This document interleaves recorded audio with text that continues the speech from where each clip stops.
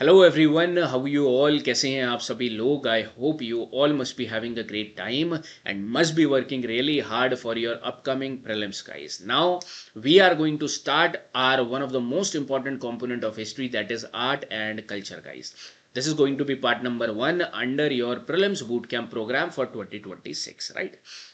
Now, before directly jumping into the topics and opening up these topics, you already know my approach that first we will try to analyze the PYQs. First, we will try to analyze the recent trend and see what all important areas from where questions are coming frequently. That we are going to understand, so that whenever we are proceeding ahead with the topic, our mindset, our perspective should automatically go towards that particular theme, right? That we are going to understand over here.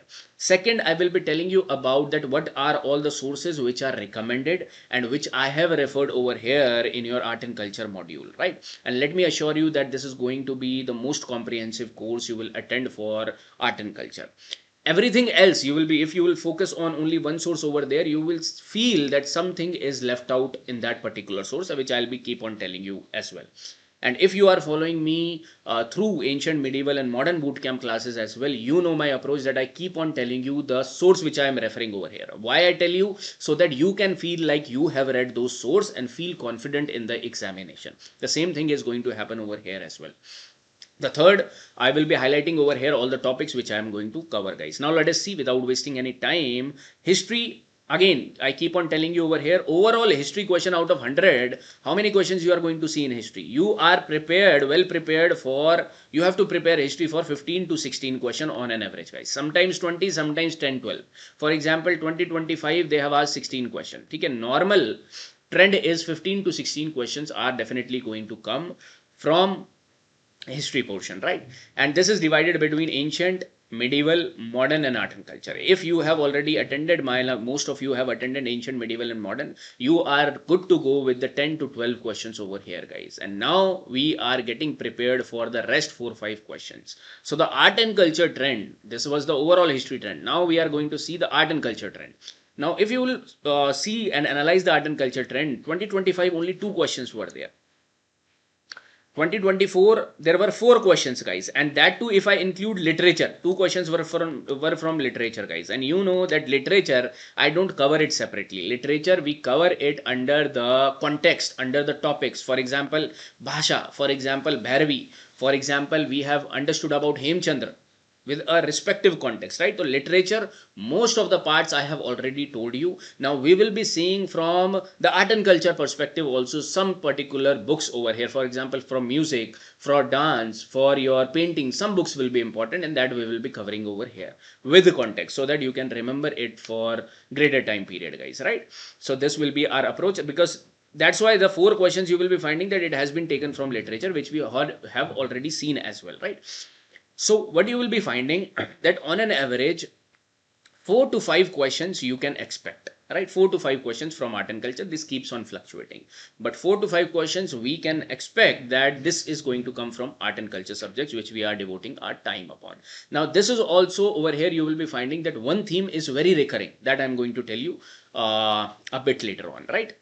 ठीक है, so art and culture theme, you are understanding art and culture subject, 4 to 5 questions we are expecting from here. Now, what all are sources which I am referring and which is recommended over here, guys? First of all, you all might have spotted this, the most recommended book, that is Nitin Singhania, guys.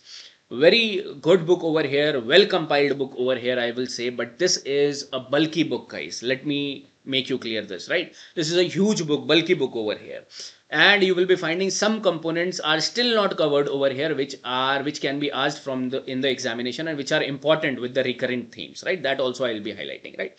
But this is a bulky book which you will be referring to. That means you will be working hard, because over here a lot of information is given. You will be working hard, but that will be not in correlation with your UPSC examination, right? You will be studying a lot of unnecessary stuff which is not required. That's why carefully we will be seeing art and culture as well. But my primary source is what I have kept is your fine arts book, guys. This is the NCERT fine arts book of class 11th. Fine arts book of class 12th you will be finding. This I have picked. And what you will be finding, that Nitin Singhania art and culture book, you will be finding the compilation of these only. And some new information, some other information is also given. So I will be taking some other information as well from Nitin Singhania, so that we should be in the competition, because your competitor will be reading this book as well. And we will not be leaving any important areas which can be asked in the examination. Be sure about it, right? So first of all, these fine arts books are recommended over here. NCERT textbooks, most authentic, right? What they have left over here, these are short books over here, and Nitin Singhania has also left over here the portion of these books which we have covered in ancient history, right?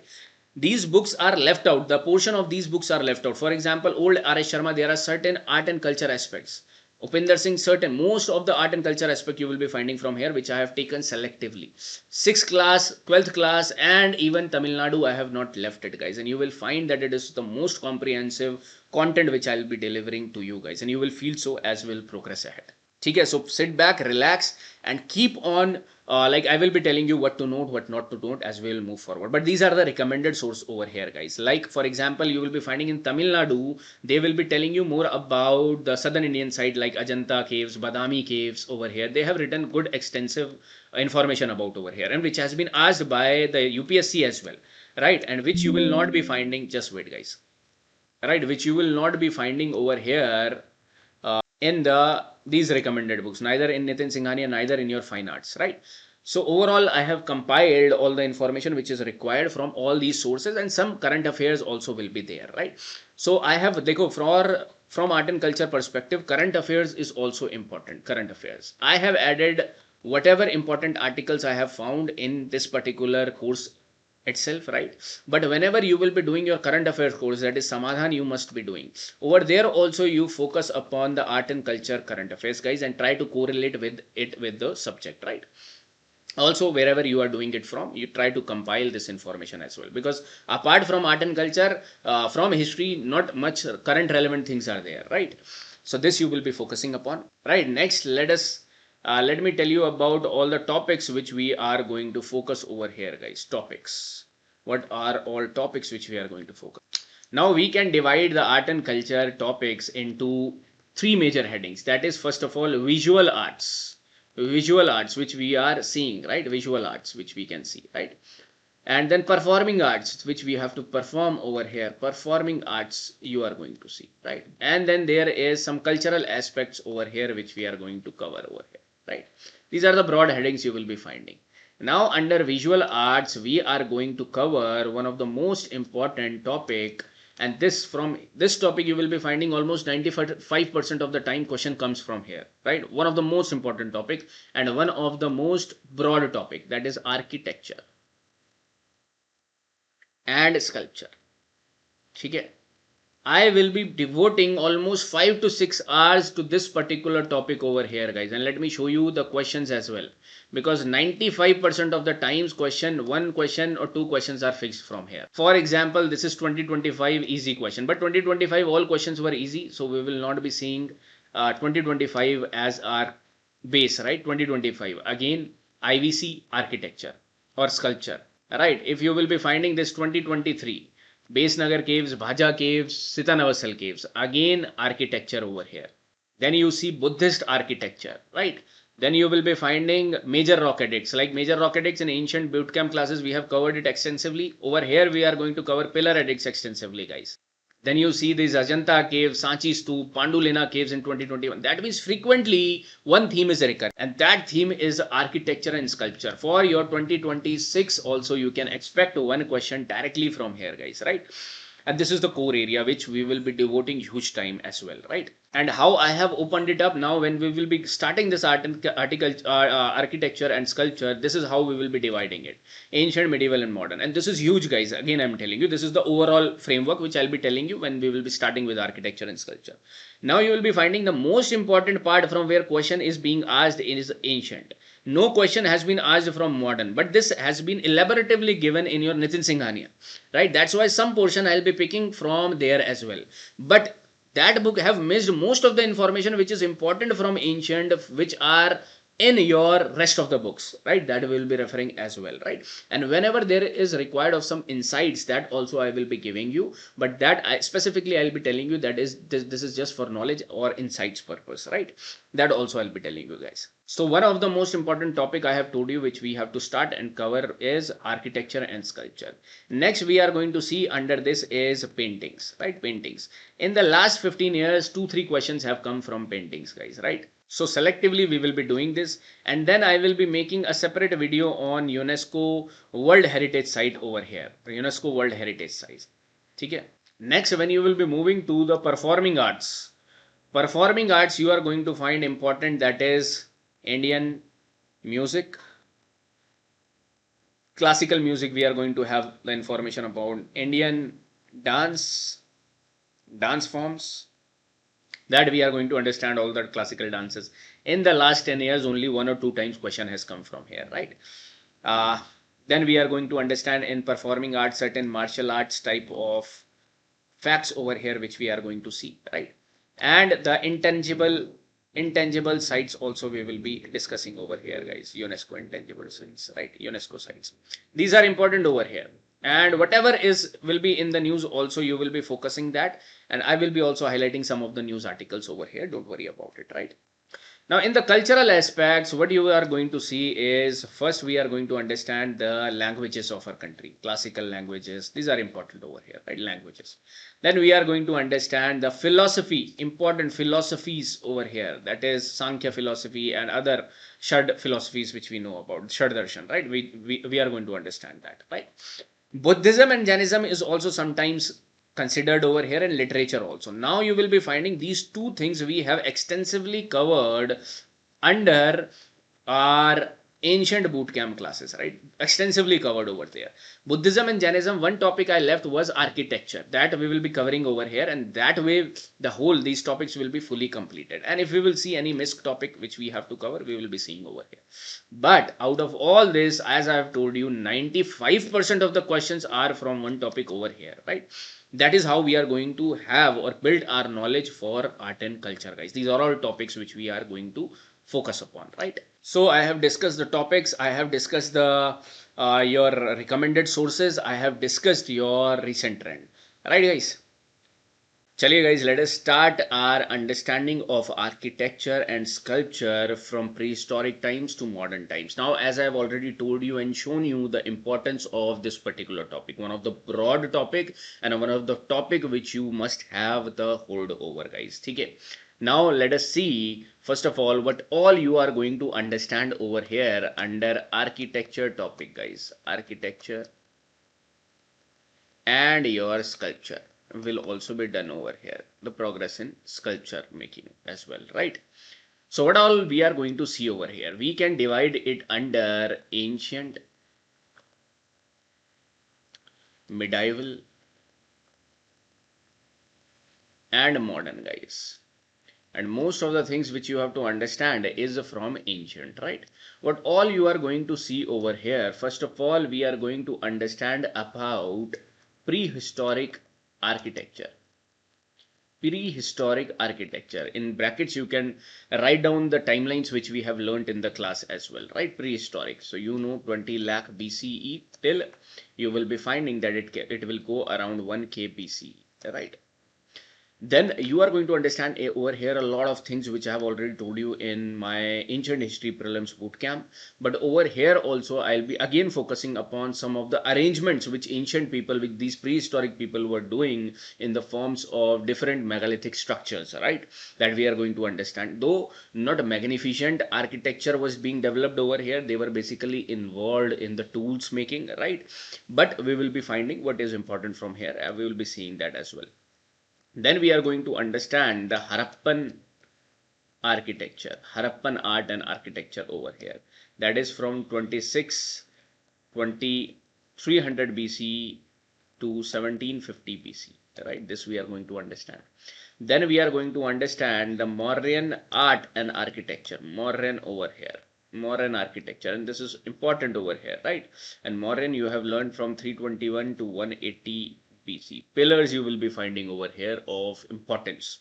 right? So we'll be focusing over here, and some other important things also we'll be seeing. Mauryans. Then we are going to find the importance of post-Mauryan, and you will be going to see the coming up of various other type of architectural style in the post-Mauryan time frame from 180 BC till it can go up to 400 AD. These are the fixed timeline which I've already explained you. We have seen it multiple times in our ancient history and medieval history as well. As we'll proceed ahead, right? Then we are going to understand the most important thing which is going to come is the temple architecture. Temple architecture, right? Temple architecture.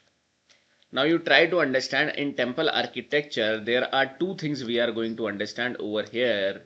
One is under Guptas, the golden age for temple architecture, and one under you will be find southern Indian kingdoms over here.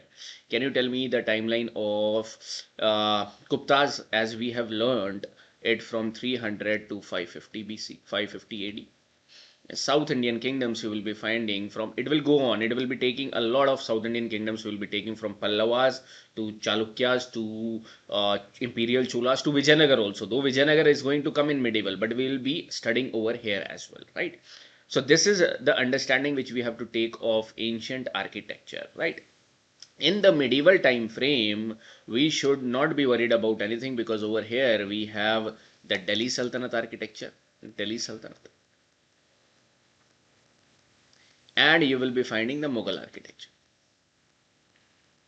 right? Architecture. Okay, this we are going to see over here. In the modern time period, there are two. Not modern is not that much important, but we will be saying what is important from here as well, guys. So over here you are going to find Indo-Gothic style, Indo-Gothic style, and Neo-Roman style, guys. Neo-Roman style. Alright, this we are going to understand over. So this is our framework which you are going to see of this particular topic. Over here also we are going to understand the progress in sculpture techniques as well. Right. So just correct the spelling of this sculpture over here. Sculpture over here you will be finding, right? This we are going to see. Now the importance of PYQs I have already shown you from this particular topic. I'll be showing you with the relevant particular topic. I'll be showing you the PYQ associated with that as well, right? Let us begin, guys. Let us first make our framework for the prehistoric times. Prehistoric times. You try to understand again prehistoric times, you will be finding more relevancy from the paintings point of view, right? But we are going to understand what is important from here from the architectural point of view as well, right? Now in prehistoric, as we have understood it as Paleolithic, Mesolithic, and a Neolithic, right? And this we have already covered in our particular ancient history lectures, right? But over here one major thing which you are going to see will be as a megalithic, and more focus I'll be putting over here on megalithic, though we have discussed, but as we are covering the architecture in completely in one go, so we will be again seeing it, right? So was a Paleolithic period. If you want to add, you can add the timeline over here as well, so that revision will happen multiple times, right? So add the timeline which we have learned already from 20 lakh, it will go to 10k BC. From Mesolithic, it will go from 10k to 6k, and Neolithic 6k to you will be finding 1k. Again, megalithic was an exception, and you are going to find from 2.5 BC to 1k BC, right? Now over here in Paleolithic time frame, what you are going to see, was there any kind of architecture? Architecture means were they building any new construction of something over here in Paleolithic time period, some building which they were living in? No, you will not find that type kind of architecture, guys. What you are finding basically the natural shelters. So over here they were utilizing the natural shelters, guys. And what was the natural shelters acting as? And these were basically caves, right, their primary residence or this you will be finding habitation where they were living was these caves, right? So over here you will be finding a lot of caves of this particular time period, and in our ancient history lecture we have learnt about a lot of Paleolithic sites which you must be remembering as well, right? So over here you will be finding we have Bhimbetka, we have Kurnool. Again, I'm not writing all, but you should know because this is the part of ancient history. Kurnool you will be finding Patne as well, right, and you will be finding Hunsgi as well, and these are the NCRT sites which are mentioned. Again, I'm mentioning over here, right? Natural shelter caves, right? So they were not building anything, so that will not fit into the terminology of architecture. Architecture is art and design of some building or some construction work which you will be finding, construction work, right? So neither buildings were created over here or construction houses were created over here, neither some rock cut caves also you are not going to see. Rock cut caves means caves are being cut from inside to build something out. That they were not doing. The caves were utilized for their, you can say, that protection from the natural forces like rain, wind you will be finding. Also they were utilizing caves for their ritualistic and creative activities like dancing and paintings, guys, right? So important part we are going to see in the paintings from the caves point of view, right? Now in Mesolithic time frame, how these things changed. This thing changed, you will be finding as there will be some rudimentary type of settlements you are going to see. So the change in the form of mud bricks you are going to find over here, mud bricks or some stone houses, right? Stone houses will come, right? And this is in the transition period. This is the transition period, so this will also continue, right? In Neolithic you will be finding that there was a major change. Again you will be finding over here that we have now this mud bricks will be continued, mud brick houses, stone houses will be continued. You will be finding over here pit dwellings like of Burzon, right? You are going to see over here the village layouts you are going to find Mehergarh. This is Burzon, you can write Burzon. This is a Mehergarh, right? Mehergarh. Now I'm going to show you the images as well, right? And this is over here you will be finding mud brick or stone houses you will be getting over here. Now Mesolithic, some sites which you have remembered from ancient history class will be your Adamgarh, will be your Birbhanpur, and one more thing from Rajasthan if we go to Bagor, right? Neolithic, a lot of settlements we have learned like Burzom, Mehergarh, Chirand you will be finding, right? All these things you will be finding over here. Now let me show you over here as well. Now see, suppose example as Bhimbetka caves. These are Bhimbetka caves entrance you are seeing over here, guys, right? So similar case Bhimbetka, Kurnool, you are going to see same things, caves over here. Caves are used, natural caves are used as shelters, right? Sometimes they will be modifying the stone walls, but later on it will be happening, guys. Okay.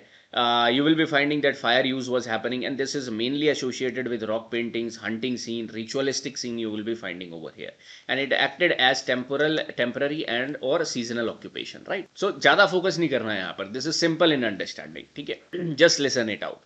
All right, over here these are the Neolithic settlements which you are going to see, guys. Neolithic settlements, and Neolithic settlement. This is the pic which you are seeing is of Mehergarh, guys, right? Actual Mehergarh that we have from excavation, what we have found was this type of layout. The early villages you are going to see, right? That's why Mehergarh.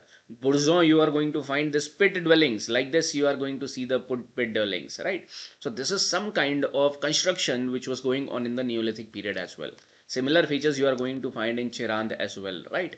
So mud brick. Now I hope you all must be knowing in ancient history we have already covered all the sites. Sites are important from that perspective, right? So mud bricks or stone houses, pit dwellings like Burzom, circular or rectangular huts also you will be getting over here. Use of timber post will be happening, like in beginning of village planning and agriculture communities you are going to see in the Neolithic time frame, right? So this is an easy part over here which I have shown you. Now in megalithic, what we have understood over here was basically the stone arrangements. Now these were the features of megalithic people, stone arrangements, right? And you will be finding that there was also one particular feature from where we can spot that this is a megalithic culture over here, that is burials. Now stone arrangements, I have told you that there are various kind of arrangements which you are going to find over here. For example, over here you are going to see the main heads. Now we are going to understand what type of structure are these, and I have already discussed those who are those who have watched completely that ancient history. Main heads. You are going to find over here dolmens. You are going to find over here canes.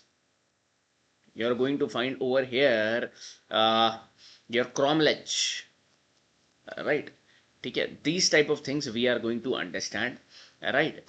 Over here just for our understanding. Okay, main heat, dolmens, canes, cromlech, right?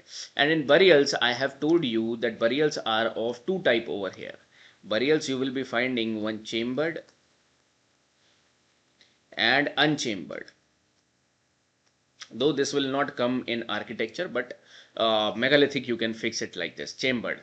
In chamber you will be finding that there was cyst, there was dolmens category. And I'm going to explain you this, don't worry. Unchambered, you are going to find pit, you are going to find your pot burials, or this is also known as urn burial, right, and pot burial. And one is known as sarcophagus burial. All right. Now let us see first of all these stone arrangements one by one. Now these stone arrangements was usually done over the burial ground, it is said to be, right? But sometimes you will be finding that it was some ritualistic space, something related to religious also you will be finding these stone arrangements. And these are big stone arrangements which you are going to see, right? So for example, over here you are seeing this dolmen, guys, dolmen over here. What you are finding over here, dolmen, you have understood it in the burial category as well. Dolmen, you are going to see it as a large above the ground. It will be above the ground and large stone chambers will be found like this. This will be a closed chamber like of this, and there will be slab over them. So closed chamber of stones will be built, right? Like this over here you can see. There will be a cap, there will be tall stones like this, right? See over here, this is also one more structure which I am showing you, right? And particularly you will be finding that this is a graveyard, right? You will be finding this as well. That's why it is also in the category of burials, right? So one kind of stone structure you are going to see like this. Then I have told you cane, right? Canes are man-made stone pile known as cane, is frequently conical in shape like this. And it is basically, you will be finding again, these are might be built today as landmarks, or below this there might be some dead remains over here as well, right? Now if you want to take any example, now these are the southern Indian megalith structures you are going to find. So this is in Tamil Nadu, you are going to see near around Chennai, you are going to find these canes, right? Now you will be finding in at various places, right? For example, clusters of dolmen in Benkal, Karnataka over here, right? You are going to see cromlech. Cromlech are the similar structure you are going to see, but there will be a lot of stones will be involved over here, right? And then you are going to see the main heads. Main heads like single stone like this will be erected on the ground. Okay? So it is a monolithic stone structure that is upright. Okay? So they come in variety of sizes, shapes, but the only feature if they will be wanting, if they will write over here is that they are upright erected over here, right?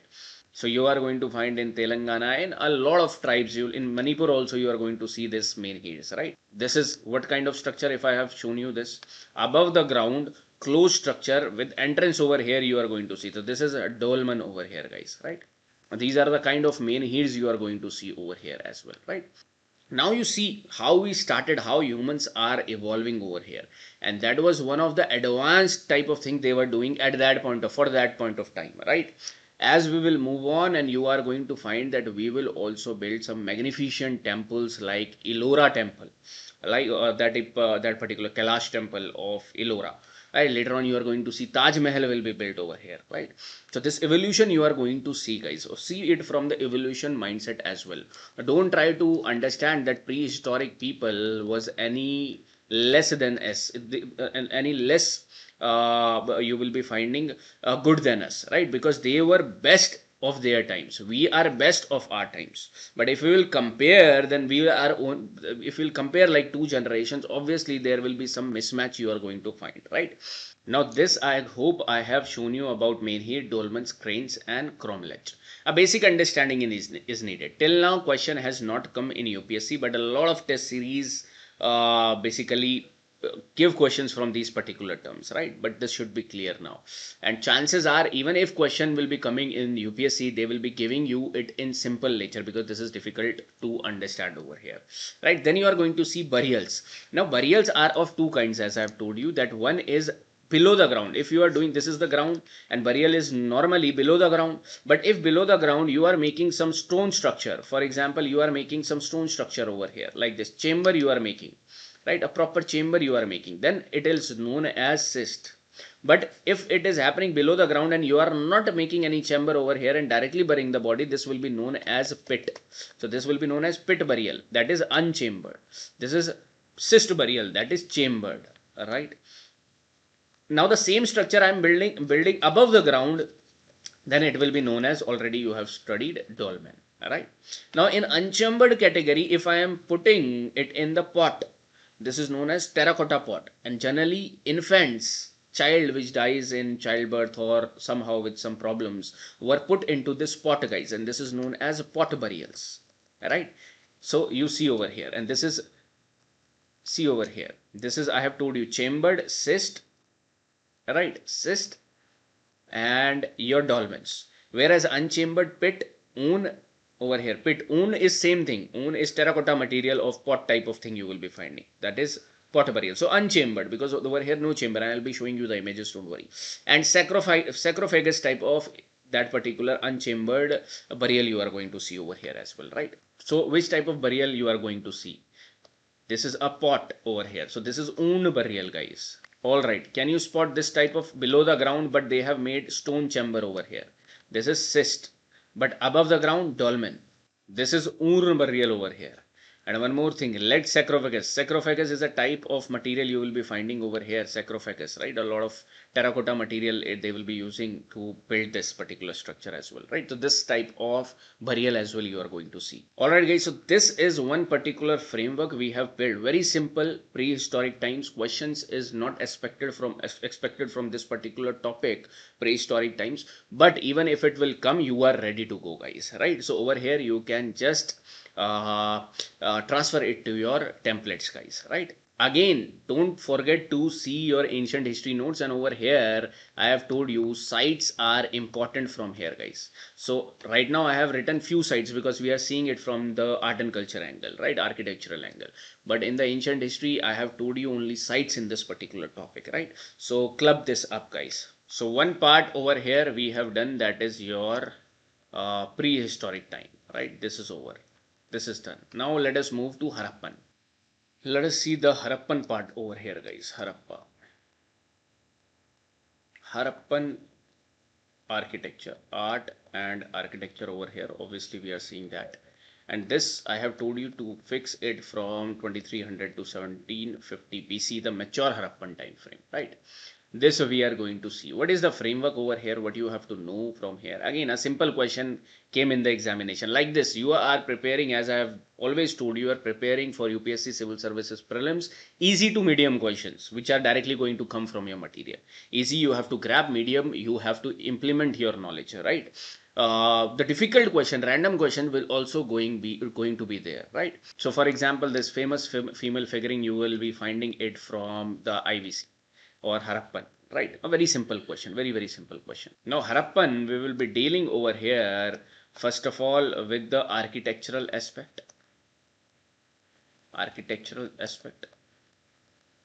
Right? And second, you will be finding with the sculptures aspect, guys. Sculptures aspect. And architectural, you will be finding, it will be shown to you from the houses, or this you can say the people houses, dwellings, all right? Then it was highlighted, or it was visible from the public buildings, public bath or great bath, you will be finding public buildings, citadel, right? That we are going to see. Now these are overrated things, we have already understood it, but we will again be clubbing it together so that our material, our consolidated material, can form. And others as well, you are going to see other feature as well, right? Over here we are going to understand, right? Like your drainage system, and as well this we are going to see over here. Now you can make it in the point form like this as well, and you can add certain points if you want to make over here, guys. Okay. But these are the features, architectural features will be written in this form, right? And then there will be sculptures. Over here, you will be finding it in the form of, terracotta sculptures you are going to see. You are going to see potteries over here. You are going to see seals over here. And you are going to see the bronze figures over here as well. Right? And again, I'll be showing you all the images which are present in CCRT and NCRT fine arts books, guys, right? As I've told you, that sources will be that only. Also, we'll be picking up from certain thing from the ancient history and medieval history books as well, though right now ancient history is going on. So ancient history books also I have referred over here. So basically you will be finding the town planning over here, like right over here, like the public dwellers or the people who are living was basically in the lower part, right? And the public buildings, administrative buildings were known to be in the citadel, that is the raised part over here, right? So these were the planned settlements. Overall, you are going to see that the whole city was divided between two parts. Now over here, certain exceptions are there. For example, the exception is Chanudado, you will be writing exception, and always remember this, that there was no settlements you will be finding. There was basically worker quarters you are going to see. No division of the town into two parts. Rather, this was treated to be as your factory site, manufacturing site, right? That people have deliberately made that area for the manufacturing purpose, right? One exception is Chanudado. Second exception you will be adding over here is with respect to Dholavira, because Dholavira was divided into three parts, not two parts, right? So this you are going to find. Also, you will be seeing, now these are the features, guys. Feature 1, I have told you that the city was divided into two parts, citadel for the administrative buildings and lower part for the public dwellers you are going to see. Over here, certain exceptions. One exception is also that over here you are going to see that lower part was fortified and citadel was fortified. In some places, for example, this is suppose Mohenjo-daro, the whole area will be fortified. Now the implication I'm not discussing over here. The implication of these settlements might be two. One, they want to stop the invasions which were happening at that point of time, if there were invasions happening, but this was a peaceful society. So the invasions part is cancelled out over here. Or there might be, because these are near the rivers, there might be floods which are recurring over here. So to protect that, they have raised these fortification. This is the accepted part over here, but not going into this particular analysis, guys, for your examination right now. Okay. So over here, what you will be finding in Dholavira, all the three parts were fortified. This is one exception you are going to see. For example, the Dholavira settlement will be divided into three parts like this. Then every three parts were individually fortified like this. This was one exception which we have seen. Right. Over here, you will be finding certain public buildings like as Great Bath. For some ritual cleansing purpose, you will be finding great granaries. You will be finding over here, Harappa, 6 granaries we have got. Right. And in every site, you will be finding excellent drainage system. Right. And over here, what they were using standardized bricks as well over here. For example, ratio of 1:4. And these were baked bricks over here, guys. Right. The dwellers which they were living were in 2 or more stories. Also, you will be finding every room was having, every particular house was having public washroom, no, private washrooms like bathrooms and wells you will be finding. Also, the whole city, the lower town was divided into grid patterns, right? So these are all the features, one point, overrated points, all must be knowing about these particular thing. You can add short points over there, guys. Even if you will not add, you will remember this, right?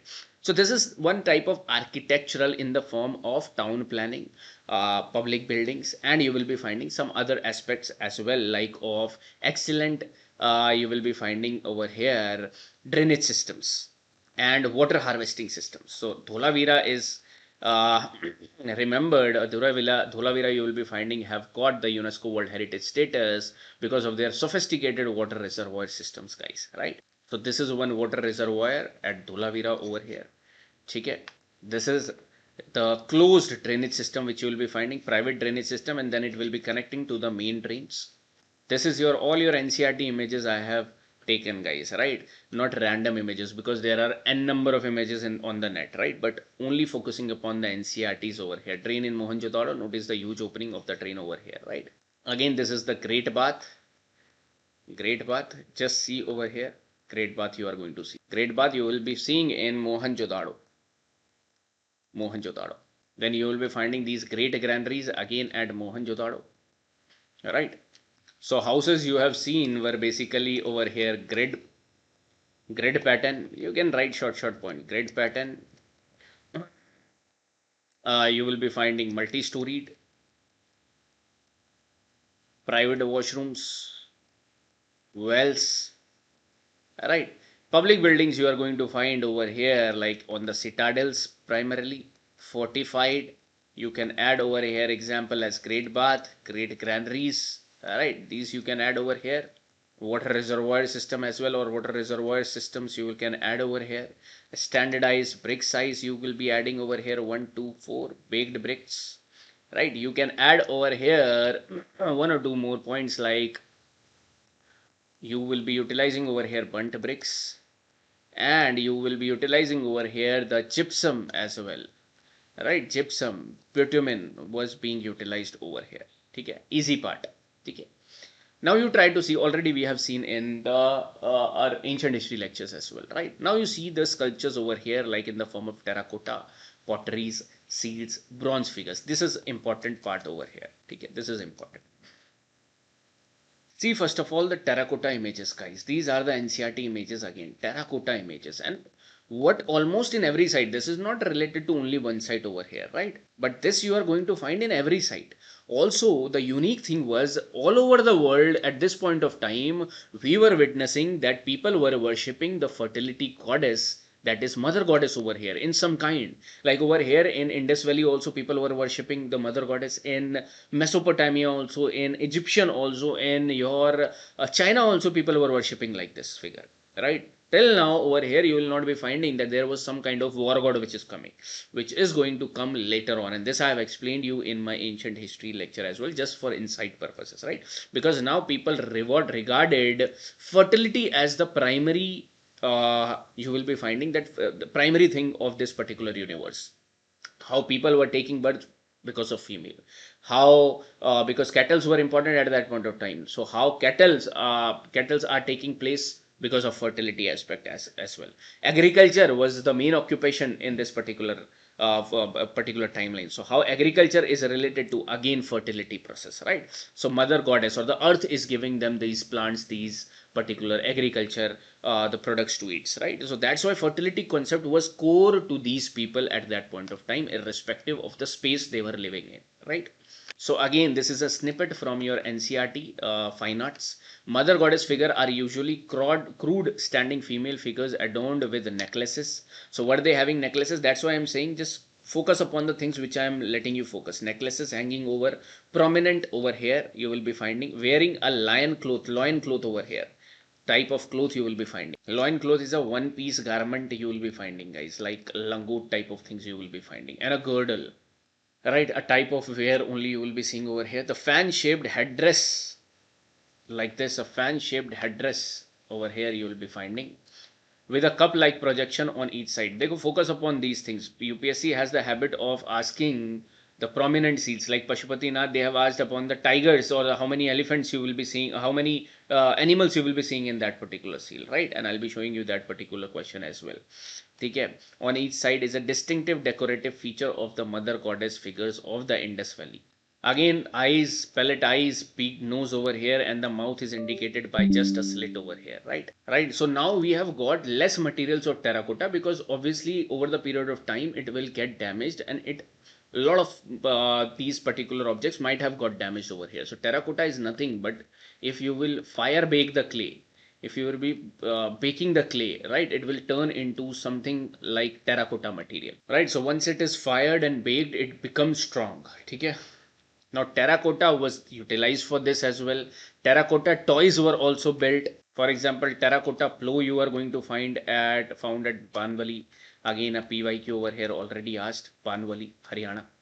Alright, this you are going to terracotta toys. Just see the toys which they have made up of these terracotta. But the important part is the mother goddess over here, right? Now next you can see the potteries part, guys. Potteries.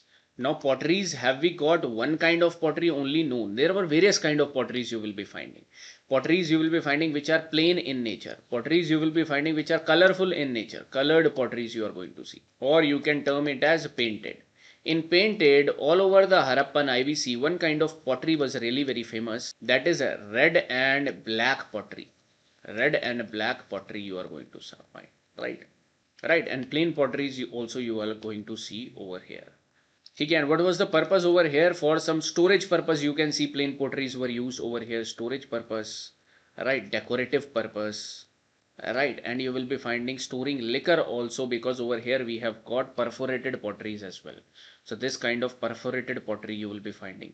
This kind of pottery where the black on red, red is the background, black is the color which they have utilized to draw designs. In some potteries they will be drawing some designs like this. In some potteries animals will be drawn, right? Some figures will be drawn like this. They will be making some potteries as well. So this is painted pottery, and this is a red and a black pottery over here, right? And this is perforated one with holes in between them, right?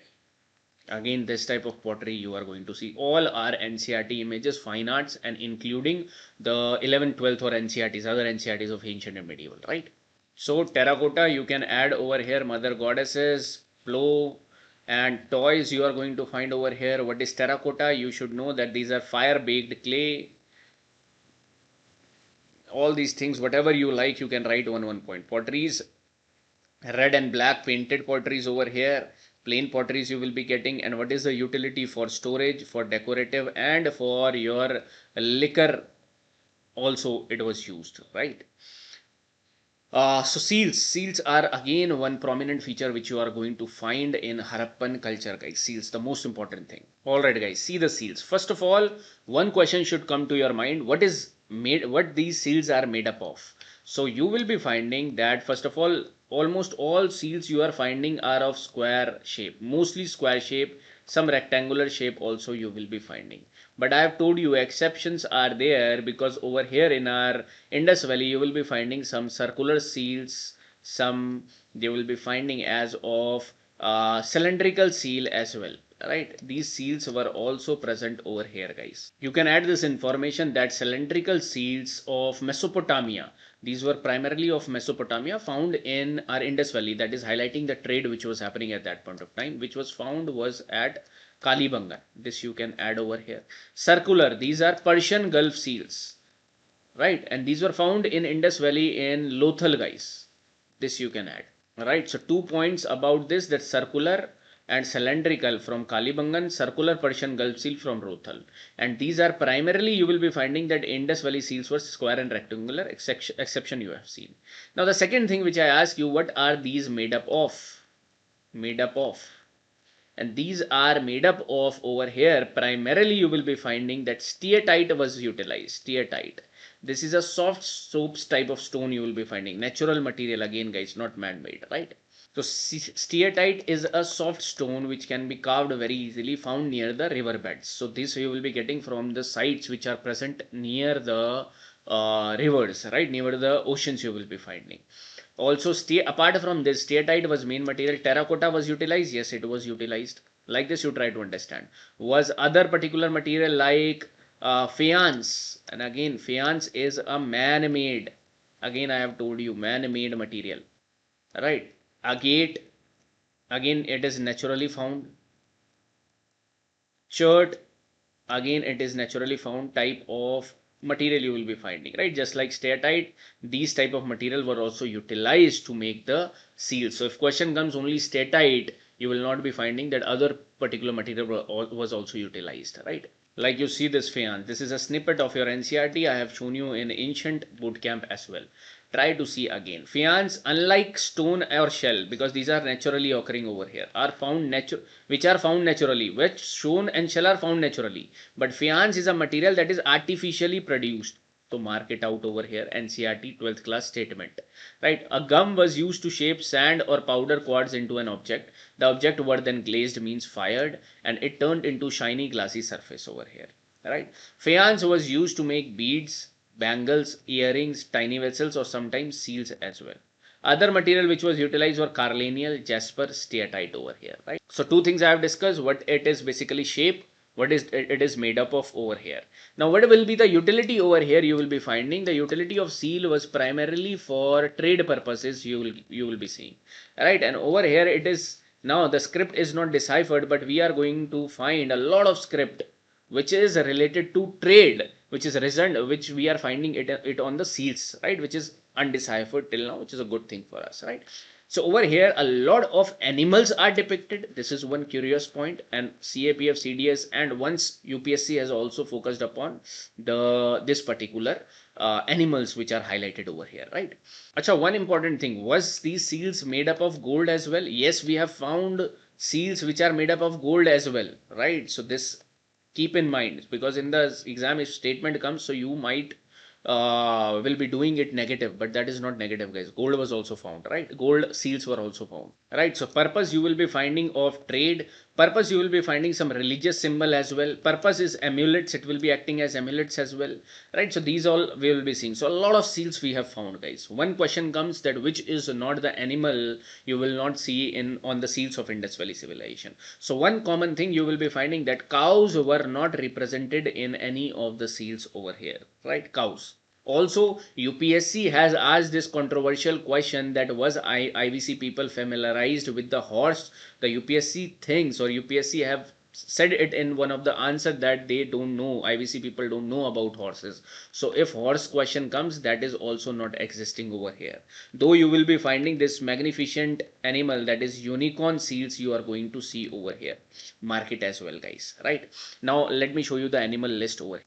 So major seal animals, unicorn, yes. Humped bull, yes. Elephant, obviously you will not be cancelling it out. Water buffalo, again important. See the IUCN status as well, because this is a PYQ from environment point of view as well. A rhinoceros, yes. Short horn bull, yes. Goat, yes. Antelopes, right. Crocodile, over here, guys, this make you like confused over here, right? This is ambiguous in nature, because this has been asked in CAPF recently in 2025. Crocodile is also seen, guys. A lot of people have marked crocodile as the answer, but crocodile is also present in the IVC seals.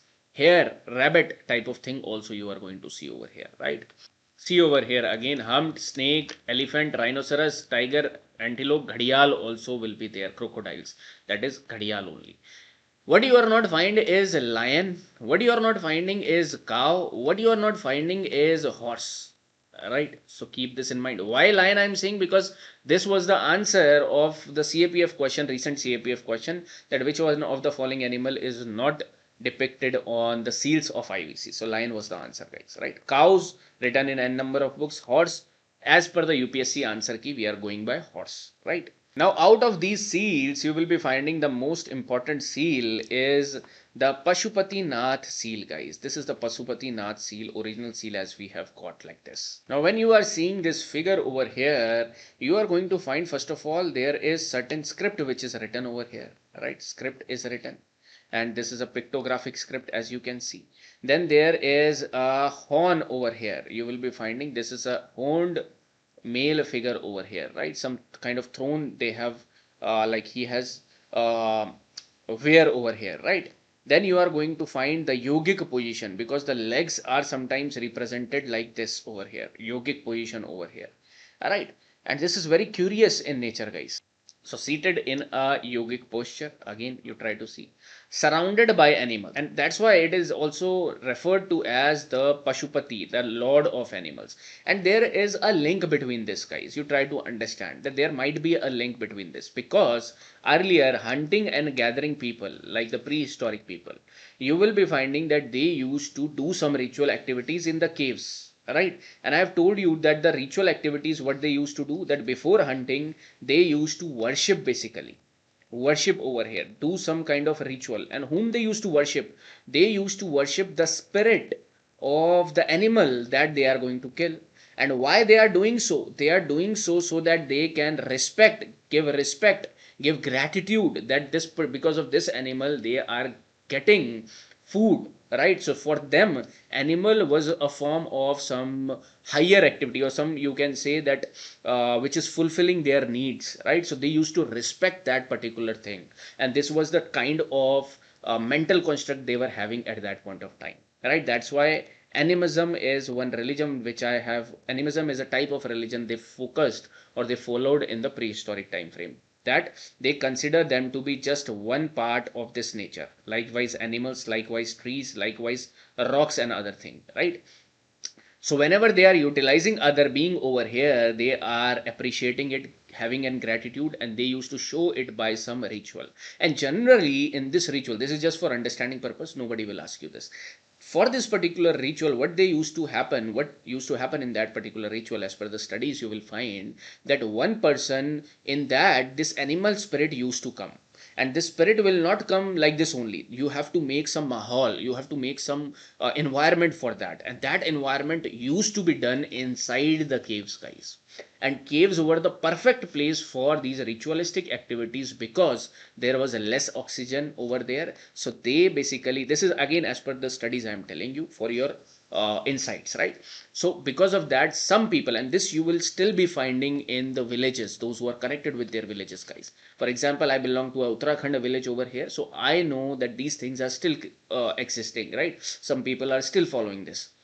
So animal spirit used to come in them, and because of this particular individual, it become important. And in your NCRT, this person is written as shamans. I'll be showing you the snippet as well, right? So this is treated to be a shaman, intermediary between the human and to the higher world, right? And he used to basically do this all these ritualistic activities, and then they used to hunt that particular animal. All right. So because of that, you will be finding that they might have believed that there is someone, the god of animals, who is protecting or who is giving these animals out in the world, right? Now, because this type of framework is important, because early humans were having a different mental construct.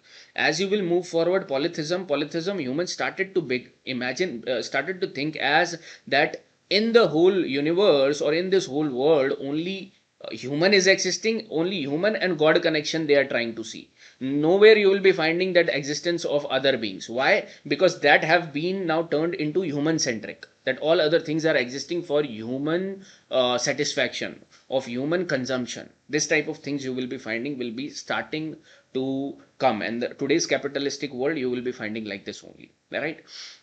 So this type of things, Pashupati, one particular thing you will be finding over here. Now there are a lot of speculation about this particular seal will not be going into that, neither UPSC will be asking you such questions. It is also referred to be as a proto Shiva, because later on Shiva got a prominent god in our Hinduism culture, guys. So how it has got into prominence, so some connect proto Shiva, because Shiva is first called to be a first yogi, first yoga person you will be finding, right? Because of that also there is some connect. Then yogic deity over here, Mahayogi, and possibly three-headed. Some say that this is three-headed as well over here, right? Let me show you. So over here, this particular is also depicted as nose over here. So three-headed it is also regarded as, right? And ethephalic means the worshipping of the organs, the male organs you will be finding over here, right? Now animals you will be finding over here like elephant over here you will be seeing, rhinoceros, buffalo, right? Rhinoceros, elephant, rhinoceros, buffalo. I have shown you tiger, and then there will be antelopes over here, guys. Right? Tiger, deer, ibex, you can say. Okay, tiger. These are the animals which are being found. Now see these two types of question which has come in CDS 2025. This is in 2001. You are going to see which of the following animals was not represented in seals and terracotta art of Harappan sculptures. Elephant, yes. Rhinoceros, yes. Tiger, yes. Not cow, right? Again, because seals, they can give question because this is the prominent thing which is existing, right? But they will never be going to ask you about the analysis insights which you are getting out of it, because this is debatable in nature, right? Now CDS 2025, again given which of the following motive does not appear on Harappan seals. Humped bull, yes. Elephant, yes. Crocodile, yes. Lion. Most of the people went ahead with crocodile. Right, but that is again present in the IBC, right? Now for extra purpose, you will be finding that this kind of seal also we have got, guys. And in this seal, if you will identify, if you will see it correctly, then you will be finding that over here, first of all, there are two male which are being shown, and there is some person in between that is shown, guys, and there is the sword like of structure you will be finding over here. and this is depicting that some kind of human sacrifice is going on, or some kind of execution is going on. Now these are the type of animals, or you can say the composite beings. Composite beings means that animal and the humans are attached together, right? So the question comes that have we found any seals of composite nature? Yes, composite means where humans and animals are shown together, right? So this type of features, why it is coming, again I have told you, I don't know, or we don't know that whether these type kind of people existing then or not, but science is saying that these type of people were not existing. So how people were imagining themselves to be in the animal's body? This is just because of their connection with the spirit of that animal, and that work is done by that particular shaman, guys. So it might be possible that shamans are ordering this particular thing, like whatever is executing, but shamans were having certain kind of authority at that point of time, right? Again, this is just for insights, guys, right? So if this is a box, again I'm showing you in ancient bootcamp also I've shown you. Again, one more iteration is happening. Shamans, this is an NCRT box, are men and women who claim magical and healing powers as well as an ability to communicate with the other world, and this is actually existing in all over the world. You will be finding in Native Americans, if you will see that these people are said to be still in connecting with the spirits, right? In India also, in from North India to East India to Southern India, you will be finding peoples are having these powers which are coming inside them, right? So this type of things you are going to see, guys. Again, I have shown you these type of seals are also existing. This also you see Harappan seals with depiction of tiger and elephant. This is elephant. This is over here what kind of tiger, I don't know, but tiger they have identified, the scholars have identified it as the tigers, right? So we have seen terracotta, we have seen potteries, we have seen seals in enough comprehensive detail, guys, and question might be from seals now. Now let us see the bronze figures over here. Question has already come in 2025, easier nature bronze figures. Bronze figures, what you are going to find that bronze was extensively utilized in the IBC culture. That's why it is also known as bronze civilization. And over here they used to have this technique as lost wax technique, guys. They used to utilize that technique, which is still very much prevalent, guys. Lost wax technique, and this you will be finding also known as Sire Perdue technique, right? What happens in this, that you will be having a hollow case over here like this. A hollow case will be there, right, like this, and then you will be filling over here with molten bronze over here, guys. You will be filling this. So this is your case which will be formed like shape like this will be coming out after that, right?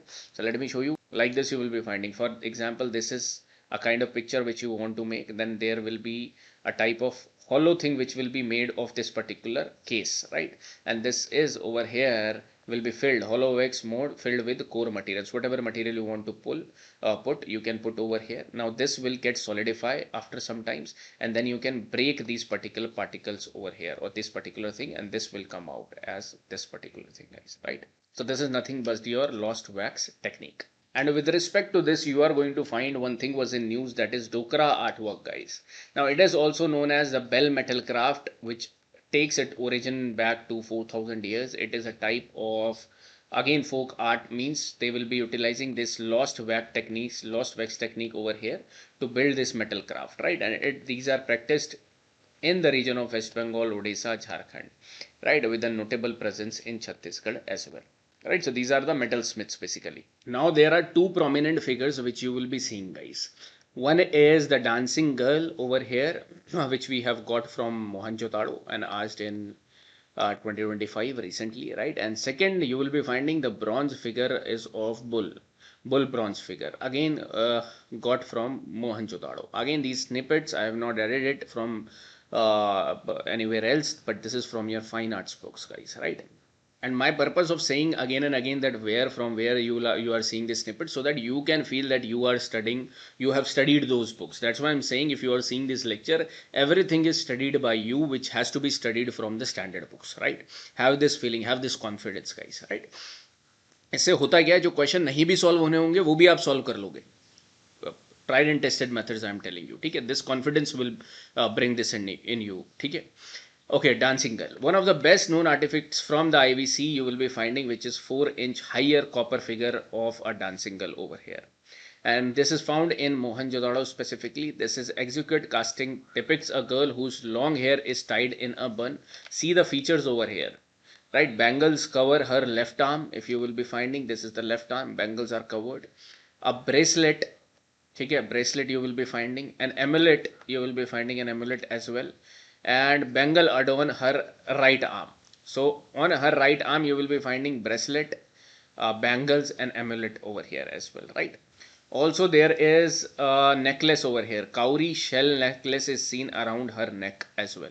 Her right hand is on her hip and her left hand is clasped in a traditional Indian dance gesture, and this is known as the depicted basically that she is standing in a tribhang stature, right? Tribhanga type of gesture she is basically standing, but again it is a speculation, guys. She has large eyes and flat nose. This figure is full of expression, bodily vigor, and conveys a lot of information over here, right? So this much amount of information you can see with respect to dancing gun already. And now how UPSC is giving a straightforward a simple question, that which of the figure dancing girl was made up of? Bronze, right? So you are going to see bronze, one more figure, that is bronze bull, guys. The massiveness of the bull and the fury of the charge are eloquently expressed over here. The animal is shown standing with his head turned to the right, okay, and with a cord around the neck as well. Cord is also shown over here. Now we don't have to go into the details of it, that whatever written over here in the standard books, we are taking that, right? Otherwise there will be a lot of speculation, a lot of papers about these figures which we have got over here, but that is a job of theirs who are the academicians, right? Okay, so this we have seen. Okay, so these are two important sculptures with respect to bronze figures. So now one more sculpture which we have got is a male torso, but it is not made up of bronze, guys. Again, not made up of bronze, right? It is made up of red sandstone over here, and there are socket holes in the neck. Like we go into the some shopping malls and all that, you will be seeing the mannequins, right? Like this you are going to find there are socket holes in the neck and shoulders for the attachment of head and arms. The frontal posture of the torso had been consciously adopted, and the shoulders are well baked and the abdomen slightly prominent as well over here. Again an NCERT snippet we have added, guys. Okay, this is extra. Again this again a snippet from your NCERT. Painted earthen jar, where we have found Mohenjo-daro. This jar is made on potter's wheel with clay, and the shape was manipulated by pressure over here, like the way these potters do it. After baking the clay, it was painted with black color, right? So over here you will be finding black color is utilized. Vegetals and geometric forms are there. Design is simple but with a tendency towards abstractions you will be finding, right? So we have completed this Harappan framework as well, understanding their architectural designs and sculptures over here. Prominent seals and bronze figures, we have understood everything extensively, guys. More than enough, right? Now again I am saying, don't see this architecture when we are studying. You try to revise your, after this class or before this, you can revise your ancient history and medieval history, political understanding as well, right? Or when you are revising that political understanding, again come to this architecture of every particular dynasties or every particular age which you are seeing, right? Then only it will be comprehensively covered, right? All right, guys, let us move ahead now. So we have over here in our framework, we have covered this particular aspect as well, Harappa. Now we will be going to the Mauryan one, right? Mauryan we are going to understand. This is done. Or before moving, we have somehow left one more important figures which we have got is of the male priest, guys, right? And this male priest you are going to see over here as this. First of all, what type of material it is made up of? Carefully carved out of steatite again, guys, a soapstone, right? Over here. Right, now you see the features over here. Close cropped beard over here you will be finding like this. Okay, and then you will be finding some kind of hairband as over here. So fillet headband you will be finding with central ornament, something like this again over here, right? Half closed meditative eyes. Armlet on the right arm you are going to see like this, amulet or armlet, right? Robe with trefoil design over here, some kind of robe you are going to see. Calm composed expression, right? And where we have got this particular structure from? Mohenjo-daro. Mohenjo-daro again, not Dholavira, right? Jodharo. It is saying that at Mohenjo-daro, on Dholavira also we have got large damaged seated figure like this. Okay, and it is might be a possibility. Now these are the possibility of the speculations again, that it is elite representation, right? Over here you will be finding. But again, the features you have understood as it is, the way it is represented, right? Let us move ahead now. Now basically Mauryan art, we are going to divide Mauryan art into one good classification which Singhania has highlighted quite well. Again, I have told you that Nitin Singhania has really beautifully like made the book of that art and culture with fragments of the fragments of the content which is present in disparate sources like CCRT, again art and culture, fine arts book, other history books as well, right? So modern art, you will be finding, we will be dividing it into two ways. One is the court art, or you can understand it as the royal patronage was given for it, right? Patronage system, right over here. And the second one is popular art. Popular means people are doing it by themselves. This you can also say it as individual initiative. Okay. In this you are going to find in court art, you are going to see palaces, you are going to see pillars, because rock edicts we have seen. Now we are going to focus over here in this pillar edicts. And the third part, which is going to be your stupas, right? Because over here Buddhism and Jainism already is spreading. This is a Mauryan time frame, and Mauryan time frame I made you remember from 321 BC to 180 BC, right? So Buddha, Mahavira has already passed by and have flourished this particular Buddhism and Jainism, and because of that these stupas will be now getting the royal patronage over here by the people like Ashoka and some other people as well, right? In the popular art you are going to find the caves, the potteries, and the sculptures you are going to see over here, guys. Sculptures, right? Sculptures, potteries, and caves over here. Now this should be your framework, right? And start adding some examples over here. Pillars. Now pillars will be broad heading, so pillars will be containing a lot of pillars, so this will be broad. Others are small you will be finding over here. One or two names you have to know of all these particular headings, right? Okay, in stupa we are going to understand the construction of stupa as well. So first of all, see the features of Mauryan art and architecture, because now we have proceeded ahead in time frame. Urbanization is happening in Mauryan time frame, so a lot of development will also happening from the art and architecture point of view. First of all, indigenous origin you will be finding of court art and folk art. It is rooted in native artistic traditions, right? These are just features you try to understand. Okay, departure from earlier tradition like wood, shift from such materials like you will be finding wood, sun-dyed brick, clay, ivory and metal. Adoption of stone in massive dimensions now. Beginning of monumental stone architecture also will begin over here. There was Persian influence, Achaemenian influence you will be finding right over here, because of the Afghanistan you will be finding in the, and primary reference to that is Ashokan pillars, right? That we are going to see. Stambha architecture you will be going to find over here, like the pillars which are going to come over here, pillars, right? So these are the common features. Now let us talk about first the Mauryan palaces. As I have told you over here, palaces we are going to talk about, right? In palaces you will be finding that we have got the accounts of Megasthenes, Patanjali and one more Aryan over here describe the Mauryan palaces in glowing terms. Aryan compared Chandragupta Maurya places to Achaemenian cities such as these. No need to remember these, right?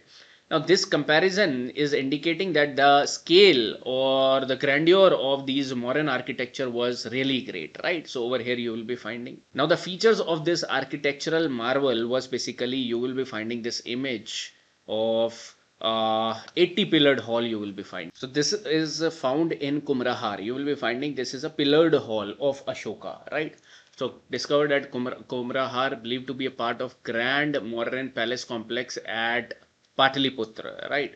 Known as 80 pillared hall. Possibly used for important assemblies like Third Buddhist Council during the reign of Ashoka. Important points, right? So these are important points with respect to the palaces. This is Kumrahar Palace at Pataliputra, which you have got over here, right? These are the remains which we have found. Then there is a capital city at Pataliputra, also was described by Megasthenes. protected by wooden palisades, surrounded by deep ditches, equipped by 570 watchtowers and had 64 gates. This reflects advanced urban planning, strong defensive architecture, highly organized imperial administration. Important for your mains, not for your prelims, but you try to understand what it is signifying, right? So these are the palaces which you are getting over here. Again, a type of architecture in Patliputra you will be finding. This is Kumrahar pillared hall, right? So these are the evidences of palaces which we have got. Next is your pillars. Now we are going to focus upon the pillar part, guys. Pillars over here. Now Ashokan pillars you will be finding will be divided into two parts. One, pillars attached to buildings like Kumrahar hall. These are plain shafts, right? No decorative capitals you will be finding over here. Okay, no capitals you will be finding. Then these are also not very famous with respect to Ashokan. Ashokan pillars are famous over here, which are freestanding pillars, guys.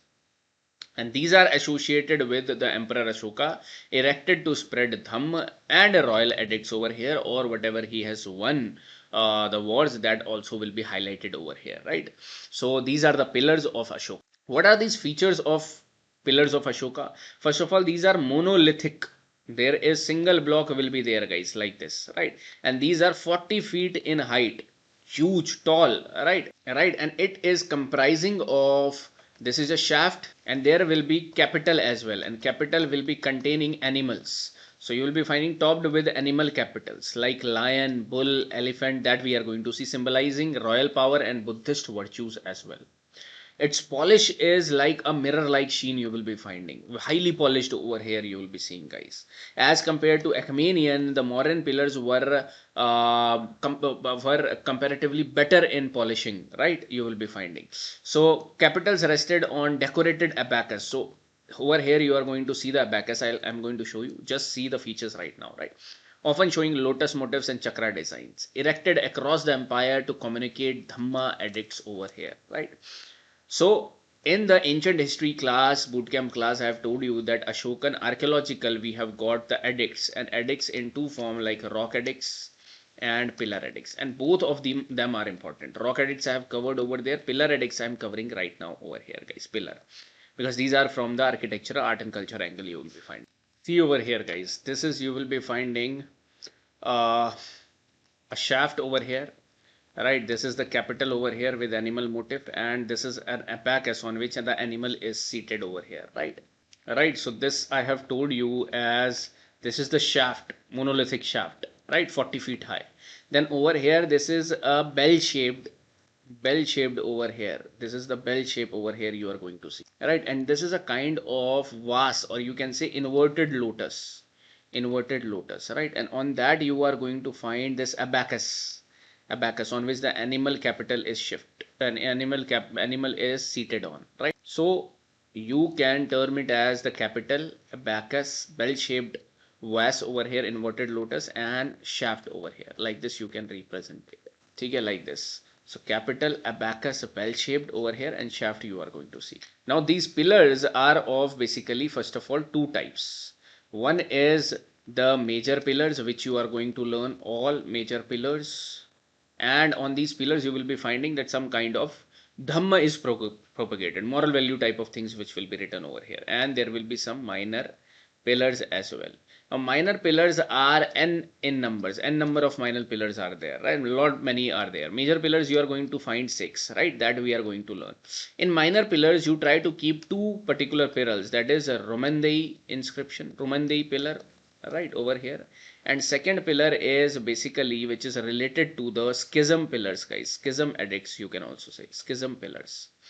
Right, now you try to understand first of all minor pillars. In the Romandei one, this Ashoka erected this pillar when he visited the birthplace of Buddha, and the birthplace of Buddha is Lumbini one, right? So when he visited this Lumbini one, he erected this Romandei pillar, and in your 12th class old R.S. Sharma NCERT, this Romandei pillar is images there, and in that pillar what is highlighted that this particular place is exempted from taxes, right? So this is highlighted in this Romandei pillar. So Romandai is a place where in Lumbinivan you will be finding.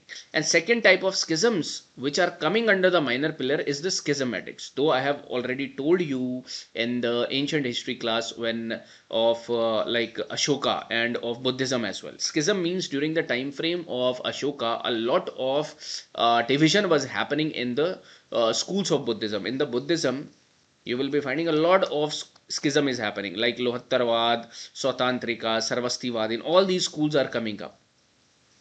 So to avoid that, Buddha inscripted or Buddha erected these pillars, highlighting as a warning that there should no further division which should happen of the Sangha, of Buddhist Sangha, right? So these are coming, these two are coming prominently under the minor pillar edicts, right? There can be many, guys. That more you can add from the test series or wherever you are like seeing any other source like test series or some PYQs of other examination of UPSC, right? They have not. UPSC PYQ minor pillars have not asked yet. Major pillars will be focusing upon over here, and you will be finding the major pillars primarily at, first of all, three at Bihar region. Maurya Nandangarh you are going to see. See over here, guys. Major pillar Kandhar.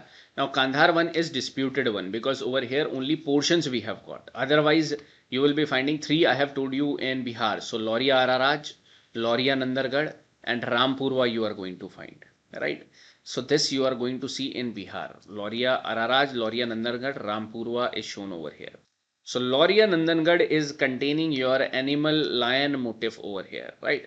Rampurva is also containing your lion one over here, guys. In Rampurva, you will be going to find one more type of motif animal as well, that is Zebu, that is bull over here. Rampurva Zebu bull, original over here, which is now placed in Rashtrapati Bhavan. So Rampurva, two types of motif, remember, that is bull over here and lion over here as well. And this is the lion you will be finding of Rampurva. Maurya Nandangarh you will be finding like this as well over here. Single lion.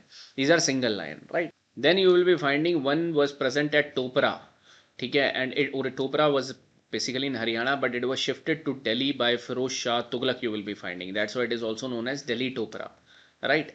In Delhi Topra, you will not be seeing any single animal, right? But rather you will be seeing a shaft like this, and on the abacus you are going to see different animals, not a single animal over here like as of others, right? And there are again reasons that this might be destroyed over here. This animal might have been there, but again we will not go into that. If that is not present right now, we will not be seeing it, right? So Delhi Meerut, again same story you will be finding that we have not got a single animal over here, might be damaged because of some baby when it was transferred from Meerut to Delhi by Firoz Shah Tughlaq. So these are the two particular things you will be finding over here, right? And next is your Allahabad Koshambi, and this is containing your lion, guys. Again lion, a lot of place you are going to find over here, right? So let me show you this particular part. So they might have written it somewhere over here. Okay, they have not mentioned, but over here in Allahabad also you will be finding lion. Maurya Nandangarh single lion. Maurya Araraj you will be finding. Again, Araraj is not containing anything. Maurya Nandangarh single lion, I have told you. Rampurva single lion, and you will be finding bull as well, right? So where is this elephant which you are finding? Elephant you are finding in the minor pillars, guys. Minor pillar edicts, right? So at Sun Kissa is in UP, guys. Sun Kissa you are going to find the elephant motif over here, right? And this also I'll be showing you over here, like Sun Kissa elephant over here, right? In Vaishali also you will be finding one edict that is single lion again. Again, our national emblem which you will be seeing, the 4 lions is present. This particular thing we will be finding at Sarnath, guys. Sarnath. It is in UP. Whereas also we'll be finding these lions over here in Sanchi as well, in MP, guys, right? But there will be a difference. The difference will be on the abacus. With respect to the abacus, you are going to see the difference. So you will be finding that Sanchi, first of all, Madhya Pradesh, Uttar Pradesh. Sarnath is represented to be the first sermon of Buddha. You will be finding 4 lions are well preserved over here. 4 lions at Sanchi are damaged. Abacus is the main difference you will be finding. Simple in Sanchi, but highly detailed with animal motifs over here. That's why it is our national symbol over here. Highly refined you will be finding. Right, so over here you will be finding 4 lions back to back. Okay, on circular abacus. Abacus has a relief of elephant, horse, bull and lion. Whereas the Pashupati seal was having elephant, rhinoceros, tiger and you will be finding buffalo and two antelopes, right? Just focus upon two particular sculptures with respect to the animals, guys. And these are divided by Dhamma chakras over here, wheels, it will be dividing them, right? It is representing the Dhamma chakra parivartan of Buddha's first sermon, right? And adopted as the India's state emblem over here in 1950, right? Basically this particular part only, minus the bell-shaped lotus which you will be finding. One more thing, I have told you that minor pillar was related to schism over here, and schism were written in Sarnath as well Sanchi. Okay, what they were doing, warning against the Buddhist Sangha over here. So where is this schism? Minor pillar edicts you focus upon. There was one Queen's edict as well. The queens like Kuruvaki was also doing some donations, and she also edicted some pillars over here. And one is Romandei, I told you, marks the birthplace of Buddha, Lumbini one, and states that Ashoka exempted Lumbini from certain taxes and reduced its share of produce as a gesture of reverence for the Buddha. So this you will be remembering, guys. Only key headings, right? Next, I have added the information of what is written in the pillar edict, major pillar edicts, right? Now, as I have told you, major pillar edicts are 6, 7, means not the places. At one place you will be finding 6, 7 edicts, 6, 7 pillars at one place. Likewise, if there are 6 places, so 6 places, not all will be present, because somehow, because of some, they will be damaged over here with respect to the time, right? So that's why you will be finding somewhere it will be written as complete set. No need to go into the complete set of pillar edicts, but of rock edicts I have told you to rectify. So I'm specifying where you have to put your efforts and energy to, though you can do over here as well, but most important first is to do the complete sets of rock edicts, right? These are the pillar edicts. So what is written upon the pillar edicts, you can read it once over here. Dhamm, they are defining Dhamm over here. Again, moral values you will be finding. Okay. Rajuka's power also highlighted over here, and Dhamma program again over here is highlighted over here. Okay, so pillars we have seen with like most extensiveness we have seen over here, right? The questions which can be formed also I have told you over here. Now one more thing, if you want to see that what is the difference between the Ashokan pillar and Achaemenian pillars, you will be finding first the Ashokan pillars were built under Ashoka. This was under Darius I, and if you will be finding Darius I is pre-Ashoka or post-Ashoka, it is pre-Ashoka. You have seen the Achaemenian invasion, right? In that you have understood about Cyrus, Darius and Xerxes. So Darius was after Cyrus, guys, right? These are highly polished sandstone, and you will be finding Chunar sandstone was utilized. These are polished stone but less glossy finish you will be finding. Monolithic, whereas Achaemenian was segmented, right? Generally no distinct base, but it has a well-defined base over here. Single animal or 4 animal you will be finding. Usually double animal seated back to back over here you will be finding.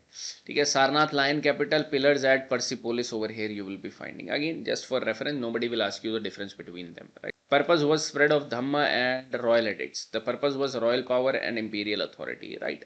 Okay, so these are certain things with respect to the Ashokan pillars, guys. So we have seen palaces, we have seen pillars, and now we will be finding stupas, right? Let us see the stupas. Now you find stupas we are going to see. Now stupa will come under the Buddhist architecture, guys, and Buddhist architecture will be flourishing parallelly, right? For example, right now we are seeing stupas, then we will be seeing viharas as well, chaityas as well, and certain other things with respect to Buddhism as well, like for example the Buddha mudras as well, right? So that we will be covering at different places. For example, some major vihars like Nalanda Vihar, Udantapuri Vihar came later on. So over there I will be discussing about these vihars as well.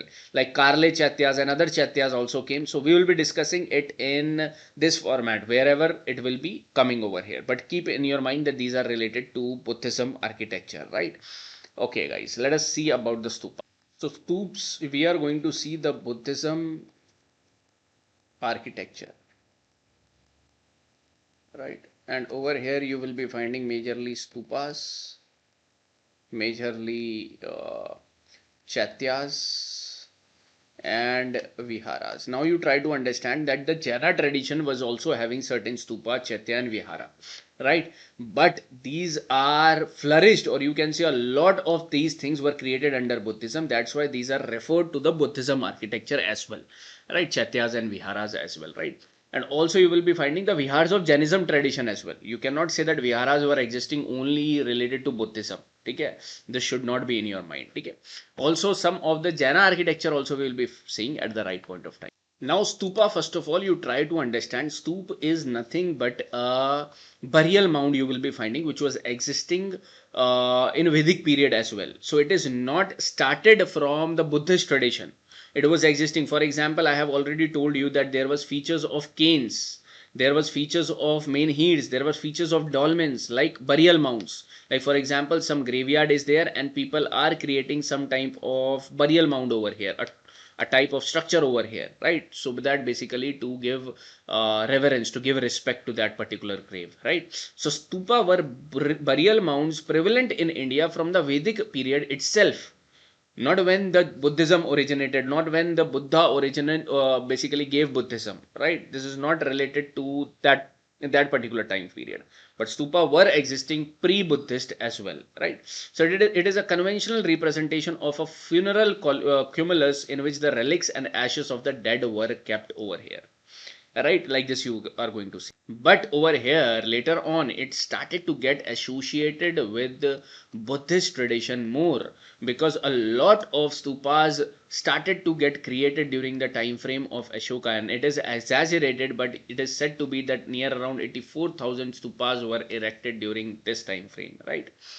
Right, so stupa is a hemispherical burial mound, later on get connected with the relics of the Buddha or Buddhist monks as well later on, right? After the Mahaparinirvan death of Buddha, his relics, basically his remains, his ashes you will be finding were divided into 8 parts and stupas were constructed over them, guys. And this I have already told you that it is said to be that he built around 84,000 stupas over here across his empire. Right, so over here you will be finding that there were original 8 relic stupas. Means you will be finding that after the death of the Buddha, basically it was divided into, his relics were divided into 8 particular parts, right? And they were divided into different locations, right? So for example, Rajgir you will be finding one stupa was erected over here, like simple stupas you are seeing, Vaishali, Kapil Vastu, Alakapakka over here, Ramagrama, Vetdeepa, Pava, and Kushinagar. All places are associated with Buddha, one way or the other, right? So these are the primary 8. Later on, 2 stupas were also associated with it. That one stupa over the own vessel used to divide the relics over here, right? And the second one over the ashes of the funeral pyre, ashes which we have got. So additionally, if you will take these two as well, so there are 10 original 8 stupas you will be finding. These are the original stupa you try to understand. But later on in the Ashokan's time frame, a lot of stupas started to get flourished, and later on these stupas are becoming magnificent architecture with intricate designs and marvelous you will be finding of architectural design, guys. For example, you are not finding over here the famous stupa that is Sanchi Stup, right? But Sanchi Stup became famous after all this, right? After this you will be finding Dhamek Stup, right? Later they got famous, guys, and that's why there is a tradition in the Heenyan that they will be worshipping the relics of stupa, not the image of stupa. Oh sorry, not the image of the Buddha, rather the you will be finding the relics of the Buddha over here, right? So this you are going to see. Now this stoop you will be finding a lot of detailing over here, like this you are going to see the chhatri over here, and this chhatri like this you are going to see like chhatras, and this will be placed over the harmika. So this will be a harmika over here. Now semi-spherical type of structure you will be finding like this, and this is known as anda over here, or the dome basically, right? And this is giving you the shape of the stoop like this. This is the original figure over here which you will be finding, guys, right? And then you are going to find the railings over here, and in between that there is circumambulatory passage where people can walk and basically do some walking over here, round walking over here, right? So you will be finding over here the Pradikshana Path in Hindi, you will be knowing, getting to know about this, right? And this is the inside campus of this stupa, and then there will be gateways over here. These will be the railings over here, right? And at every point you will be finding these as gateways, important gateways from where you can enter, and these are known as toranas, right? Toranas, and this railing is known as Vedikas, right? So over here you will be finding these are the gateways, Toran, like this you are seeing Toran, and this is the Sanchi Stoop which I am showing you. Okay, so Anda over here, hemispherical dome, Harmika, square railing on the top of the dome, Chhatra over here, Vedika railing, and Toran over here are important components of stoop architecture over here, right? Now over here, some information about Sanchi Stoop. It is said to be originally built by Ashokas in Ashoka's time frame. And these Torans which you are seeing, which are have become very intricate in designing, a lot of sculptures you are finding over here are basically enlarged and embellished by the Shungas, and primarily Pushyamitra Sung is associated with this. Later on, when we will be seeing the post-modern art, I am going to show you. Famous for Jataka story carvings on the gateways, feature symbolic triple chhatra as well, like this over here. This you are going to see, and Buddha represented in symbols like Bodhi tree, wheel over here, right? This is an aerial image of the Sanchi Stoop, guys. Now you see the most important part over here, right? Why this is important, as this is a snippet of your 12th new NCRT of ancient history, right? Again, not with respect to art and culture. That's why I'm saying, if you are if you are like relying on my content over here with respect to art and culture, you don't need to go anywhere else, guys. Just utilize the test series now, give the test series, see your scores improving, right? Or add information from the test series or the PYQs of other examination, right? So this is the most important thing which I'm going to show you now, which people often skip because this is not present in your any of the book, like Nitin Singhania, which people refer it majorly, right? That's why a lot of questions are not solvable from that book itself. That is a good compilation, no doubt about it. But again, there are certain things which you have to know which are present in rest of the NCRTs, right? So let me tell you about what they have written, though just we will be observing what they have written, right? So the most wonderful ancient buildings in the state of Bhopal at Sanchi over here, small village under the brow of, and as it is I have kept it, right? This is the location they have given from Bhopal, which we visited, like they must be talking about over here from the this particular history over here, right? So from Shah Jahan Begum, Nawab of Bhopal, you will be finding, and they have written in here in their book like Taj ul Iqbal over here, right? And this is the snippet of that particular thing, right? So we inspected the stone sculptures and statues of the Buddha and ancient gateway as well. The ruins appeared to be an object of great interest to European gentlemen who was accompanying with that particular person, right? That is Major Alexander Cunningham, stayed several weeks in his neighborhood and examined these ruins very carefully. He took drawings of the place, deciphered inscription board shafts over here, and the result of the investigation were described by him in an English work over here, right? Again, this is one snippet over here, Sachi in the 19th century. Now, 19th century Europeans were fascinated or interested in the stupa at Sanchi. In fact, the French sought Shah Jahan's Begum permission to take away the eastern gateway, which was the best preserved, to be displayed in the museum in France, right? Now, the same was wanted to be done by the Englishmen and the French, as they were in habitual of doing this, right? Taking our antiques over here and displaying in their museums. The similar they wanted to do, but over here what they will be doing, rather than taking the original one, they will be taking the plaster cast copies over here, right? So this is, we were fortunate over here. The rulers of Bhopal, Shah Jahan Begum and her successor over here, provided money for the preservation of the ancient site. Right now, these names which you are finding are not important for union level examination. That you have to know, that some people will be focusing more on these names, but these names are important when you are giving the MP pieces or Madhya Pradesh state pieces, right? No wonder then John Marshall dedicated his important volumes on Sanchi as well. She funded the museums over here, that is written about it. So today it stands testimony to the successful restoration and preservation of key archaeological site by ASI, right? Again, this is the snippet which is mentioned in the NCRTs, that's why I have directly added over here. Now you see this particular snippet as well of NCRT over here, and focus where I am telling you guys, okay?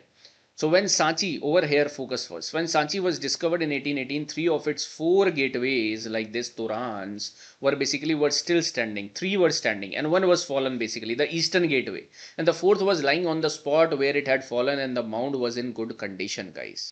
Right, so first one, the eastern gateway was taken away, whereas the discussion was going on that these 3 should also be taken to either Paris or London. But a number of factors helped to keep Sanchi as it was intact over here, right? So it stands like this as we are finding. But the same thing did not happen with the Amravati Stoop, guys, over here. The same thing did not happen with the Amravati Stoop. For example, in 1790, just understand that a local Raja wanted to build a temple, stumbled upon the ruins of the stupa at Amravati. Right, so he decided to basically use the stone and thought there might be some treasure buried in that, in what seemed to be a hill. Later on, one British official, Colin Mackenzie, over here, Colin Mackenzie, now he is related to what? Archaeologist, visited the site over here, and he made a lot of reports but never published over here, right? Then later on you will be finding in 1854 Walter Elliot, again Walter Elliot over here, the commissioner of Guntur, Andhra Pradesh. So he collected several sculpture panels and took them away to Madras, right? And when they researched over here, they found that it was discovered the remains of the Western Gateway. When they got discovered this Western Gateway, he came to the conclusion that the structure at Amravati was one of the largest and most magnificent Buddhist stupa ever built, guys. But the problem is that is not existing in that particular like this is not मतलब ये अभी इस way में नहीं present है, right? This has been ruined over here, right? But what happened, as I am telling you, that by the 1850s some of the slabs from Amravati had begun to be taken to different places. For example, ASI, Asiatic Society of Bengal of Calcutta, Indian Office, London, and this was used to adorn the gardens of British administrators, guys. Right, so what they decided, what they started to do, they will be taking some beautiful, marvelous, uniquely designed sculptures of our ancient tradition, and they will be like decorating their homes, their houses back in London, guys. The same thing you will be finding who was having a different view, like H.H. Cole wrote, it seems to be a suicidal and indefensible policy to allow the country to be looted of original works of ancient art, right? So that's why you will be finding the originality of Amravati Stoop is not visible right now. Right, that's why they have written that the Mahachatya at Amravati is now just an insignificant little mound, totally denuded of its former glory. Right, so again we are studying this because this is written in your core NCERTs, guys, which is I have not found it in fine arts, I have not found it in other any compilation which you are seeing, right? But I don't know how they will be forming question from here, but they might be forming the question, guys. Already they have formed the question like three people they have mentioned, Mackenzie, one more are referred to as archaeologists and something like that they have given it, right? Okay, so this is one information about Sanchi and Amravati. The next important thing which I want you to highlight is the sculpture, and basically sculpture we are focusing upon these Torans, these particular Sanchi Stup specifically we are talking about, right?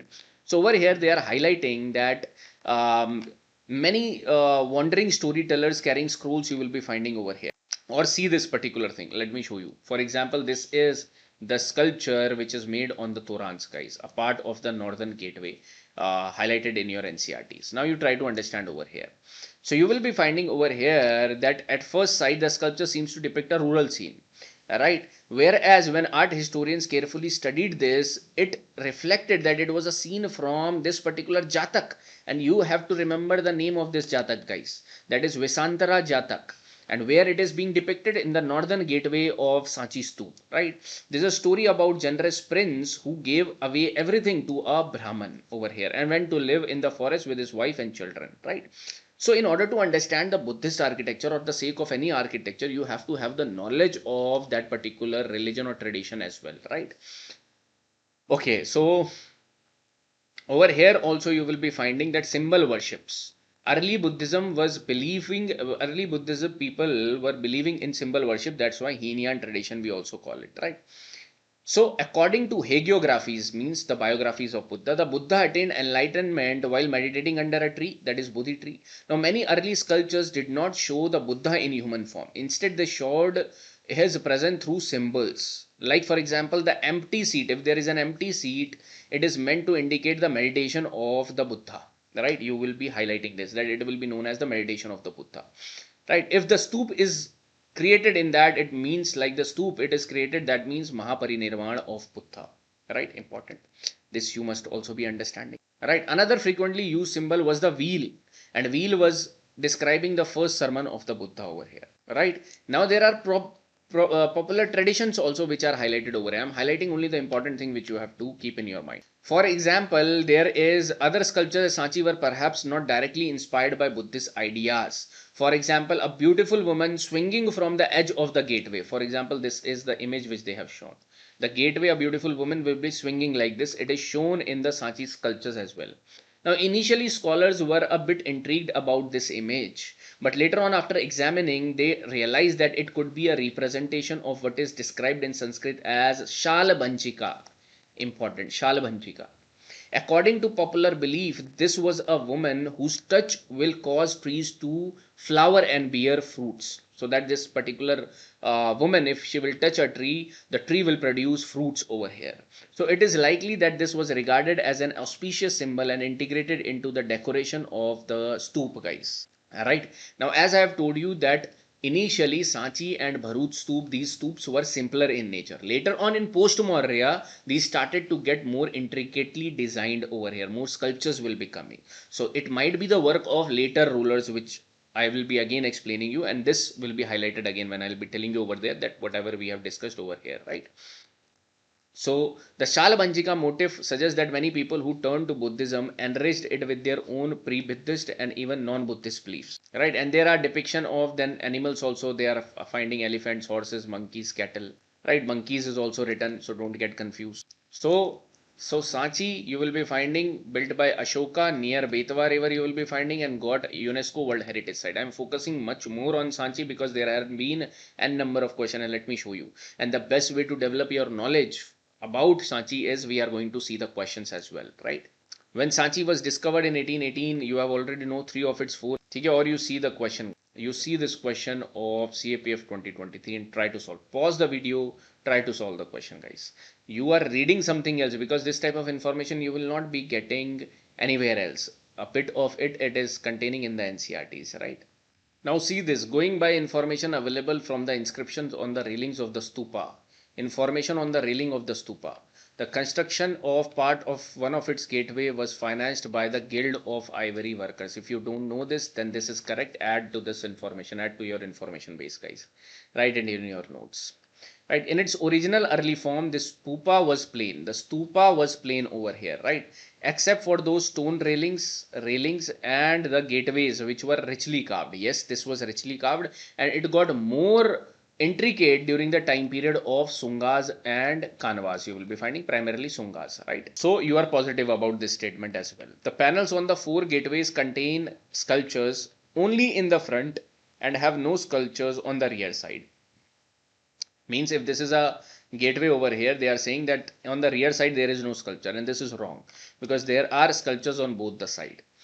In 1918, when the stupa was discovered, all of its 4 gateways were intact, but the mound was in poor condition. Now, this is the importance of understanding. In 1918, they have written, but we have understood in 1818 when the stupa was discovered, right? And that is the importance of the NCRTs. When Sanchi was discovered in 1818, 3 of its 4 gateways were still standing, as it is NCRT statement, and that's why I'm saying, that's why I'm comparing. When you will see CDS and CAPF question, they are easy. Why? Because the questions are formed from the NCRTs. So if you want to learn NCRTs, follow those questions. But in UPSC Civil Services Prelims is tough because not as it is questions are going to come, where the ratio is very small. Though it will come, the ratio is very small, guys, right? Again, you will be finding 1818. Art is, so this is wrong over here, and all of its 4 gateways were not intact. Only 3 gateways you will be finding, and the 3rd gateway was fallen down. Art historians, so this is also wrong. Art historians have established clear connection between the sculptures of the stupa with the events described in the Jatka tales, and you have learnt about the Visantara Jatak, right? So learn that as well.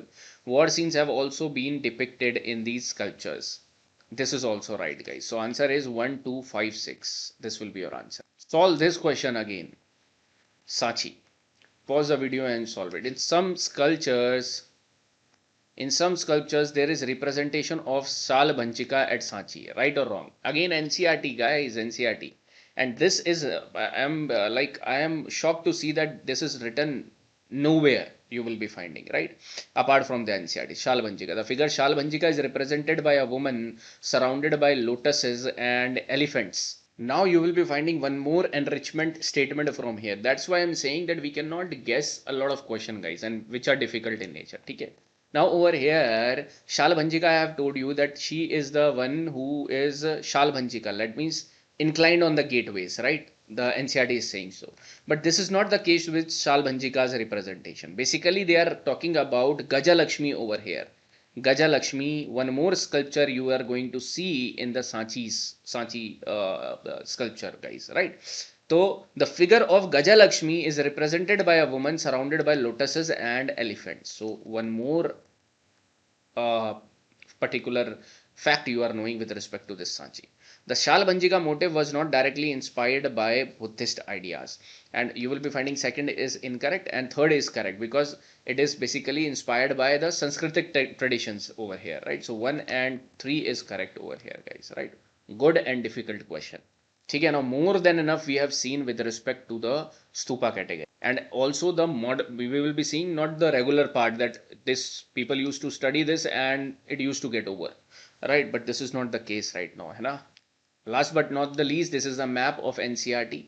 You are familiar with a lot of names like Lumbini, Kushinagar, Bodh Gaya, Bharhut over here. Bharhut Stupa will also be constructed during this time frame, right? So Ashoka will be creating Bharhut, Sanchi over here. Ajanta we are going to understand. They have highlighted that these are the Buddhist sites over here, right?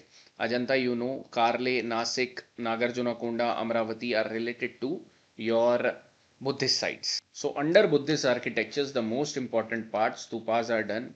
I hope you should not have confusion between Gajalakshmi and Shalabhanjika, right? Okay, this is the point to note over here. Apart from that, you have understood the stupa of Amravati highlighted and Sanchi highlighted over here, right? Now let us study about the Chaityas and Viharas. Okay, before moving ahead, you can see more images like this is the early stupa with stone railings and gateway. Gateways and stone railings are intricate, right? They are designed, but the stupa was plain. Later on, you will be finding that there were designs, more intricate design were done by the later rulers. Rich relief sculptures, Jatka tales, and early narrative art as well you are seeing. Are the paintings or the sculptures both side? Yes, both side, right? Then there are more stupas like Dharamrajika Stup over here located at Dharamrajika Stup. Now this is in Takshila, guys, and it is also, you can say, UNESCO World Heritage Site, right? World Heritage Site. But this is in present day Pakistan region, right? Over here you will be finding. Then Dholi Shanti Stup, located at the site of Kalinga War, later structure marking Ashoka's transformation, features carving to Buddha's life, symbol of peace and non-violence over here. Now see the Chaityas, guys. These are Chaityas. Just understand, right? A lot of Chaityas you have to see. Chaityas were specifically designed as places of worship for Buddhist monks and devotees. Means they will be doing worshipping over here, guys. These are unlike residential vihars. Vihars like residence over here of the monks. But Chaityas are serving as the sacred assembly halls with religious ceremonies and respect, reverence over here. Right, so different Chaityas, for example, Hinian Chaityas will be containing the symbols, whereas the Mahayan Chaityas will be containing Buddha images and Bodhisattvas representation, right? What is their architectural layout? Over here you will be finding it typically consists of single long hall with barrel vaulted roof like this. I am going to show you as well. Now you know the format. Once I am explaining you, then I will be showing you as well, right? So this is a semi-cylindrical type of thing, right? Somewhere you will be finding stupa will also be placed. Now Hinian Chaityas, you have Bhaja, Karle over here, right, at Nasik, and few caves at Ajanta as well. Whereas there are Mahayan Chaityas as well like Karle and Kanheri you will be finding some. And let us see the Chaityas, guys, over here. So the most famous one is the Karle Chaitya. Now you try to understand, I am right now telling you these architecture of Buddhist because we are studying the Buddhist architecture, but this has been created later on in the post-modern time frame. Right. So ancient Buddhist rock cut cave complex near Lonavala, Maharashtra, you will be finding Karli Chaitya. It is the largest Chaitya hall. Animal and human engravings on pillars you will be finding, and 3 decorative vihars are also there. So this type of Chaitya you are going to see. It is earlier Hinian Chaitya, but later on you will be finding Buddha's images will be attached. So this will not be asked at Hinian or Mahayan. Simply Karli Chaitya hall you are seeing. So out of 16 excavation, 3 are Mahayan caves and the remaining are Hinian over here. Okay, one in Karle Chaitya, second is Nasik Chaitya, guys. Again, it was during the post-Mauryan time frame. Post-Maurya, over here you try to keep the mind over here like the timeline sense, right? But right now we are going ahead with Buddhist architecture. That's why I'm explaining again. I'm telling you this. Okay, don't get confused. So this is not happening in the Mauryan time frame. Okay, a group of 16 viharas and 1 Chaitya situated in Nasik and Maharashtra called Pandulane you will be finding. Okay, Nasik Chaitya. Then you will be finding this is a vihar over here. Bhaj Chaitya, Bhaj over here, right? Right, guys, pronunciate the way you want. It is a Buddhist cave network near Pune with 22 rock cut caves situated along the key trade route. Important. Now, how this will come? This will come, let me show you the question as well. See this, guys. Base Nagar, Bhaj, Sittanavassal. Now you are just studying it in under a subtopic, topic then subtopic. How it will come in the examination in this way? The Bhaj is related to, now if you remember that, okay, under Vihara, under Chaityas, I have studied about this Bhaj Chaitya, and this is related to Buddha, so then it will be right. But if you are even forgetting this Bhaj, then it is of no use, right? That's why time and again you try to see the example I am showing you as well, and this is the utility. Now some people will be remembering Base Nagar, which we have already covered in ancient boot camp, but some people will not be having any idea again, right? Base Nagar pillar. Base Nagar pillar is nothing but your Garud pillar.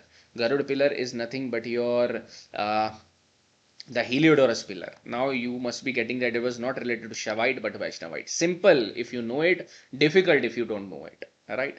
And this because of Base Nagar, it was difficult at that year in 2023. Otherwise, it was a easy question because Bhaj and Sitanavastal, all people know it, right?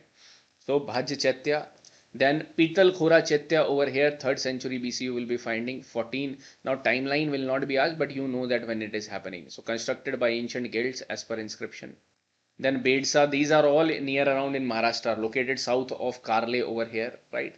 Bedsa Chaitya, right? In description, they will not be asking of these small Chaityas, but Bedsa is related to Buddhism. See how they have given Buddhism Jainism. They even have not asked, is this a Chaitya or a Vihara?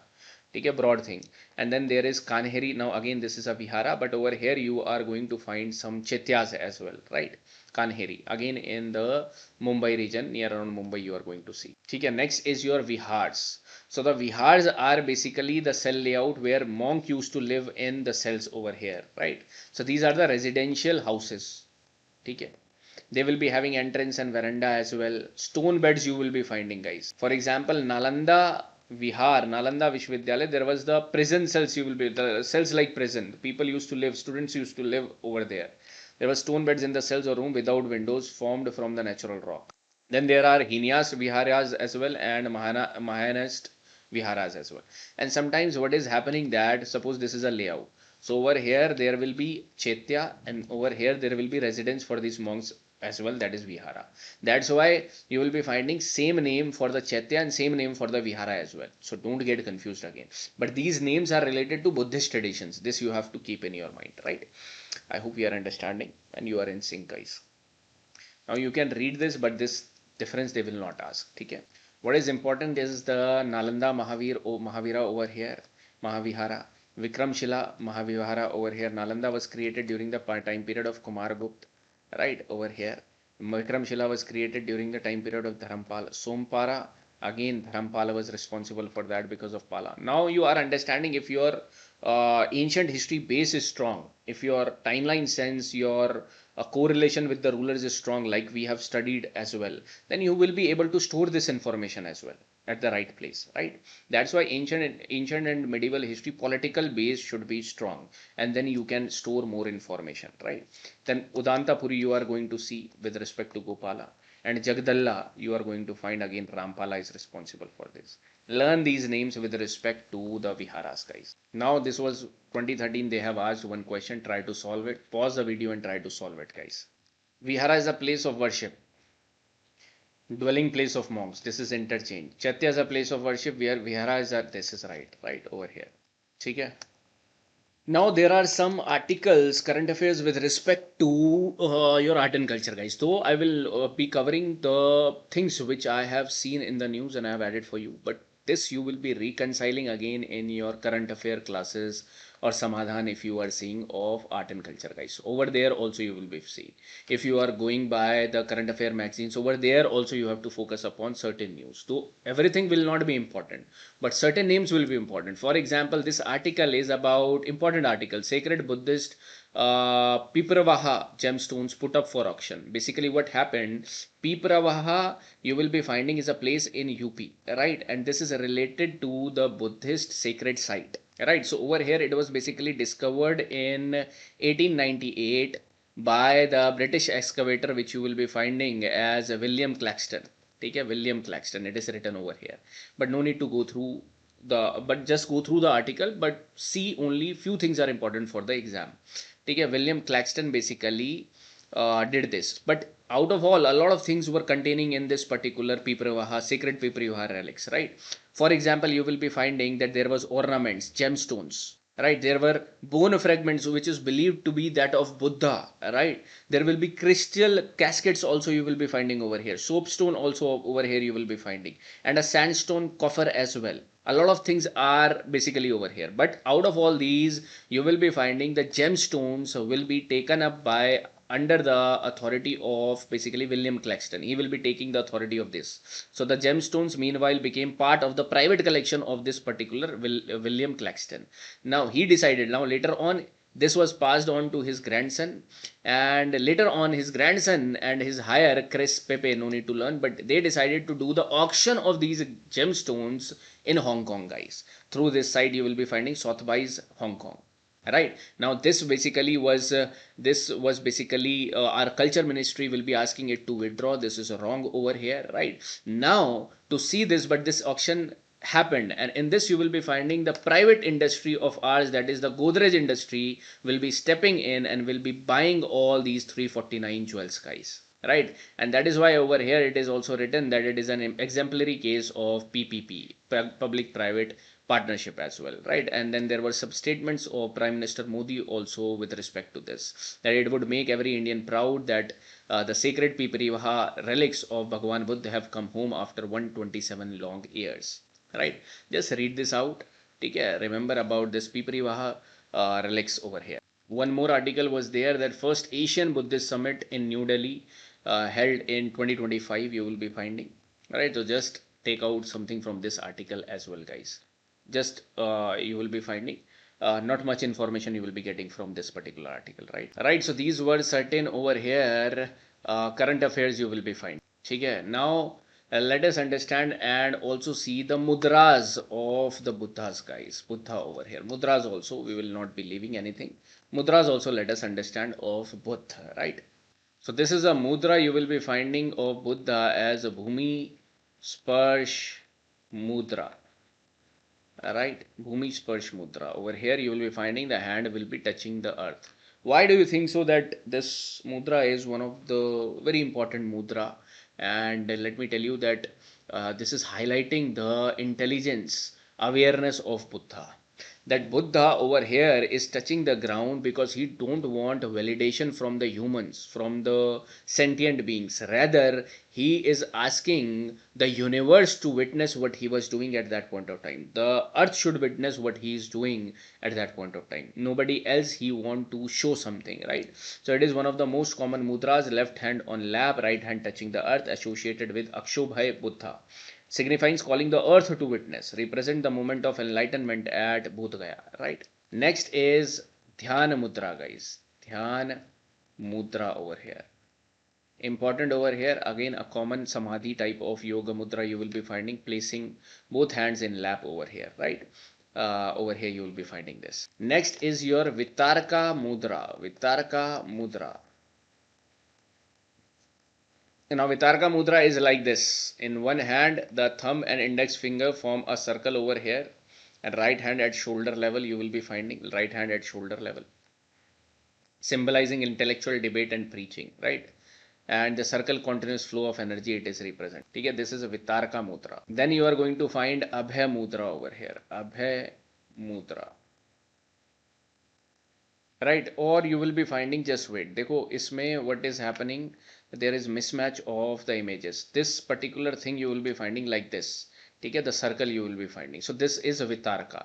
The thumb and index finger will be forming a circle over here, right? So this is a Vitarka, right? But this image is basically related to Abhay Mudra. Just corrected, Abhay Mudra, because over here the hand will be like this. So this again over here he has done the fingers like this. So this is Vitarka Mudra, right? So just images got interchanged. Just don't worry, this is Vitarka Mudra. So what is Abhay Mudra then? The right hand raised, palm up wide, palm outward, fingers upright, like this. So this is Abhay Mudra over here. This is a Vitarka Mudra, this is a Vitarka Mudra, guys, right? And it is symbolizing strength and inner security. I hope you have understood. If I am folding it like this and the downward thing like this is Vitarka, right? Now the next is Dhamma Chakra Mudra. Dhamma Chakra Mudra. Dhamma Chakra mudra, guys. Now, once they have asked it, once the question has come, that's why we are seeing, right? And that's why in the books also you will be finding that this is added. Means turning the wheel of dharma. Both hands involved at chest level, you will be finding index finger, thumbs form the circles like this. If you will be forming like this, then this is Dham Chakra Mudra. If you will be forming it like this, then this is Vitarka. If you will be forming like this is Abhay, right? Associated with first sermon at Sarnath, represents beginning of Buddhist teaching tradition. Then this is the simple mudra over here, Namaste Mudra, that is also known as Anjali Mudra. Anjali Mudra, guys, right? If you are doing Namaste, right? So if you are touching the ground, Bhumi Sparsh. If you are doing like this is Vitarka. If you are doing like this is your Dham chakra, right? And if you are doing like this is Abhay Mudra, right? This Anjali Mudra, right? Try to practice it once, then only you will be remembering it, right? And now this is when you are doing like this, thinking something, supreme enlightenment. This is known as Uttara Bodhi Mudra, Uttara Bodhi Mudra, right? See, the index fingers are joined together, right? So interlocked except index finger extended upwards, supreme enlightenment associated with Shakya Muni Buddha. Then this is Varada Mudra, Varada Mudra. Now if your hand is backwards like this, then this is Bhumi Sparsh. If this is like this, that means you are doing something charity and compassion over here, right? Palm outwards. Okay, so this is Varada Mudra. And they are talking about the 5 perfection. These are nothing but you will be finding the paramita, generosity, morality, patience, effort and meditation. Then there is Karana Mudra. And this mudra is for basically to ward off the evil, right? And this in the middle finger will be coming like this, right? Thumb passes folded middle fingers over here to ward off negative and obstacle over here, right? Then there is a Vajra Mudra, guys, Vajra Mudra. And if you will be holding you will be finding your like this, one finger like this, if you will be holding, this is known as indicates knowledge and supreme wisdom, again seen in Korean and Japanese Buddhist art. The erect forefinger of the left hand is held within fist of the right hand, right? So this is also good. Forefinger symbolizes knowledge, right hand fist represent protection and preservation of that knowledge, right? So these are all the mudras which you are having, guys. Just try to visualize one, just try to write it once by pausing the video, then only you will be remembering it. It should not be like this, I have marked it over here, I have told you, and you are moving forward. Pause the video, utilize these particular recordings, guys, right? So where were we? Basically this got erased. So we were seeing the Mauryan, basically, right?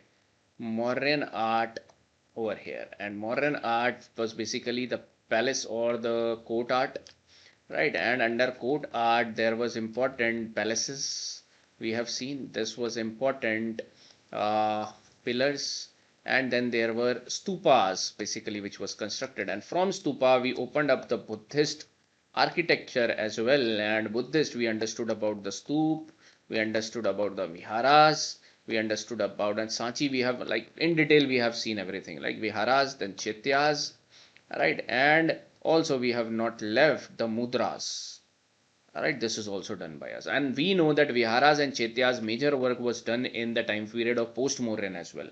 Stupa on this also post-Maurya were working, right? So this is, again we are understanding that this is not under exactly Mauryan, right? Now you will be finding short things over here, the popular art. And under popular art there was basically, you will be finding caves, you will be finding sculptures, and you will be finding pottery, guys, pottery, right? These are simpler in nature. Now let us see. Now with respect to this particular Mauryan, 80 sand pillars again was in news. So you will be reading this again, all the information we have seen already. This is the pillared hall at Kumrahar.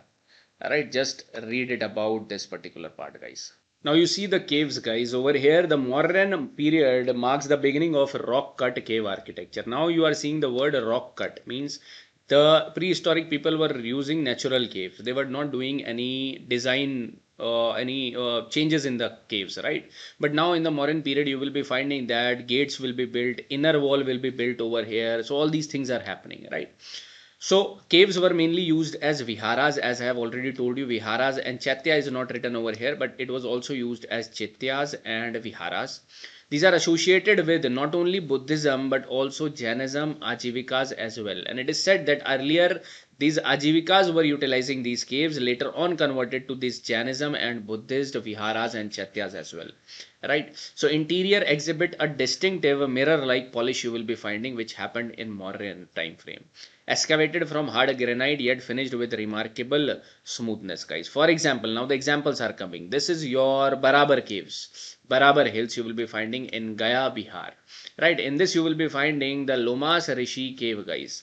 It is famous for its semicircular Chaitya arch at the entrance. And they might be talking about this particular aspect over here, guys, right? Ornate facade imitating wooden architecture. Interior consists of rectangular hall and circular chamber at the back. Shows transition from wooden to stone architecture over here. One more thing that you will be finding, that Sudama cave. It is donated by Ashok over here. Resembles a wooden structure in design. Highly polished interior again. You are seeing that wooden kind of finish you are seeing over here as well, guys, right? Then there is Karn Chopper cave as well. Simple plan dedicated to the Ajivika set over here. So just keep it in the examples form, that these are related to the caves over here of modern times. One more example you will be seeing in the books, that is Nagarjuni caves, guys. Now these contain 3 caves built by Dasharath Maurya, the grandson of Ashoka, right? It is dedicated mainly to the Ajivika sect, first of all. Remember this point. Continued tradition of highly polished interiors. Inscription provided valuable historical and religious context as well. It is an example of, now one more cave is there, that is Vahiyaka cave. Example of modern architectural skill. Maintain simple yet symmetrical layout, right? So important Nagarjuni caves you will be finding over here. Now, with respect to this only, there is one Nasik caves is also highlighted, that it is a group of 24 Buddhist caves known as Pandavaleni. They were carved between 1st century to 3rd century AD. That means this is talking about post-Maurya. That means who were there in post-Maurya? Again, Satavahanas in that particular time frame. So it belongs to the Hinian period. However, later the influence of Mahayan sect also found in these caves. Under Hinian, Buddhas were presented as motifs and symbols. Like later on, Buddha was carved inside these caves as well, under the influence of Mahayana Buddhism. This site also depicts as the excellent system of water management, right? So this also you can keep into your mind, that is Nasik caves. Right, so 3 example, Barabar, Nagarjuni, Nasik caves we have seen over here, guys, under the cave architecture. Next is your sculptures, right? Sculptures over here. Now the sculptures which you are seeing over here are basically can be classified again into court sculpture and folk sculpture. That means local sculptures. That means under your court sculpture also will be coming some. Now the court sculptures, if you will see, like happened under the royal patronage, metal was used over here, stone was used over here, right? And the features are naturalism and realism. For example, you will be finding the Tholi rock cut elephant over here emerging from a stone. It symbolizes Buddha's conception or awakening again, noted for its realistic and natural appearance. So this is a Dholi sculptures which you are finding, guys, right? And this is a court example over here. Now there is folk example as well over here, and the folk example you will be finding primarily of Yakshas and Yakshanis. Yakshanas and Yakshanis are these nature and fertility deities respected in all the religion like Jainism, Buddhism and Hinduism, right? Now they were primarily formed from clay and grey sandstone you will be finding, and this is not directly sponsored by the Mauryan court. Mauryan court was sponsoring this particular thing which you are seeing, right? And this was basically done by the local artisans over here, right? So over here you will be finding the most important example is Param Yaksh, Parkham Yaksha over here, right? And Didarganj Yakshi. Important, guys, both are important over here, right? This Parkham is a village in UP region near around Mathura you will be finding. That's why Parkham Yaksha, also identified as Manibhadra. Massive and imposing figure you will be finding, strong muscular build, reflects early anthropomorphic representation. Didarganj Yakshi you will be finding, also known as Chuari bearer over here, famous for its high polish, elaborate ornamentation and drapery over here, guys. These are mentioned not only in other sources but in your fine arts book as well. So this you will be finding as it is. I have taken out the snippet of the fine arts books, guys. Just try to read this particular over here description of this Didarganj Yakshini, guys. Yakshini holding a chauri, a fly whisk over here like this. This is a fly whisk over here, right? From Dirdarganj near modern Patna. Over here you will be finding near modern Patna is another good example of the sculpture tradition of the Mauryan period kept in Patna Museum, right? So this is one important thing you will be, and the rest of the inscription, the rest of the description you can read from here, guys, right? It is representing idealized feminine beauty over here as well, right? Then there is one more sculpture which we have got, that is of laughing boy over here, small terracotta sculpture. Bulandi Bagh is near around Patna only, right? Then Try Mount Yaksha we have got from Rajghat. Jain figures from Lohanipur also we have got. These are extra information about the sculptures, right?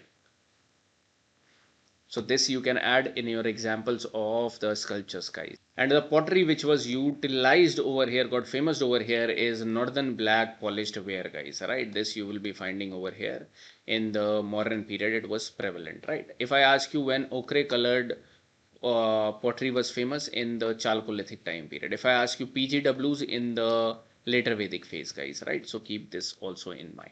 So by this we have completed our Mauryan art, and like more than this, we have seen more information about the Buddhist architecture as well. So popular art, caves, Nagarjuni, Barabar, and few more caves I have told you. Sculptures, Yaksha sculptures, Yakshini sculptures you should know, and few more sculptures I have told you, pottery and BPW, and these we have discussed quite in detail, guys.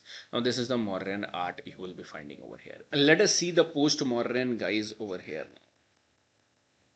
Post-Mauryan. Now, the political understanding of post-Mauryan, as I have given you in ancient history, was around 180 BC, 400 AD. Alright, this was an overall understanding. I hope you are remembering it. And over here you have seen that Satavahanas will be coming. And later on in this particular part, Vakatakas will be coming. So there will be influence of these two people. Alright. Over here you will be finding Shungas and Kanvas, and later on 300 onwards you will be finding Guptas will be coming over here, right? And then uniting the whole North India. But in the post-Mauryan time frame, there will be northwestern invasions in the form of Indo-Greeks, Sakas, Parthians, and your Kushanas will be happening over here, right? This you must be remembering. And over here you will be finding Sangam age was going on in the form of Cholas, Cheras, and Pandyas. This was the overall understanding which we have taken in ancient history, guys. Now we are taking it from the art and culture point of view. Over here you will be finding first the architectural aspect, and second is the sculpture related aspect, guys. Sculpture related aspect over here. Under architecture you will be learning about primarily caves and stupas. Guys. So over here you will be learning about certain caves and stupas, right? This we are going to find over here. And under sculptures we are going to see three prominent schools at this point of time, that is Gandhar, that is Mathura, and Amravati, guys. Right, these three we are going to see in this particular post-Mauryan. This is our framework for post-Mauryan. This should be there, and likewise you should be making the short notes over here as well, right? Let us see the caves first, guys, over here. Now in architecture, caves over here, first of all, rock cut caves will be continued over here as well, and I have told you rock cut caves will be primarily of two types, viharas and chaityas, and we have studied them extensively. Like viharas, all the viharas, residential hall for monks, cells around central hall you will be finding. This is chaitya, and there will be cells around that. Prayer hall, ended hall with a stupa. You will be finding that sometimes it will be ending with a stupa at one end, right? So this also you keep in your mind. Again, these two we have discussed in the Buddhist architecture as well, right? But these were not only attributed to, these are not the attributes of Buddhist caves only. These were attributed to the Jainism and other sects as well, right? Now later on they got famous with these Buddhism religion only. Chaityas were mainly quadrangle or apsidal halls, vaulted roofs, often open courtyards you will be finding, decorated with human and animal figures. Use stone screen walls for protection from rain as well. Now examples, again I have told you Karle halls, one of the largest and best preserved over here. We have studied that as well. Alright, so this is one type of rock cut caves you will be finding over here. Now the second most important feature which will be coming over here will be Ajanta and Ellora caves, guys. Ajanta caves and Ellora caves. We will be studying two times these Ajanta Ellora. First from the architectural point of view, second from the paintings point of view as well, right? So paintings are more elaborative over here that we will be covering in the paintings part, paintings topic after doing this architecture and sculptures, guys. Okay. Now Ajanta caves, if you will be finding, you see over here. Ajanta caves situated at a distance of 100 km from north of Aurangabad. Now this Aurangabad name is also changed in Maharashtra. There are total 30 caves that has been scooped out of these volcanic rocks. Though chiefly famous for mural paintings over here, which we are going to see, there are some sculptures too over here. Sculptures are also over here. The Hinian sect of Buddhism started the excavation of caves in Ajanta. So that means this might have started somewhere from the Satavahanas. Right, you try to understand. The patrons were kings who ruled the Deccan Plateau during the period of 200 to 200 CE. Who is ruling in the Deccan from this particular period? You will be finding Satavahanas over here, right? Inscriptions speak of the patrons who range from kings to merchants as well over here. So the first phase of the caves belong to the period of Satavahanas. The second phase you will be finding the contribution will be of Guptas and of Vakatakas as well. Don't forget Vakatakas, because Vakatakas were contemporary of Guptas in the Deccan. That is how, if your political understanding of ancient is good, you will be able to capture this, right? So this is one thing you will be finding with respect to it. Now Ajanta is basically situated along, so Vaghora river, you will be finding Vaghora river flows across this Ajanta caves, guys. Vaghora river, right? Asked in the examination as well. So total you will be finding 29 caves, 25 viharas, 4 chaityas you are going to see. Rock cut architecture as well. Later mural paintings will also come, right? So in the architecture, Ajanta caves are grouped as chaityas and viharas, right? Chaityas, vaulted ceilings with long halls. This is the description of chaityas, guys. In the rear end of the halls, the statue of Buddha is seen. The sculpture of Buddha in the Garbhagriha is in the classical model you will be finding over here, right? Sculptures of Yakshis and Hariti with children are significant over here, right? And this has been asked that who is Hariti over here in the recent CAPF or CDS examination. Who was Hariti? Right, so understand about Hariti that Hariti is a revered Buddhist goddess. Buddhist goddess. Why? Because it is said to be that Hariti used to be a demon initially, but she was converted by Buddha and later on she became and traveled upon the path of Buddha and became goddess, guys. Right, so this information you will be getting over here. Over here you will be finding bodhisattvas are represented in painting and sculpture, that I'll be telling you in the paintings part, right? So this is about Ajanta caves. Now Ellora caves also came, but not at the same time frame, let me tell you. Ellora caves will be coming later on, right? So the rock cut cave temples in Ellora, and again temples we will be discussing in the temple architecture, not over here, right? Okay. So without the knowledge of trigonometry, structural engineering and metallurgy, the Indian architects could have created exquisite edifices over here.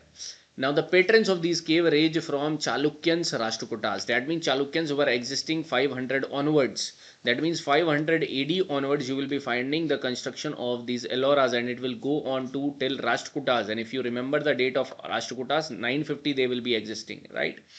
So this is happening over here. The heterodox sects first set the trend of creating these model of temples. Later orthodox sects adopted it as a medium of disseminating religious ideologies as well. So the temples are not linked to only one. You will be finding a lot of Ajivika, Jainism and Buddhism and Brahmanism also it is attributed to, right? Also again we are going to understand it for the paintings over here, mural paintings, and we are going to discuss Kailash temple, the magnificent Kailash temple in the temple architectural part of Chalukyans, guys, okay, or of Rashtrakutas, right? So this you will be finding over here. So see this over here. Now in this Ellora there are first of all Buddhist caves, there are you will be finding Jain caves, and there are Brahmanical caves as well, right? So Buddhist caves are 12 over here, guys, and every Buddhist cave temple is a unique model in architecture. Some are modest, while others are double storied and triple storied as well. So the statement can come that it was only one storied, right? But not the case. The plans of the caves demonstrate that these were designed as religious centers where monks stayed and the disciples were trained in religious treatises and scriptures. What they are talking about, Chaitya and Viharas, right? In the male hall in the center and the cubicle rooms on either side was there, right? Now the panels in these caves portray scenes from the life of Buddha. Three different characters are identified by the sculptures in these caves. For example, what are these characters? Now you will be finding over here. The central figure is Buddha, found in the sagacious, three sagacious posture. You will be finding this. Okay. That is meditating, Dhyana Mudra you will be finding. Then preaching, Vyakhyan Mudra you will be finding. And touching the earth by index finger, you will be seeing it as Bhumi Sparsh Mudra, guys, right? So this is explanation of the sculptures over here which we have got. Now there were certain goddesses also which are also highlighted in these particular caves, such as Tara, such as Chunda over here, such as Sujata, Pandara, Bhikuti. Now you see these names, and by these names just understand, no need to learn, no need to remember, but see these, that these are the Buddhist goddesses. Whereas if I ask you Usha, Aditi, right, who are these? These are the Vedic goddesses, guys, right? Okay, now Jaina caves. A few Jaina caves are also seen in Ellora group and are distinct from others, but they are incomplete over here. The figures of Yaksha, Matanga, Mahavir, Parshavnath, and Gomateshwar are surrounded by attendants over here. So these are shown. Now there are Vedic religions depiction as well over here you will be finding. For example, they are square shaped except Kailashnath cave. For example, you will be finding that most are square shaped over here. But Kailashnath cave is one distinctive feature you will be finding, that it has been created from massive monolithic structure, which we are again going to see in the temples architecture part, right? The temple is said to represent the Kailash, the abode of Lord Shiva. So this we will be explaining later on. We will be seeing again in the temple architecture, guys. Okay, so this about Ellora you will be finding. Ajanta I have told you, Ajanta caves. Now next, if you will be seeing the Udaygiri and Khandagiri caves are also the example of post-modern, guys, right? And this was built under King Kharevala, right? So because over here you will be finding Cheti dynasty will be coming in the post-modern, right? Cheti dynasty. And who will be the ruler of Cheti? King Kharevala. Okay. In this you will be finding that there is one Hathi Gumfa inscription you will be seeing with respect to this. Also in this inscription it will be begin with the Chan Namokar mantra, and King Kharavela was the patron of Chan monks, guys, right? So these caves you will be finding likely to be the residence of Chan monks, right? So important over here, guys. Okay, so the caves you are understanding, I hope. So we have seen the caves part over here. In caves also you will be finding first rock cut caves, second the caves which are Ajanta and Ellora, and third you will be finding Udaygiri and Khandagiri caves responsible by Kharavela. Over here you have understood the initiation of these caves as well. Now let us see the stupas part, guys. Now stupas in post-modern period have become larger in size, more decorative, and built increasingly in stone you will be finding.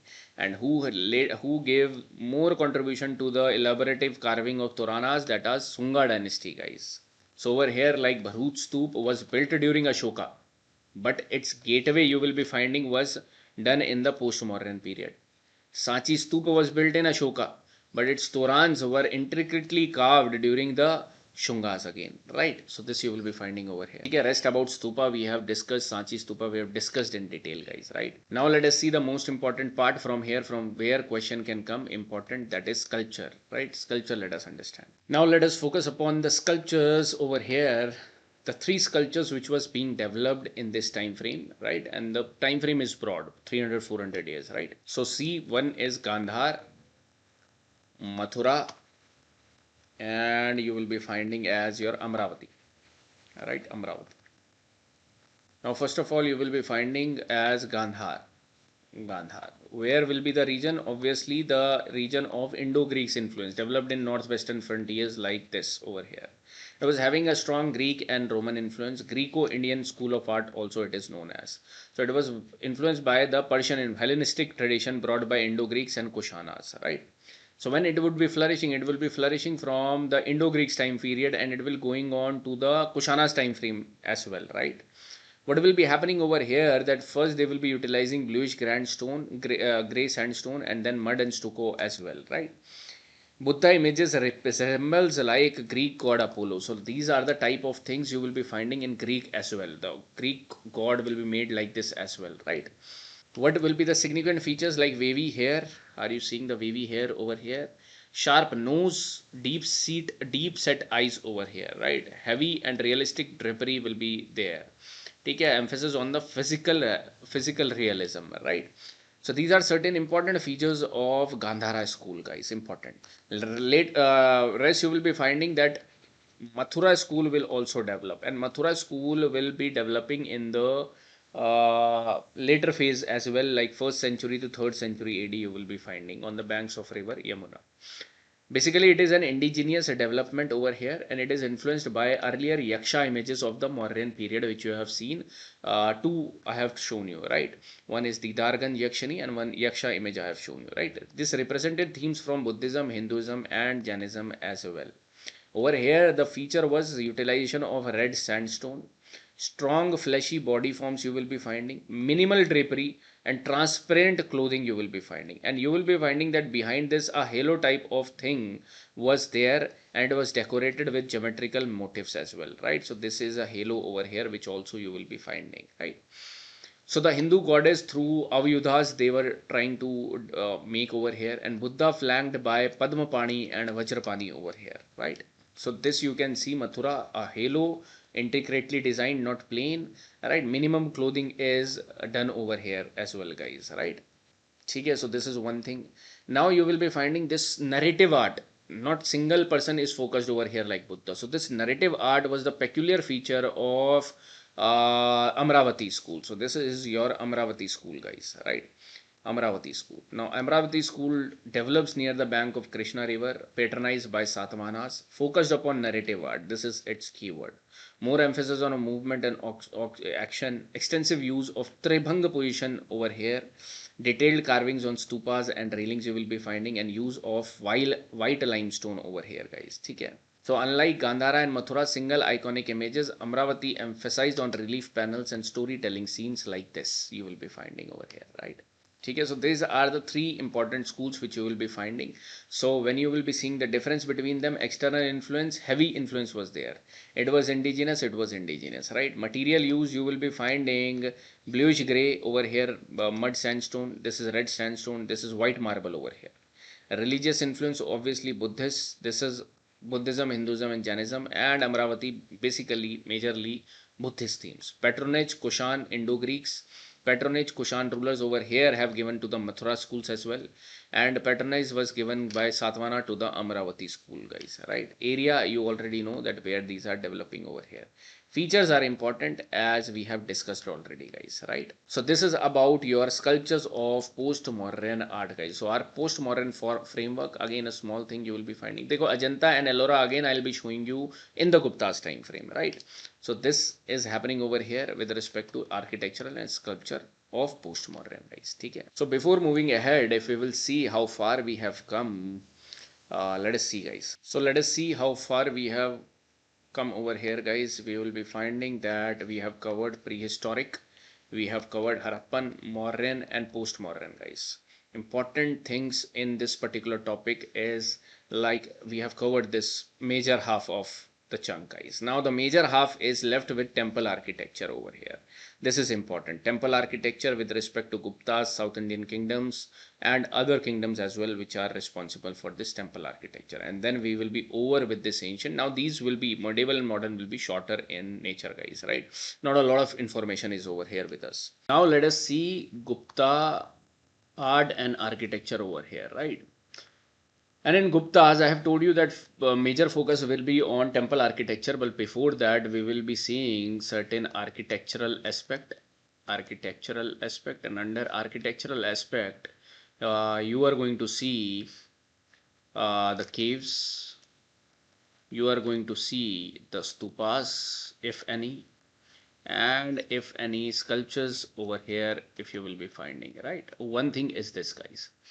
Okay, now this will be a separate sculptures will be a separate over here, right? This is one thing, not very important, but the important part is your temple architecture, guys, that we are going to see under separate heading and separate framework. I'll be telling you of temple architecture, right?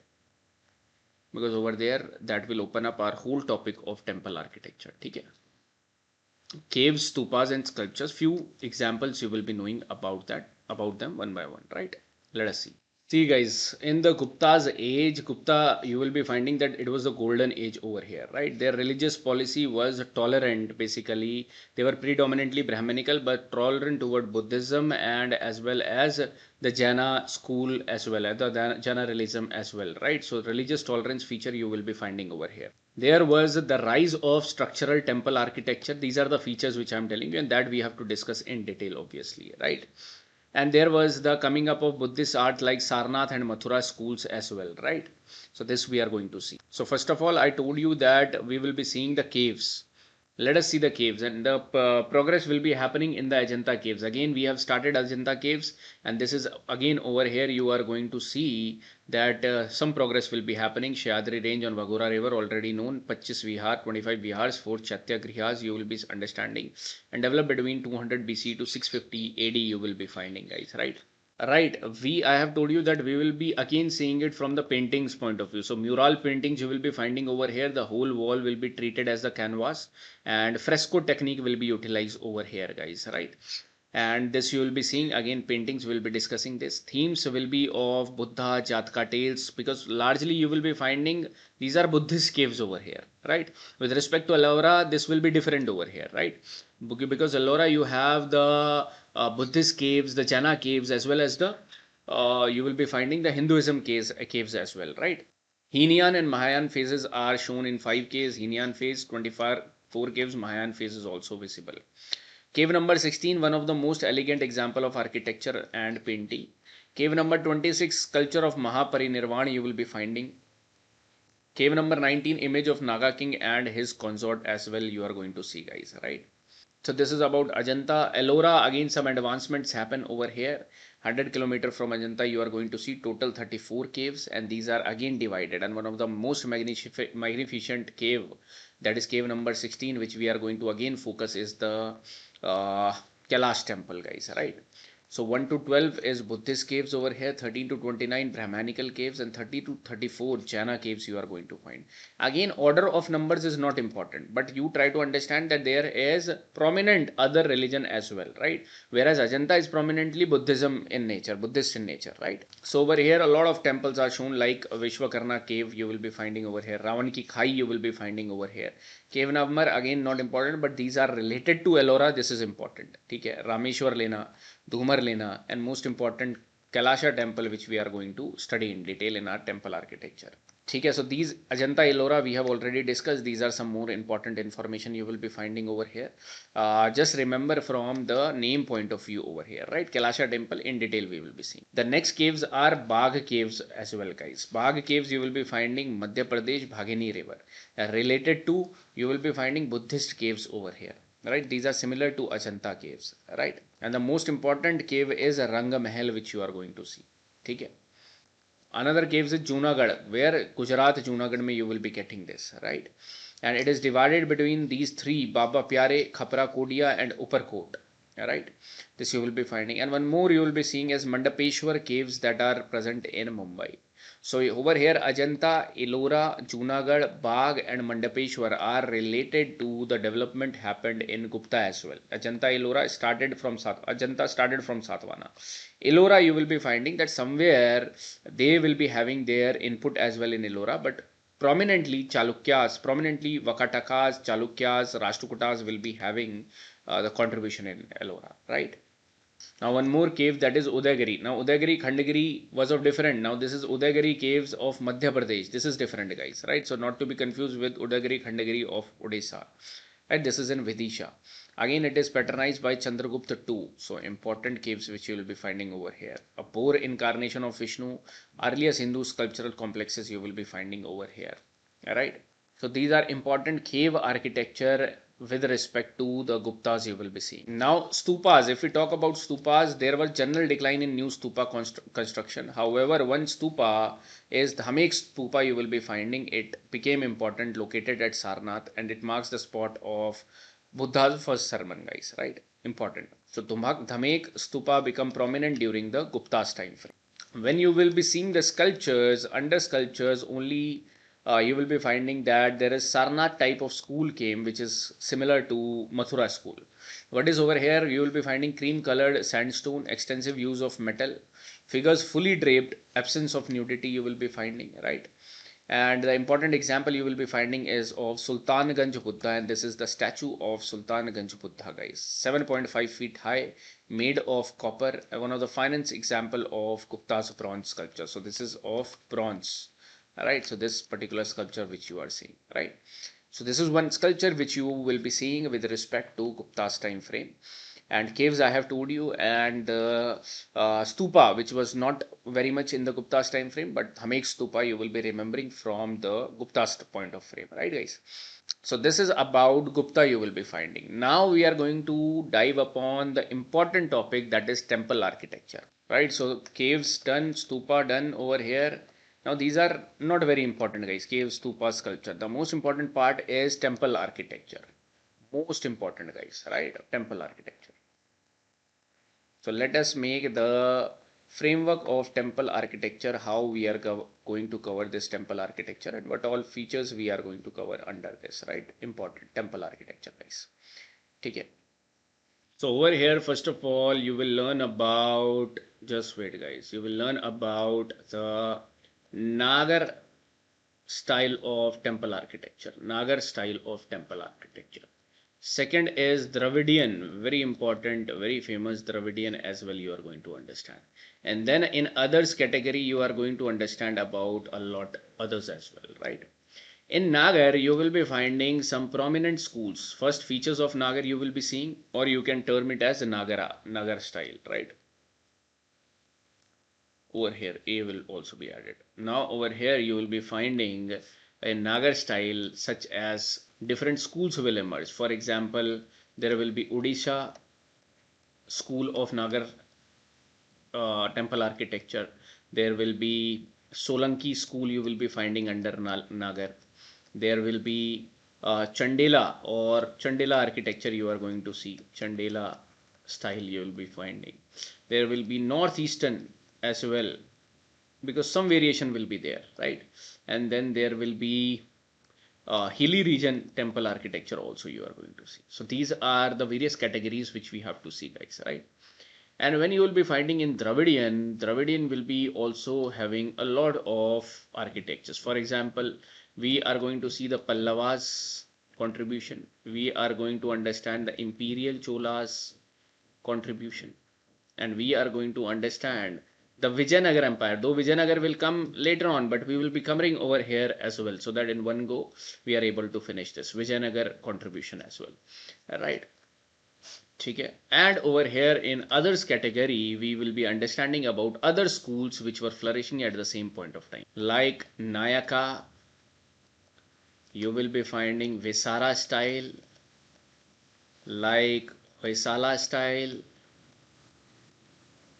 like you will be finding these are the prominent ones, and then other, if you will be seeing certain misc category as well, guys. So this is the whole framework which we have to cover in the temple architecture, guys. Important.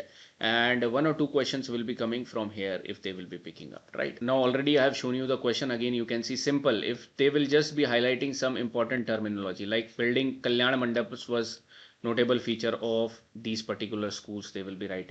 Right, they have already asked about Somnath temple right over here.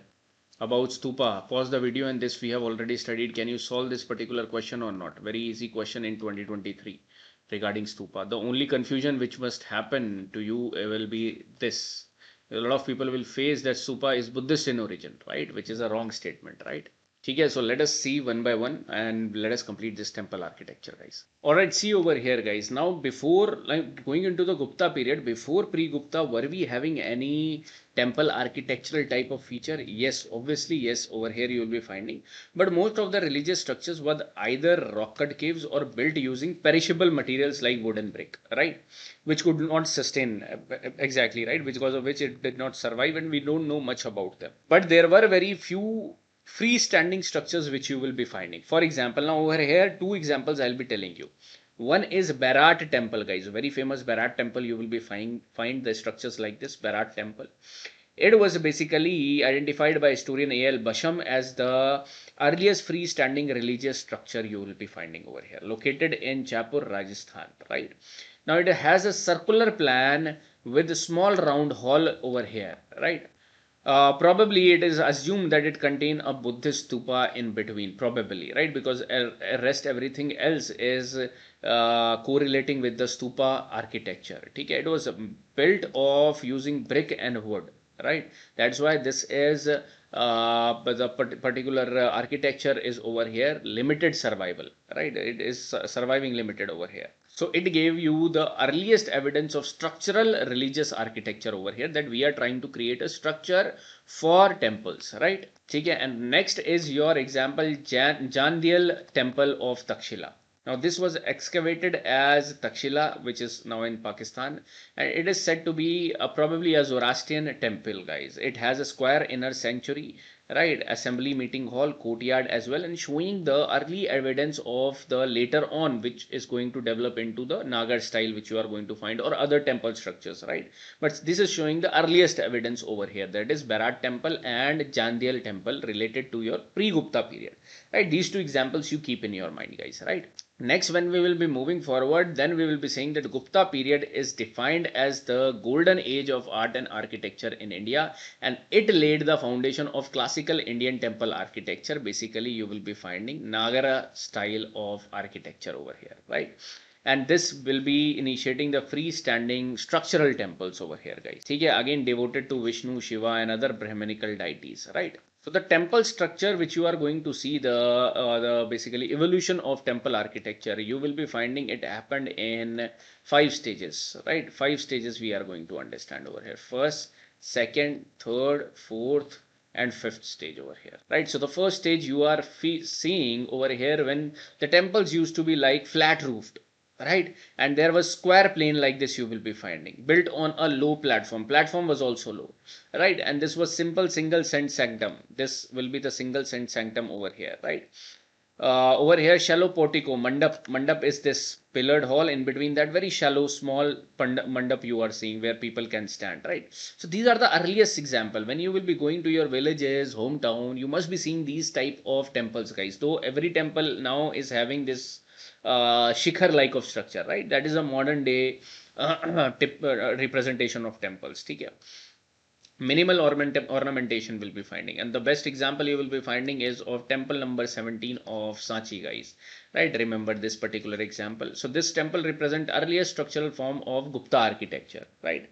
Second stage you will be finding it most early features retain over here. For example, platforms now are higher over here, right? This, right? Some two-storied temples appear over here. Sometimes two-storied will be appearing, right? Pradikshina path you will be finding, and greater architectural complexity. And the example over here is Nachna Parvati temple over here, guys, right? Important.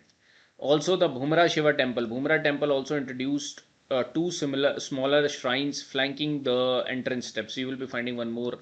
Bhumra Shiva temple is also an example of second stage temple architecture, guys, right? Then there is third stage temple architecture, which you are going to find, where the flat roof is now not there, and this is a transition phase which you are finding. The shikhar type of things you are going to see over here now, right? And beginning of Nagar style in North India, and introduction of Panchayatan also happened by the third stage of temple architecture, guys.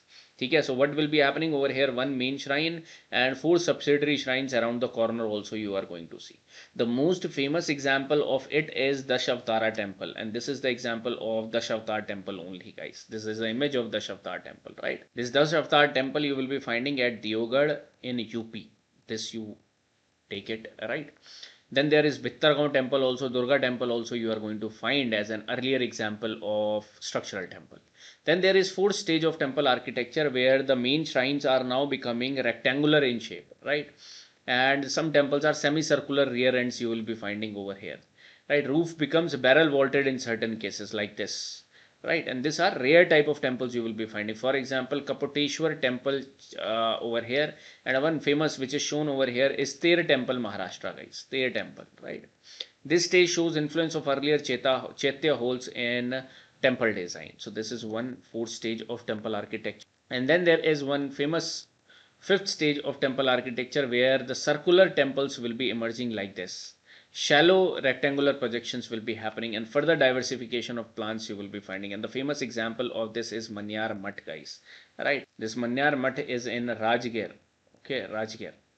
Though you don't see it as a linear progression in the temple architecture, it was not like this. So many temples formed this type of third stage over here, but in some areas fourth stage and fifth stage are also surviving. But major prominent form we have taken is the this type of Shikhara style of architecture, that is also known as Nagara style of architecture. Okay. Now see the Nagar school of architecture, guys. Over here it developed in North India during the Gupta's time frame, and it became the dominant style in northern India, right? What are the general characteristics over here? First of all, the entire temple will be built upon the raised platform. Upraised platform will be there. Access through the step will be over there to go to the temple, right? No elaborate boundary walls you will be finding, because this will be the feature of Dravid style, right? Garbhagriha, where the main deity will be located, directly beneath the tallest tower, that is Shikhar. Whatever will be the tallest tower, beneath that Garbhagriha will be there. Presence of mandaps. Mandaps are assembly halls over here, right, where people used to sit. Right, people sit over there, right? I'll be showing you as well. Often follows the Panchayatan plan. Panchayatan plan also I'll make you understand. This is the way the whole plan will be, of the whole layout of the temple will be constructed, right? Then you will be finding no temple tanks also inside the complex you will be finding, right? So let us see this particular temple, for example. First of all, this is the peak, this is the Shikhar over here, right? So the main deity should be just downstairs, down of this particular main Shikhar. So Garbhagriha, Sanctum Sectorum will be over here, main deity will be placed over here, guys, right? And all of this will be on a raised platform. Okay. Now what is over here? You will be finding mandaps. This is the place where people sit and people see the deity, main deity over here. They can sit over here, they can do prayers over here. This is mandap, right? That's why they have shown over here mandap. And then there will be gateways also over here to enter to the temple. That is known as Toran or gateways, you can say. This particular elevated angle is also known as Vimana over here, right? And Gopurams are referred to as the domes, Gopuram. Whereas in southern India, the Gopuram will be different. That's why I'm highlighting you this, right? So Garbhagriha is sanctum, Mandap is assembly hall, Shikhara is superstructure tower, Amalak is a fluted disc at top, right? This is the type of Amalak you will be finding over here, right? And Kalash, Finale above Amalak. Let me show you. Dekho, for example, this is Amalak over here. This is Amalak, right? And then over there you will be finding one more, that is Kalash. So if you will be seeing this, this is Amalak over here, and over that you will be finding the Kalash, Amalak. This is the Shikhar, right? See in this temple as well. This is Amalak, this is Kalash, this is Shikhar, right? This is your main deity over here, Garbhagriha. Then these are the people where they can sit, Mahamandap, Mandaps over here. This is the upraised platform, that is known as Jagati over here, right? Upraised platform, right? So these are the features of Nagar. You will be finding these are the features of Nagar style. Top of Shikhar, Amalak. Above Amalak, Kalash over here, right? So the Amalak refers sun or cosmic order, Kalash refers fertility and auspiciousness, right? So this is the prominent feature of Nagar you will be finding, and Shikhar is the most distinctive feature of Nagar architecture, guys, right? This also, if you want to see or if you want to show it in the mains examination, you can show like this. This is Garbhagriha, Shikhar, and this is Amalak over here below, above that Kalash. These are mandaps, different mandaps over here. This is plinth, right? These are staircases. There will be gateway over here, right? Clear? So with different diagrams, we have understood the same thing, right? Now these shikhars are of three types for over here. Like you will be finding Latina Rekha Prasad type of things where base will be square, and these are the common you will be finding. This type forms the main sanctum tower over here, right? Famsana, which will be broader and shorter than Latina over here. These are broader over here and shorter in height, right? Roof made of horizontal slabs. So like this, horizontal slabs are there, like this, right? Slopes upward in a straight incline, right? Does not curve inward, right? This is usually used for mandaps. So this is la shikhar, then these are mandaps over here. So largely these are used for mandaps. Then there is Vallabhi, which is having a rectangular base. The roof rises into a wallet chambers over here, vaulted chambers, and also called as wagon vaulted roof. So these are the example of these type of shikhars you will be finding in Nagar style, guys. Now the whole layout is in the style of Panchayatan, which you have already, I have shown you one of the feature. Panchayatan means central main shrine will be there, like for example central main shrine, and then you will be finding 4 subsidiary shrine, 1 2 3 4, like this you will be finding, right? And there will be crucified ground plan you will be finding like this, right? So like this you will be finding. Now there are that depends upon the faces. For example, this is 3. There the inner face is basically divided into 3 chambers, right? Like this. So this will be known as Triratha Panchayatan style. Alright, this is Pancharath over here like this. So this is Pancharath. That means Saptarath also you will be finding like this. Okay, 1 2 3 1 2 3 like this. So this is again the bifurcation in the Panchayatan style. Again, no need to like go into the details of this, but as it mentioned in your books, that's why I am explaining you this. Okay, so temples wall are divided into vertical projections like raths, like Trirath, Pancharath, like this you will be finding over here, right guys? Now let us see different schools under Nagar style, guys. Under different schools, like we have seen Solanki, now we will be seeing Solanki, we will be seeing Odisha, we will be seeing Chandelas, Khajuraho, that is known as Khajuraho. Then we will be finding east temples like northeast temples, Kamakhya, and we will be seeing some hilly states as well, right? So let us see one by one. This is Odisha School of Architecture. This is Odisha School of Nagar Architecture you will be finding again. So over here, Rekha Deol will be known as Sanctum Tower. So this is Rekha Deol. Shikhar will be known as Rekha Deol, right? Okay, Mandap will be known as Peed Deol over here, right? Now features are exterior walls richly decorated, interiors are plain. Exterior walls are richly decorated over here, guys. Let me show you. Like for example, this is Sun Temple. This is Lingaraj Temple over here. Lingaraj Temple, important. So whenever you will go to visit these temples in the eastern Odisha plain, Puri you will be visiting, Sun Temple you will be visiting, and you will be visiting this Lingaraj Temple, guys, right? So what you are finding, exterior walls are richly decorated, no pillars in porch, right? Iron girders used for roof support. That means pillars you will not find in their halls. Okay. Shikhra known as Rekha Deol. Mandap are known as Jagmohan. Right? These are terminology difference will be coming over here. Jagmohan. So like Kalyan Mandap they have mentioned once, they can simply mention that Jagmohan is the feature of which type of school over here, and one of that will be Odisha. Right? Square ground plane surrounded by boundary walls. You will be finding that there will be boundary walls. Though in Nagar style you will not be finding boundary walls, but similar to Dravidian style, this Odisha school will be having this boundary walls. So Konark, Sun Temple, Jagannath Temple Puri, and Lingaraj all are in Odisha, and this is one type of school under Nagar style of architecture you will be finding, right? Okay, so Odisha you have seen over here, you can put it under examples over here, right? Now about Sun Temple, you try to understand that Konark on the shores of the Bay of Bengal, you will be finding the temple is attributed to Narsimha Dev I of Eastern Ganga dynasty, and it was basically done around 1240 AD. So keep this in mind, guys. 1240 AD Eastern Ganga dynasty, right? This temple is also known as a black pagoda you will be finding over here because it looked like a great tiered tower which appeared black from far, right? Okay, rest you can read, but this type of information you should keep over here with respect to you. Sun Temple, Eastern Ganga dynasty, this particular ruler also known as Black Pagoda. Jagannath Puri is believed to be constructed during the 12th century AD, again similar time frame, by King Anantvarman over here of Eastern Ganga dynasty. Again you will be finding over here, right? Yamanika Tirtha also it is known as. It is known as a white pagoda over here, guys, and it is a part of Char Dham pilgrimage with Badrinath, Dwarka, Puri and Rameshwaram, right? Okay, so these two details about the Sun Temple and Jagannath Temple. Next you will be moving to the Chandelas, Khajuraho temples. Chandelas, Khajuraho temples, guys. Khajuraho temples.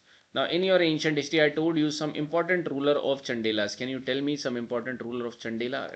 Do you remember about Nanup? Do you remember about Jaya Shakti? Right, these are important from here, guys, right? Now see their architecture over here. First of all, these are really very famous for erotic sculptures inspired by Kama Sutra. These particular temples over here. Both interior and exterior walls are richly carved. Whereas in Odisha, you will be finding exterior are richly carved. Over here, interior also richly carved, made of sandstone. 3 chambers, Garbhagriha you can see, Mandap and Ardha Mandap. So this is Garbhagriha over here. The main tower will be having the Garbhagriha. Then there will be Ardha Mandap, means shorter in length than the Mandap over here, right? Then there is Antaral, where people will be like doing the circumambulance, right? That they will be doing Pradikshana Path over here. So followed the Panchayatan style you will be finding over here. Okay? And the most famous temples are Kandariya Mahadev temple, important guys. Lakshmana temple of Khajuraho, important again. Okay? These two you try to remember over here. One is Chausat Yogini, also you will be finding temple of Khajuraho. Very, very important. Chausat Yogini temple, right? So this is the NCERT image fine arts book. You will be having this type of snippet over there, Lakshman temple in Khajuraho. Okay, now they have made this whole, I have taken the whole snippet of that page that because they have mentioned about this. So temples at Khajuraho are made of sandstone. First of all, mark this. Okay, sandstone. They were patronized by Chandelas. Lakshman temple represent the full-fledged developed style of temple architecture, right? Its construction happened in 1954, and you will be finding that Yashovarman, the seventh ruler of the Chandela dynasty. So this becomes important. What ruler you will be remembering? Yashovarman in Chandelas. So the temple plan is of Panchayatan. Again, over here you already know Ardhamandap, Mandap and Mahamandap you will be finding over here. Garbhagriha with Viman. So you will be finding that outer walls of the Garbhagriha and outer and inner walls are having circumambulatory paths. Now Khajuraho temples are also known for their erotic sculptures over here, right? The interior halls are also very decorated over here. Okay, so these type of like Lakshman temple you will be finding over here built by Yashovarman. Important because it shows the fully developed Chandela style, right? So this is important to know over here, guys. This we have already discussed, right? Next is your Solanki. Solanki school under Nagar style, and famous example is Modhera Sun temple, guys, built by Bhima 1 of 1026 to 1027 you will be finding, right? Bhima temple he built, Bhima 1 built over here. So temples wall generally plain externally. So over here देखो Odisha externals are richly carved, internal no carving. Chandela's external internal both carvings, whereas Gujarat Solankis you will be finding external plain over here, right? Garbhagriha connected to mandap internally and externally as well. Decorative arched gateways you will be finding. Presence of large step tank. Tank is present over here in the temple premises, right? And this you will be finding material used like sandstone, black basalt and marble over here, right? Designed so that sun rays fall into the sanctum during equinoxes. Okay, again important over here, guys. So you have found over here Odisha, you have seen examples. You can put Solanki's example. Can you put Chandela's example? You try to put over here, guys. Now let us see Northeast and hilly region. Northeast, you will be finding the influence of Assam. In Assam, you will be finding one major temple, that is Kamakhya temple. It is a major Shakti Peeth dedicated to goddess Kamakhya. Present structures dates to 17th century, right? You will be finding that it is a door frame from like 6th century sculpted door frame of this Tezpur. One more thing you will be finding over here, but the most important which you have to remember is the Kamakhya Shakti Peeth, right? Later on you will be finding that Bengal Pala style also emerged. Take a Pala style emerged over here because Palas gave first of all strong Buddhist patronage over here, and it reflects the Vanga style of architecture, right? They utilize black, grey basalt and chlorite stone over here. So this you can remember from here. Not in all books you will not be finding this type of style, right? Example Siddheshwar Mahadev temple you will be finding. Take a tall curving. This is the tall curving shikhar you will be finding crowned by a large amlak, right? This type of architecture was followed by Sena rulers as well. Okay. Again, example is important. Just example you can. Then there will be some hilly states temples. For example, in the Gumao Garhwal region, Himachal Pradesh, Kashmir, you will be finding some kind of temple architecture as well. Now in the Kashmir region, they were showing some Gandhara influence, like, and it later mingled with Gupta and post-Gupta's tradition as well. Okay. So these are certain examples you will be finding. For example, Lakshmi Narayan in Himachal, Chamba, you will be finding this type of temple. Again, not given in your major books, but I have added over here with respect to this hilly temples as well. So over here, Chandela, you have seen northeast hilly. You can add certain examples and what are the distinguished features. These three are important over here, guys. Odisha, Solanki and Chandela, right? Now let us focus upon the Dravidian style of architecture, right? Dravidian style of architecture, or now we are focusing upon the temple architecture. Temple architecture in southern India. right? Southern India. A very unique type of architecture emerged in southern India, guys. In the form of, you will be finding that it will be developed in the form of the Dravidian style of architecture. Dravidian style of architecture, right? And primarily, I have told you there are three dynasties which are responsible for this. That is, number one, you will be finding the Pallavas. And I hope you remember the timeline of Pallavas that I've told you in my ancient history boot camp 750 AD. Try to revise again and again, guys. Imperial Cholas, and you will be finding the contribution of Vijayanagar Empire. Imperial Chola's timeline we have taken from 850 to 1250 AD. This is why timelines, political understanding will be handy. Again, I am focusing upon, because you don't like see the subjects in silos, right? Different compartments, but you don't try to add them. All subjects are connected in one way or the other. So wherever you can make the connection, try to revise. Take this as an opportunity to revise that particular part again, right? Vijayanagar Empire you will be finding from 1336 to, you will be finding it will go on to 1650s around roughly, right? Now, one by one, we will be focusing upon the Pallavas. And in Pallavas, there are three people or four people, four group of people which will become important and which will be giving the first foundation of this Dravidian style. You will be finding over here, Mahendra Varman style will become important. Mahendra Varman. And some features I'll be telling you over here, right? So let us just explore, like you will be making it like this. For example, Pallavas, I have given you in the templates that how you will be making it. Pallavas, right? Under Pallavas, you will be making this particular columns, or this already is there in your templates, guys. Mahendra Varman, Narsimha Varman, Narsimha Varman, one. Then Raj Simha.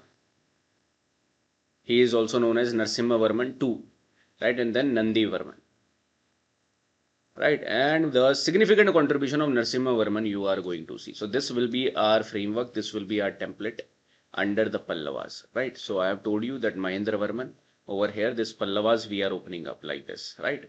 And then we are going to see the important Imperial Chola's contribution and Vijayanagar Empire contribution over here. Now, from our political foundation of ancient history, I have told you to remember by heart this personality's timeline, because this is important, right?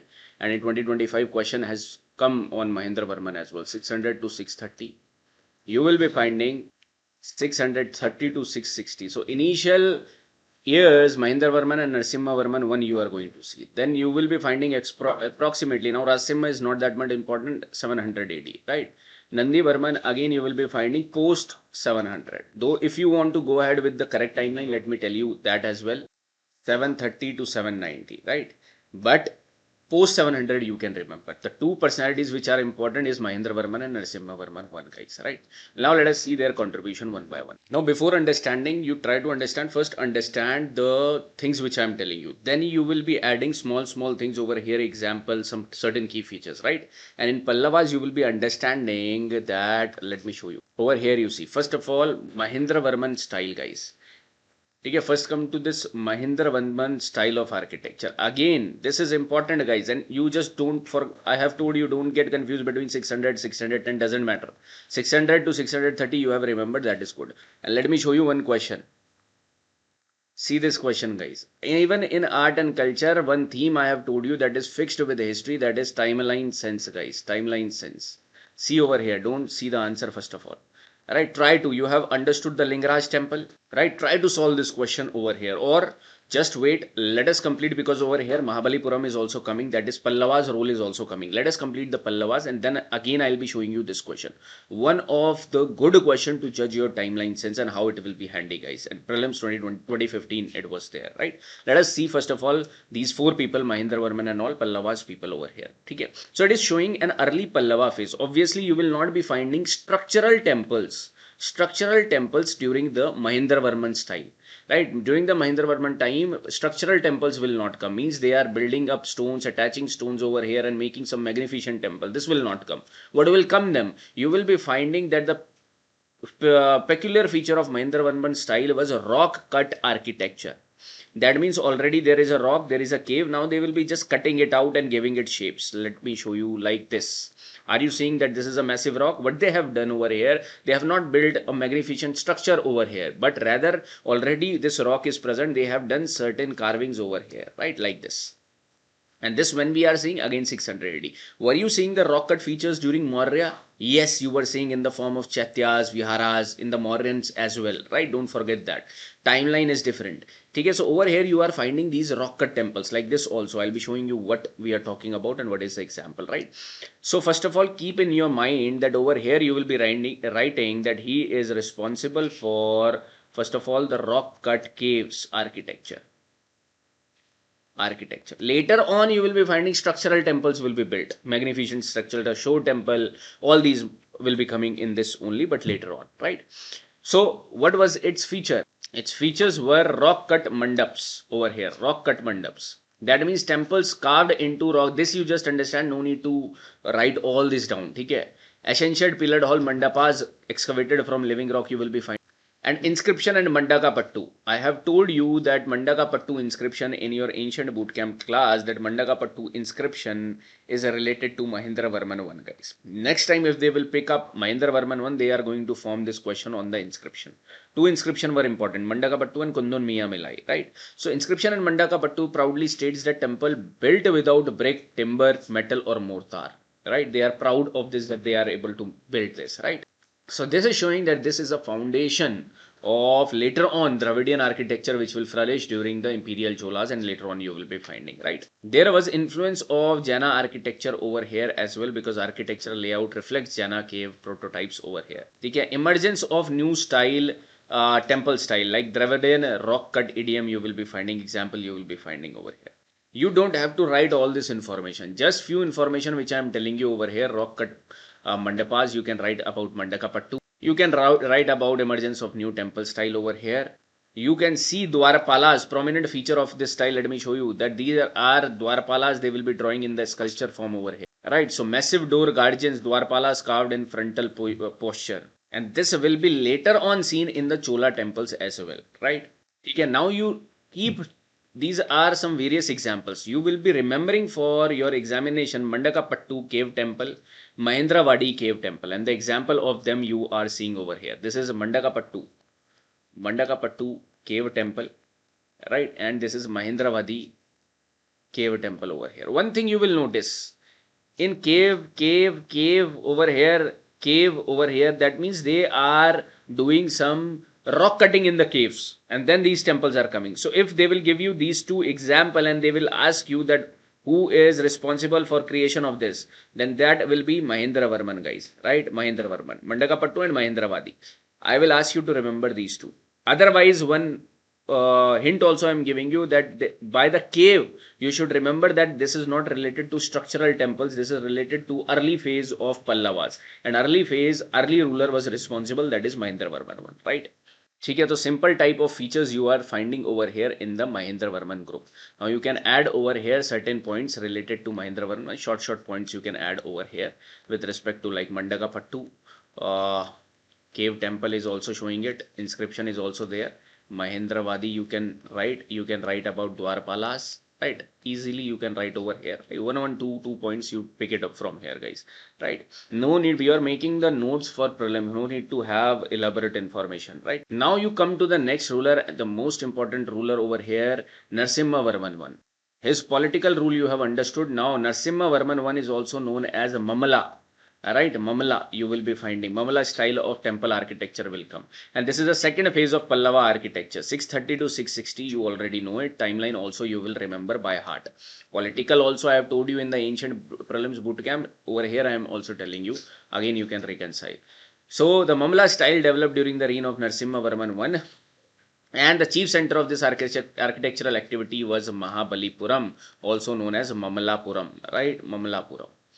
Okay. Now over here you will be finding this phase represent more mature and ornamental stage compared to the earlier Mahendra group.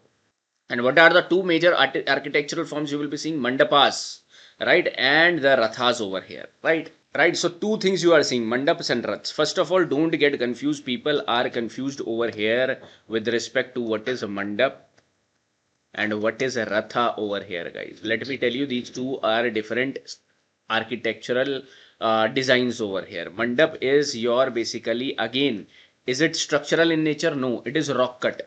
So some cave will be transformed into the mandap where people can sit over here and people can pray over here, right? Going inside this particular, and this is known as mandap. Right, the similar meaning as of North India right now. But later on, the meaning of mandap is going to get changed, and I'll be telling you at the right point of time. Rathas are, again, these are freestanding. Suppose this is a rock, and they will be carving out something out of this, and let me show you as well. So that's why it is written over here that rathas are monolithic freestanding shrines. Monolithic freestanding shrines, whereas mandaps are rock cut halls. You try to understand. That means still structural temples you are not seeing in the Pallavas architecture. In the Pallavas, you are still not seeing structural temples, guys. So over here you can add all this information, but wait, first let it complete, right? Then you will know what all you have to add. Okay, let me show you. So a mandap is a pillared hall used for worship. That means it is a pillared hall like this. Like in North India also you are seeing mandaps and earth mandap. Ritual gatherings, religious storytelling through sculptures. Right? Mandaps are rock cut cave temples. Again, rock cut feature is getting progressed, guys. Try to focus over here. Now there are two examples which I am telling you. That is one Varaha mandap and one is Mahisasur Mardani temple over here. Right? Mandap over here. Now these are again mandaps over here. And when you will go inside on the wall, you will be seeing these type of inscriptions. Now they have written Varaha Mandap. So you will get to know, and if they will write that who made this Varaha Mandap of Mahabalipuram, automatically your mind should work that we are talking about the Pallavas, we are talking about Narasimhavarman. But when I am saying Varaha inscription of Udayagiri, then the place changes, the ruler changes, guys. Right? You try to understand. Varaha is related to a lot of rulers. But you try to understand that it will be having different connection with different places. Understanding? Right over here. So it is dedicated to Vishnu, famous for Varaha boar incarnation, rescuing Bhudevi. Now all this will not come that what was the story behind this. This gets religious in nature. But knowing it that this is responsible to what ruler is, you will not be, this much will be asked. Inside the story that why this is made, what is the story about, this will not be asked, right? And these are containing again Gajalakshmi. Gajalakshmi you are seeing where as well? You are seeing in Ajanta as well. I have told you two prominent figures, Gajalakshmi and Shalabhanjika. These are not related to Buddhist completely, right? These are related to other religions like Hinduism religion you will be finding, right? So remember that as well, guys. And it also contains three karma vaman avatar. Now I don't think they will give you this information, but this information is more than enough to confuse you, right? But if you are understanding it clearly, thoroughly, you will not get confused, guys. Second is Mahisasur Mardani Mandap over here. It is dedicated to Durga, grand relief of Durga. Again, when you will enter this cave shrine, you will be seeing these sculptures on the wall. See this type of sculpture, see the refined sculpture art making at that point of time during 600 or 650 around, right?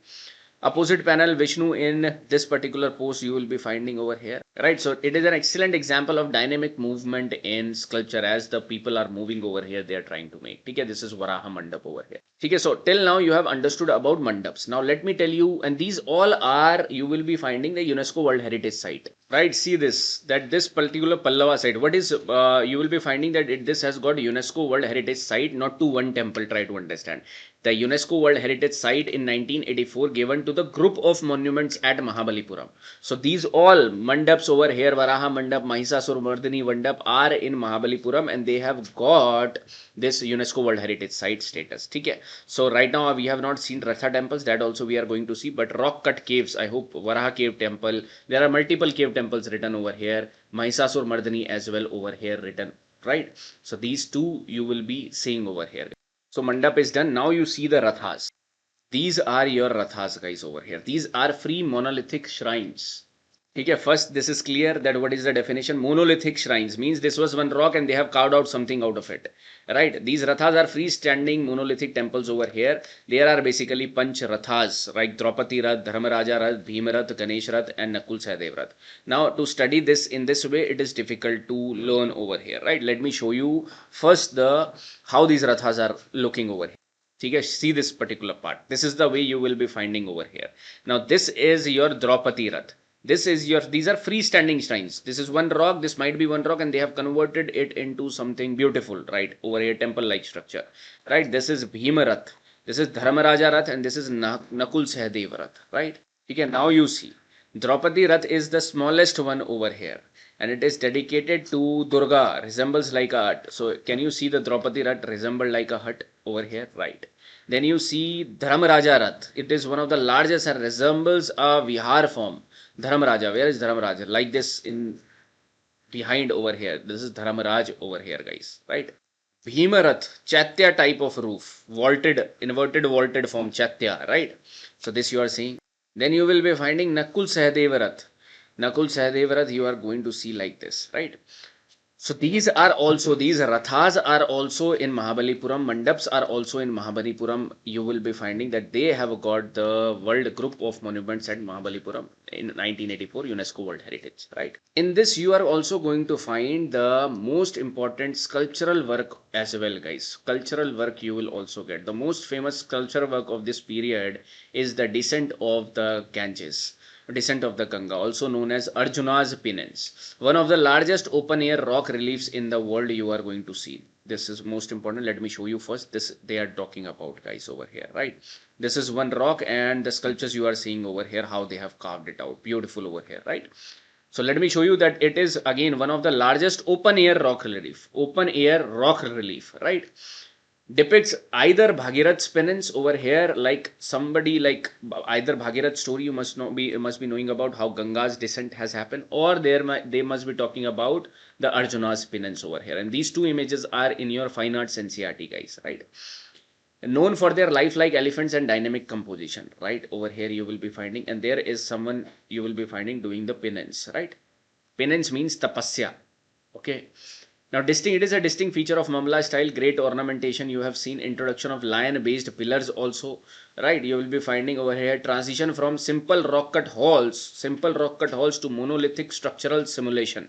It does not mean that structural temples were built over here, but no, monolithic, from a monolith, they are basically transforming it to something into structures you will be finding, right? Okay, and this will be important for giving the foundation for later structural temples which are going to come, right?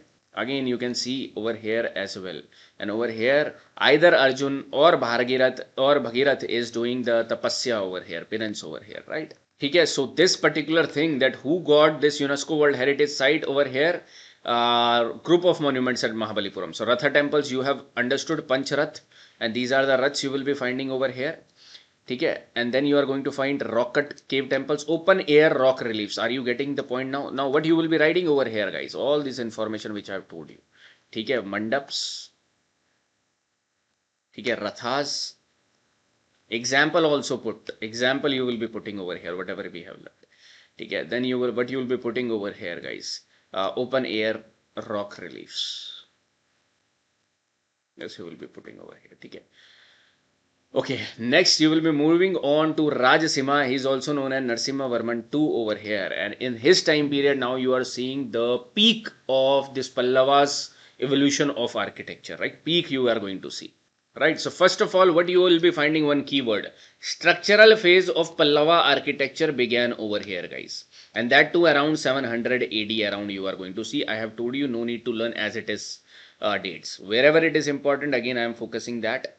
Wherever it is not important to learn the exact date, not important. Okay. Rajsimha style marks the beginning of structural temple phase under the Pallavas. So this becomes your key word over here. Structural temple phase you will be seeing. Is also known as Narasimha Varman II. And this phase represents transition from rock cut to fully structured temples over here. And the magnificent temple which you are going to see is Shore Temple. Okay? The more you will understand about it, the more you will get amazed, guys. But over here we are studying it from the prelims point of view, examination point of view, so we cannot go into the details of one particular temple, right? So over here one example you are going to find of Shore Temple, guys, and the next example you are going to see of Kailashnath Temple. See the structural over here, structures over here, right? So what are the key features? Key features are structural techniques over here. right? Like for example, they will be arranging systematically to form walls, ceilings, towers. They will be temple built using individually carved stone blocks over here, right? And they will be utilizing stones, brick, wood, mortar to join these rocks, right? So this is basically the structure which they are building over here, right? So temple components you will be finding Mukh Mandap, pillared hall, Ardha Mandap, entrance hall, Garbhagriha, sanctum, Viman. You will be finding that it will also be present. Now there are features which similar features of Nagar you are finding over here, okay? But later on you will be finding this is the early development of the Dravidian temple plan. Later on it is going to change a bit, okay? Okay, sculptural features also you will be finding walls and pillars richly decorated over here, right? So this you are going to find.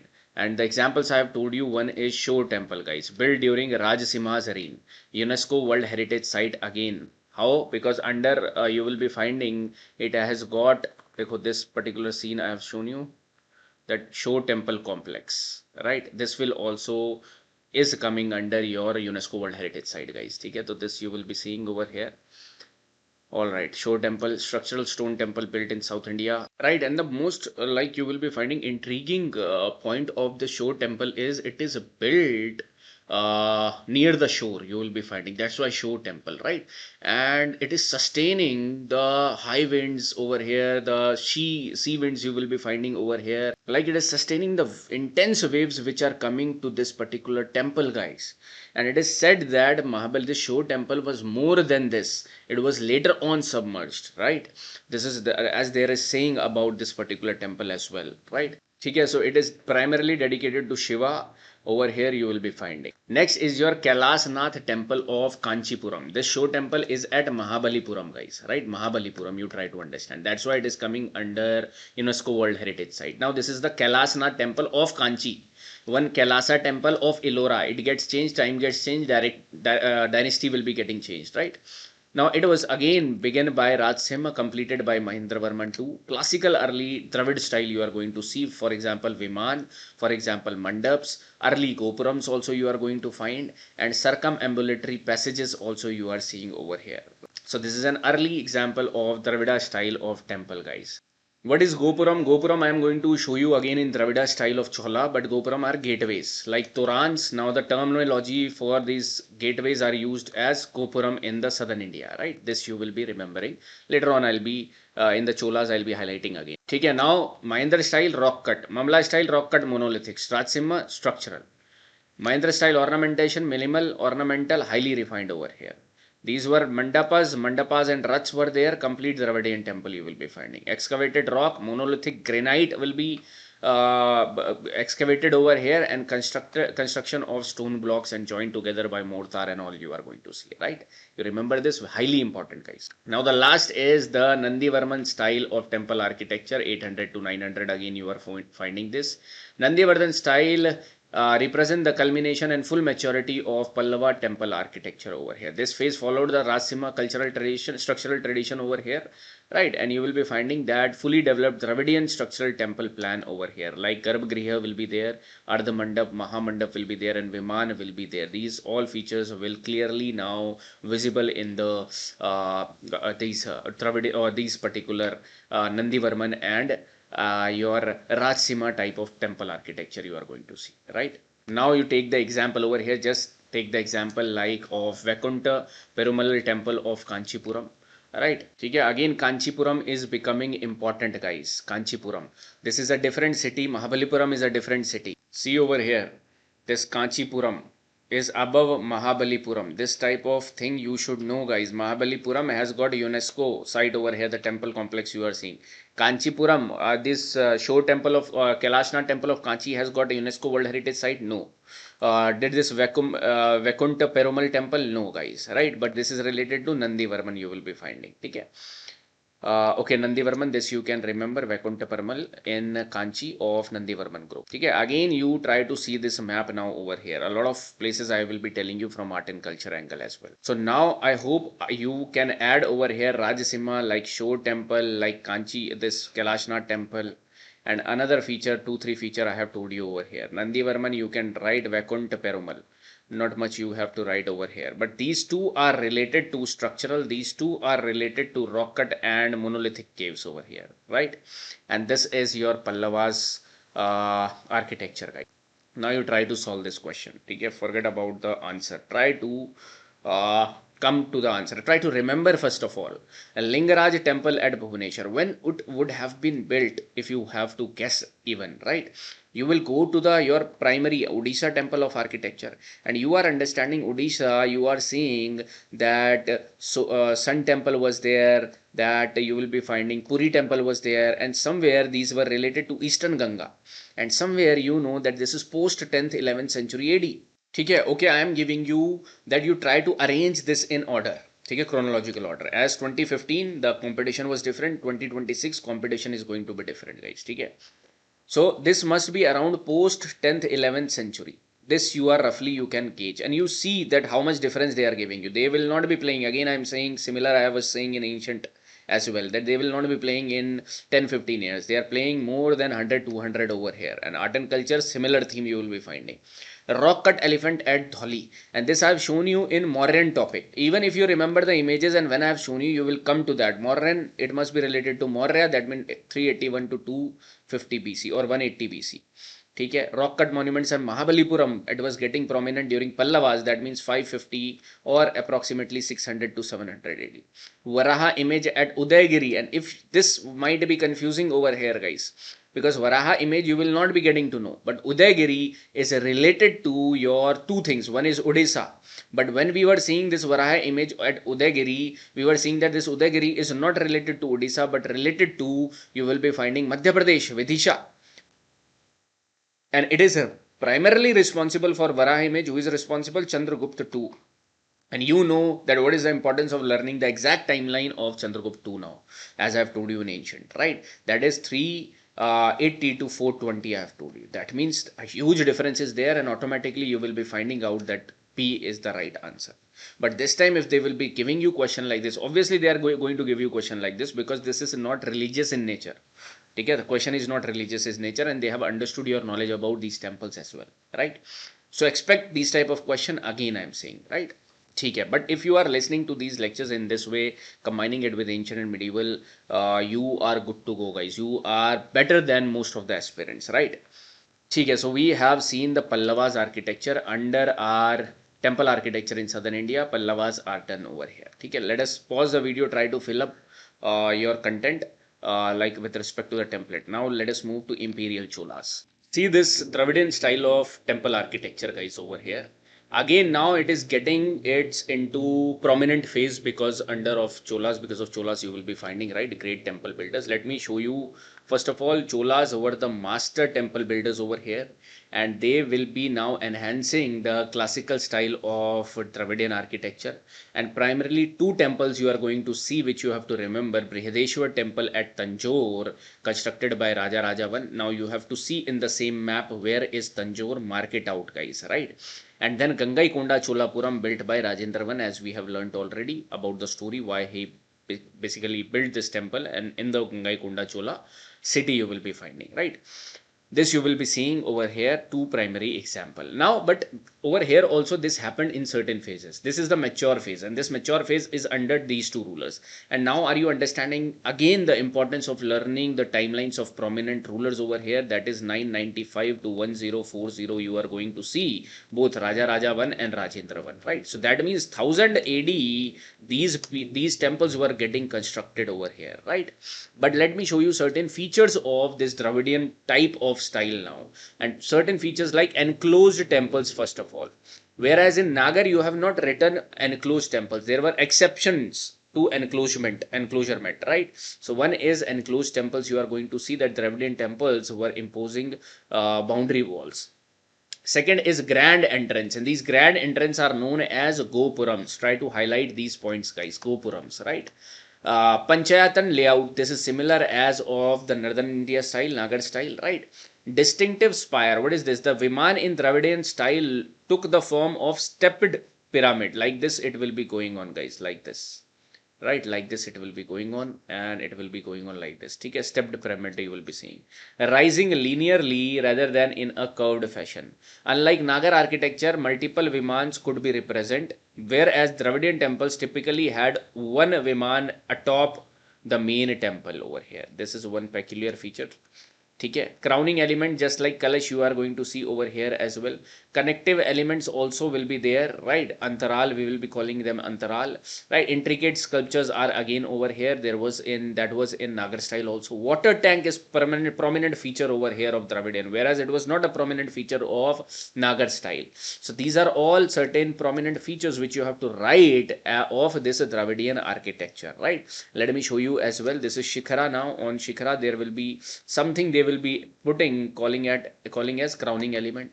This is called as Vimana, which is now over here, stepped pyramid, right? And there will be one Vimana. There will not be several other Vimans you will be finding over here. This is Mandap. This is great Gopurams over here, or the entrance gateways, guys, right?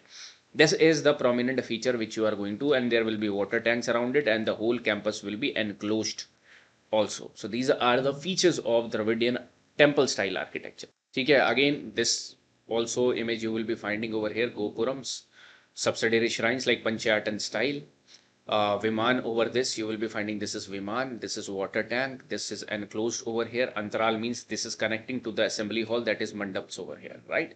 This you are going to see. Now you will be finding that the development happened in early phase, the mature phase, the medieval phase also you can say, and later phase. And over here Imperial Chola rulers will be coming.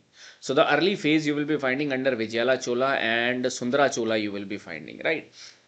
What you will be seeing over here, there are certain temples like Vijayala Choleshwaram, like Varadharaj Perumal temple, right? Like Kurangatha temple near Thotiyam. Now these are not written, these are not prominent temple, but if you want to take the examples of early temples, you can take these example, guys. Okay, important examples you will be finding, and these are closely associated with the early Cholas over here. Okay, so Vijaya Chola, Choleshwaram over here.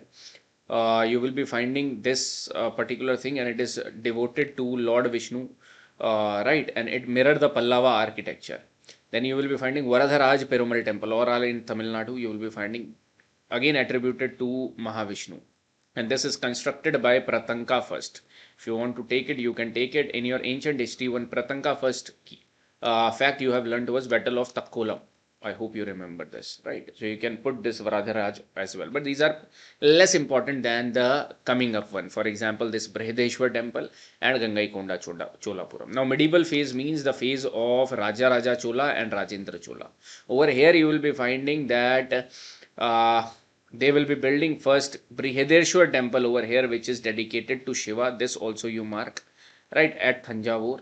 It was built around this. It introduces two Gopurams, two gateways oriented in the same direction. This is one keyword which you will be learning.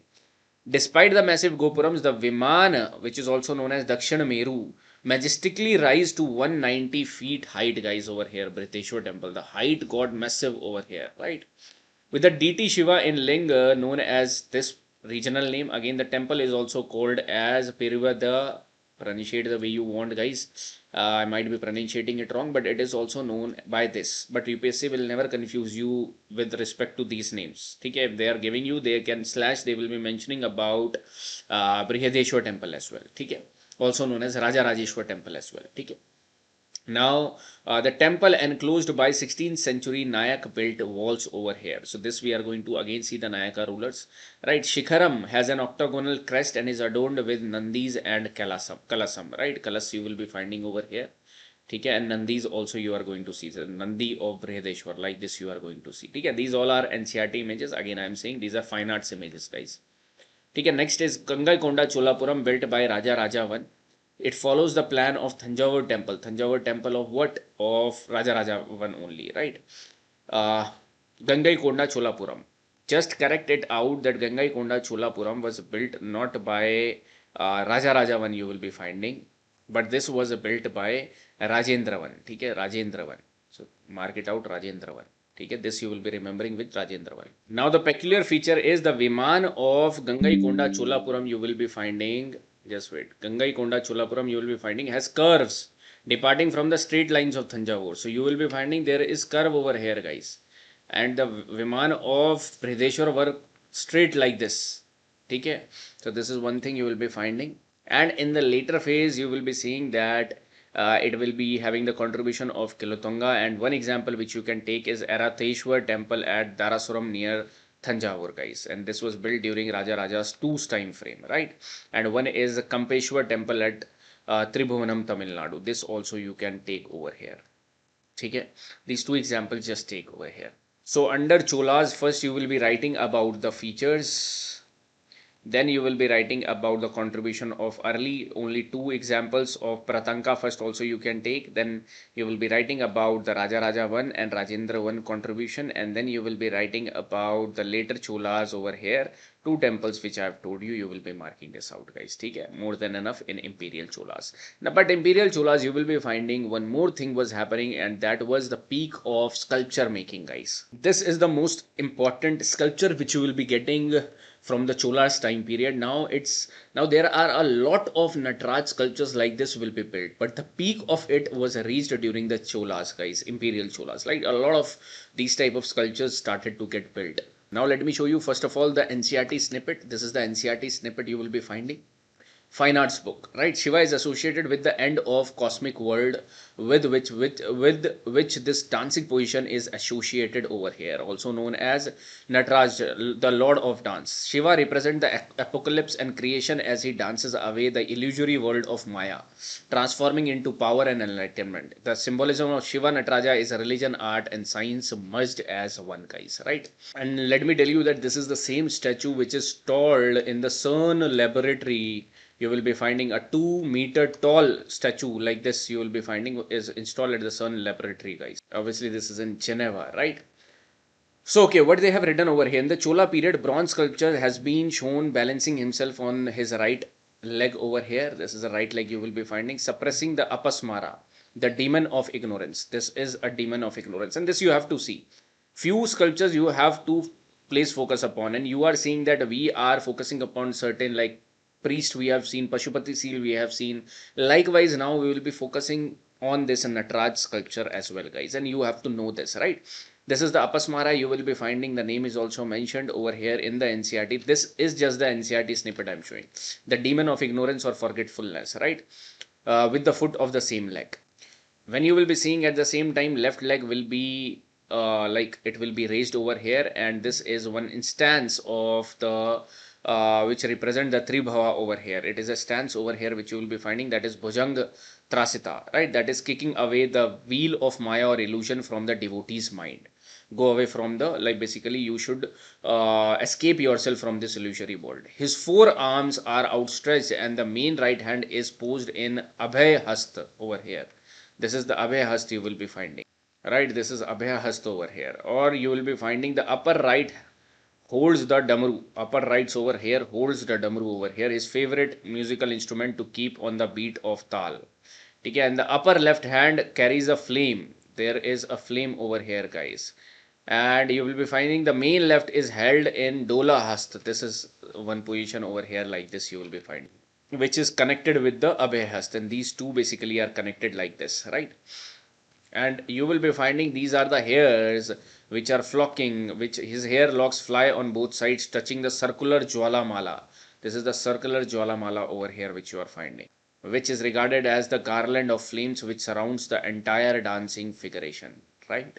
So amazing sculpture you are seeing over here. More if you want to learn, this is not an NCERT snippet, again I'm telling you, which is this is only NCERT snippet. If you want to learn again, you can read this out also. Dance you will be finding, this is a flame over here, unkempt hair over here. It is a symbol of rejection of society, shows him to be an ascetic. The snake you will be finding over here as well, right? These are snake which are coiling over here, guys. This is showing over here, symbolizing the power he has over the most deadly of creatures over here, right? Then there is Damru as well. You can read this out because they have, again, NCERT has given you explanation about them, right? Okay, so this is about your sculpture of the Cholas. Now let us understand about the Vijayanagar Empire's contribution, guys. Obviously, now this is a medieval dynasty, 1336-1650, right? But the contribution is huge and we are seeing it in one go, right? That's why you will be finding we have clubbed this here. First of all, you will be finding that Vijayanagar Empire is a combination of Chalukyas, Hosalas, Pandyas, and the Imperial Chola styles. That means we are yet to study the Chalukya, Hoysala as well. Imperial Cholas we have studied, right? Now it evolved from these earlier tradition and characterized by a return to the serene and simplified art of ancient time. But the unique designs you will be finding which became the identity during the Vijayanagar period. And you can classify the Vijayanagar architecture into three types. The religious architecture, right, which can also, you can say it as the sacred sites like temples, monolithic statues and ritual spaces. One is courtly architecture as well, which is regarded as palaces, royal enclosures and audience halls as well. Then there are civic architecture as well, like fortification, marketplaces, pavilions used for public purposes as well, right? These three. These two are important for us. Primary, this is important for us, religious architecture, and a lot of temples which are built during this time frame, right? Now over here, the materials which are used was soft soapstone, right? Also granite will be used, right? Like for example, durable granite will be used over here. Some monolithic statues you are going to see over here as well, right? And I'll be showing you a lot of monolithic statues at Hampi, Nandi Bull in Lepakshi as well. You are going to see. Okay. So see the features of these Vijayanagar. So certain features you have to focus upon over here, guys. For example, the shrine structures will be now a bit different over here. How? You will be finding now the Vijayanagar temples are typically surrounded by strong enclosures. Right, you will be finding this, and small shrine consists simply of a garbhagriha and a porch over here. Right, means small shrines will be having but just a garbhagriha over here you will be finding, and a small porch type structure like this you will be seeing, right?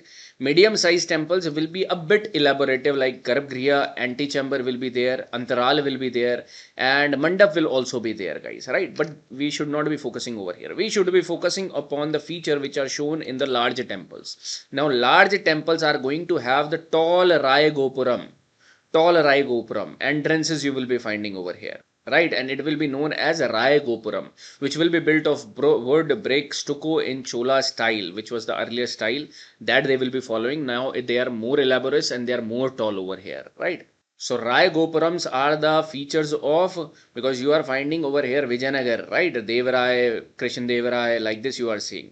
Okay, large life size figures of men, women, goddesses adorn the Gopuram. And the examples you will be finding the Rai Gopuram of Chinnakeswar temple in Belur, and the temples at Sri Sailam and Sri Rangam as well. This you can keep it as example, guys. Now they were also having this circumambulatory passage. This is common. Okay, there were halls for ceremonies as well. For example, there will be open mandapam, open pavilion you will be finding, and a peculiar feature like Kalyan mandapam, guys. These are also said to be ceremonial hall, and often over here marriage ceremonies used to take place. Kalyan mandapam. This is one key feature of Vijayanagar Empire you are going to see. So hall of ceremonies. So there will be open and closed mandap, and there is one major mandap you will be finding for divine marriage ceremonies. Divine marriage ceremonies you will be finding. This is Kalyan Mandapas. And I'll be showing you, don't worry, just highlight this right now. Okay. Then you see this over here, Garbhagriha Sanctum. The central part of the temple was the Garbhagriha where the presiding deity was installed, right? This is important. This is also important, written in your Tamil Nadu NCERT, Amma Shrine. Temples often had a separate shrine dedicated to the consort of the deity Amma Shrine, a tradition that traces back to Chola period. So this is highlighted over here in the Vijayanagar Empire. Then water storage tanks. This is a feature of Dravidian architecture, right? So there will be water storage tanks in the Vijayanagar architectural temple complex as well. Okay, so few things you try to write over here, like Kalyana Mandapam, like large temple, large gopurams, like Garbhagriha, like Aman Shrine, you will be writing Amma Shrine, water storage tanks, right? So like this, you are going to see the city of Vijayanagar. Let me show you all this, how that I have explored a lot about this particular whole PPTs, whole lectures you must be finding, guys. Over here, I have explored something so that you can understand it in a better way. So this is the whole view of Vijayanagar, right? And over here, how this was divided, that the royal center means over here you will be finding palaces where the king used to be ruled. Krishan Dev Rai rule you will be finding that he used to place over here. But there were certain sacred center also you are going to see, where you are going to find the most magnificent temples like Vrupshaka temple, like Vitthal temple, like Hazara Ramaswamy temple, or are you are going to see this in sacred center. And over here you will be finding Hampi will also be there, right? And this is the urban core where the dwellers, suburban settlements you are going to find. So overall, you can like divide the whole Vijayanagar into these three core areas, right? Now, first of all, you will be finding one famous place, that is Hampi over here. And Hampi has got the UNESCO World Heritage Site over here. And groups of monuments at Hampi has got the UNESCO World Heritage Site. This is one thing you will note. Okay, it is the capital of Vijayanagar Empire and it is near the river of Tungabhadra. This also you try to note over here, important. And it is having numerous temples, farms and trading markets. We will be focusing upon the temples over here. Okay, so whatever temples we are going to see, like Virupshka temple, Vitthal temple, Hazara Ramaswamy temple, elephant stables, are all in this place Hampi. And I am going to show you the aerial view as well, right? First of all, you see the royal area, the royal area you will be finding. So, first of all, the royal structures of Vijayanagar included the elephant stables, Lotus Mahal. Lotus Mahal is not in the sacred place, but in the royal structures you will be finding. Kamala Mahal and Queen Bath's house over here. These are important areas. Feel like that we are visiting Vijayanagar over here, guys, right? So whenever we will plan it, we will plan first of all to see all these royal structures at one place. So what we are going to see: elephant stable, Lotus Mahal, Kamala Mahal and Queen Bath's house, right? And it reflects a blend of local and Indo-Islamic architectural influences as well. Why Indo-Islamic? Because the time period which you are seeing is now the medieval time period, and Delhi Sultanate is also going on parallelly, right? So there will be some Indo-Islamic influence as well. Okay. Now these buildings highlight the grandeur of the empire of that time, and it is said to be it was one of the richest province of that time, guys.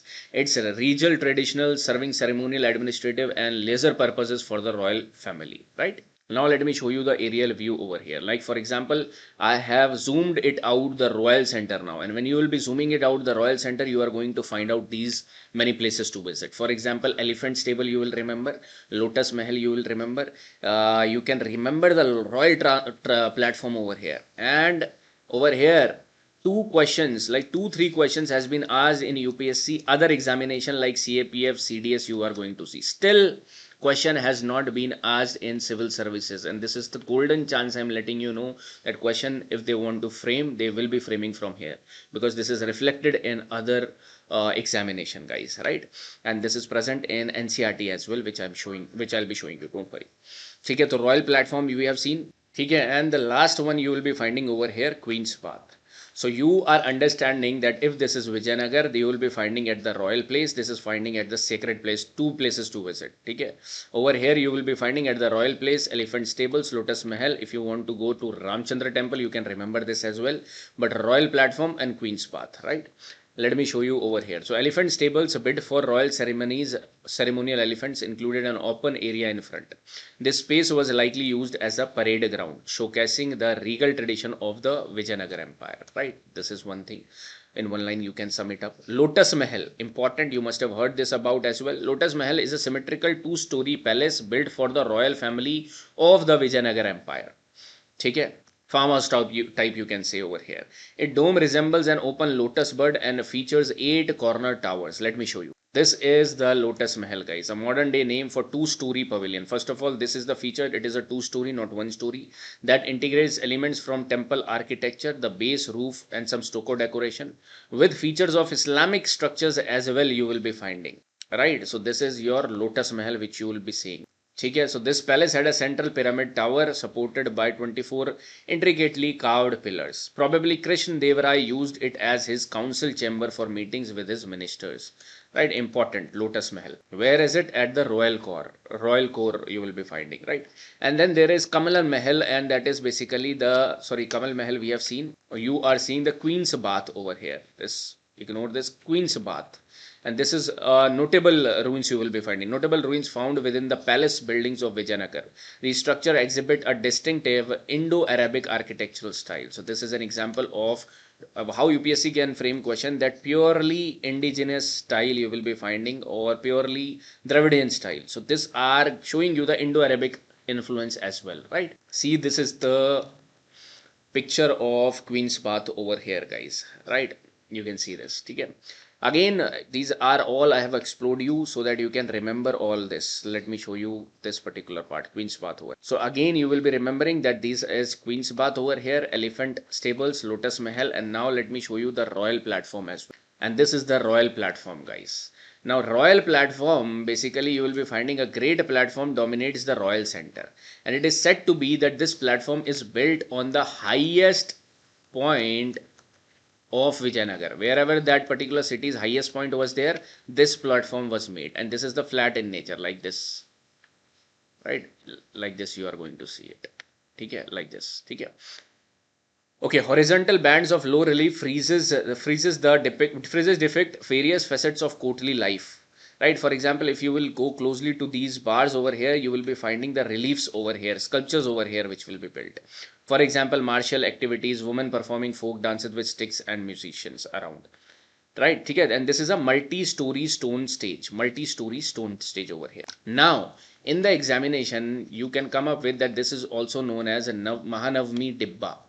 Mahanavmi Dibba, guys. Mahanavmi Dibba. Now, those who don't know about Mahanavmi Dibba, never heard about Mahanavmi Dibba, UPSC has framed the question for them also. That Mahanavmi Dibba is the name of a giant box of sweets distributed at the Mahanavmi festival. Alright, obviously it is wrong. Okay? It is not the name of the giant box. Rather, it is the name of this architecture over here. Okay? And where it is located? At the royal core. Right? So what you are finding over here, the king usually would sit atop and witness the royal festivities, religious rites and entertainment associated with the Mahanavmi festival. And Mahanavmi festival is basically refers to the last day of Hindu festival of Navaratri, right? So that's why this platform is also said to be the Mahanavmi Dibba, that is House of Victory, right? And over here you will be finding that Vijayanagar rulers worship Durga for strength to conquer their foes. Also, the last panel of the reliefs depicts the king inspecting his army before one of his campaigns. This you will be finding. Now let me show you the question 2 times they have asked. This is the CAPF question, guys, and this is also one UPSC examination question. Okay, solve this question first of all. Still now UPSC Civil Services have not given, but they will be giving you anytime, right? Mahanavmi Dibba. It is situated on one of the highest points in the city of Vijayanagar. Yes. Vriksha temple is located on it. Now you try to understand, when you have clear understanding that sacred places we are yet to study. This is the royal core which we are studying, and under royal core you are seeing the royal platform that is also known as Mahanavmi Dibba. So obviously these are not at the same place. So second will be wrong. First is right. Now you see this easy question. Now how they are making it easy, guys? That it is the name of the giant box of sweets. Obviously not. Right? It was the name of a massive platform with a base covered with relief carvings. This is right. Okay? So I hope you can understand this. Let me tell you that whenever you are going to see any content with respect to art and culture, they have not included all these things, right? Like they will not be talking about Mahanavmi Dibba, and they will not be talking about the latest examination what is coming over there, right? So that's why I'm saying if you are following these classes, these are at most comprehensive, guys. You just try to revise and solve the test series then, right? From test series, now you try to enrich and try to see that whether you are able to solve the questions or not. No need to go here and there now with respect to art and culture. I have researched it comprehensively, right? So this you must have understood about the royal core. This royal center we have understood. Now for us to understand is the sacred center as well. Sacred center. And in Sacred Center, you are going to understand the Hampi UNESCO World Heritage Sites, all those temples which you have heard about, Virishka, Vitthal, Ramaswamy, you are going to see over here, right? See this particular part. Now I have opened up that sacred place and you will be finding Virishka temple, Vitthal temple, and there are Narsimha carving as well, and few more temples you will be seeing over here. First, see the Virukshka temple. Virukshka temple in Hampi, situated on the banks of Tungbhadra river. Again and again it is coming, so remember this. It is an architectural marvel of Vijayanagar Empire, part of UNESCO World Heritage Site, right? Now it was built by in the 7th century by Lakhan Dandesh under Devarai II. Devarai II is responsible for this temple, guys, dedicated to Lord Shiva, right? This also you can mark. Now this temple is known for distinctive triangular shape and features a sanctum, three antechambers. Three antechambers mean antaral you will be finding. A pillared hall and open pillared hall you will be remembering. But this you can remember over here. Distinct triangular shape, right? Let me show you as this is Vrikshka temple, guys. Vrikshka temple with the Gopura towering over the complex in the city of Vijayanagar. Alright guys, if I ask you that out of these two, what is the, in this, can you spot the main shrine? Some of you might think that this is the main shrine. This is not the main shrine, guys. This is what I'm telling you. This is the Raya Gopurams, tall Raya Gopurams, distinctive features of Vijayanagar Empire, right? This you will be finding over here. This is the main shrine, right? And this is the gateway. This is the Raya Gopuram over here. Okay. So I hope you have seen the temple is known for its distinctive triangular shape, integrated carved pillars over here, the use of mathematical concepts in both construction. You will be finding Krishan Dev Rai, a significant ruler, enhanced the temple by commissioning the centered pillar hall and eastern Gopuram in 15 AD. So he might have been, this Krishan Dev Rai is credited to create this eastern gateway, guys, right? Eastern gateway. Okay. So this is Vrikshpa temple of Hampi. Now you see another important marvelous architecture, that is Vitthal temple. Vitthal temple is a prominent example of Vijayanagar architecture dedicated to Lord Vishnu. Okay, over here you will be finding Garbhagriha, again same thing, Ardha Mandap, Mahamandap, right? The Mandap houses 56 intricately carved stone pillars that produces a musical tones when tapped over here. This is one unique thing in Vitthal temple over here. A unique Garud shrine also you are going to see in the form of stone chariot that I am going to show you is a notable feature of the temple complex, right? So this is again your Vitthal temple complex. Okay, and there are several shrines also you are going to see over here. Let me show you this particular stone chariot in Vitthal temple, which a distinctive feature you are seeing. Okay. The novel feature of the temple is stone chariot, a Garud shrine that imitates a wooden chariot used to carry metal images of deities in procession during religious festival. And try to understand, they will not be asking you inside details of these particular statues, but simply they can ask you the Garud shrine or the stone Garud statue, and they will be asking you to chronologically set these events.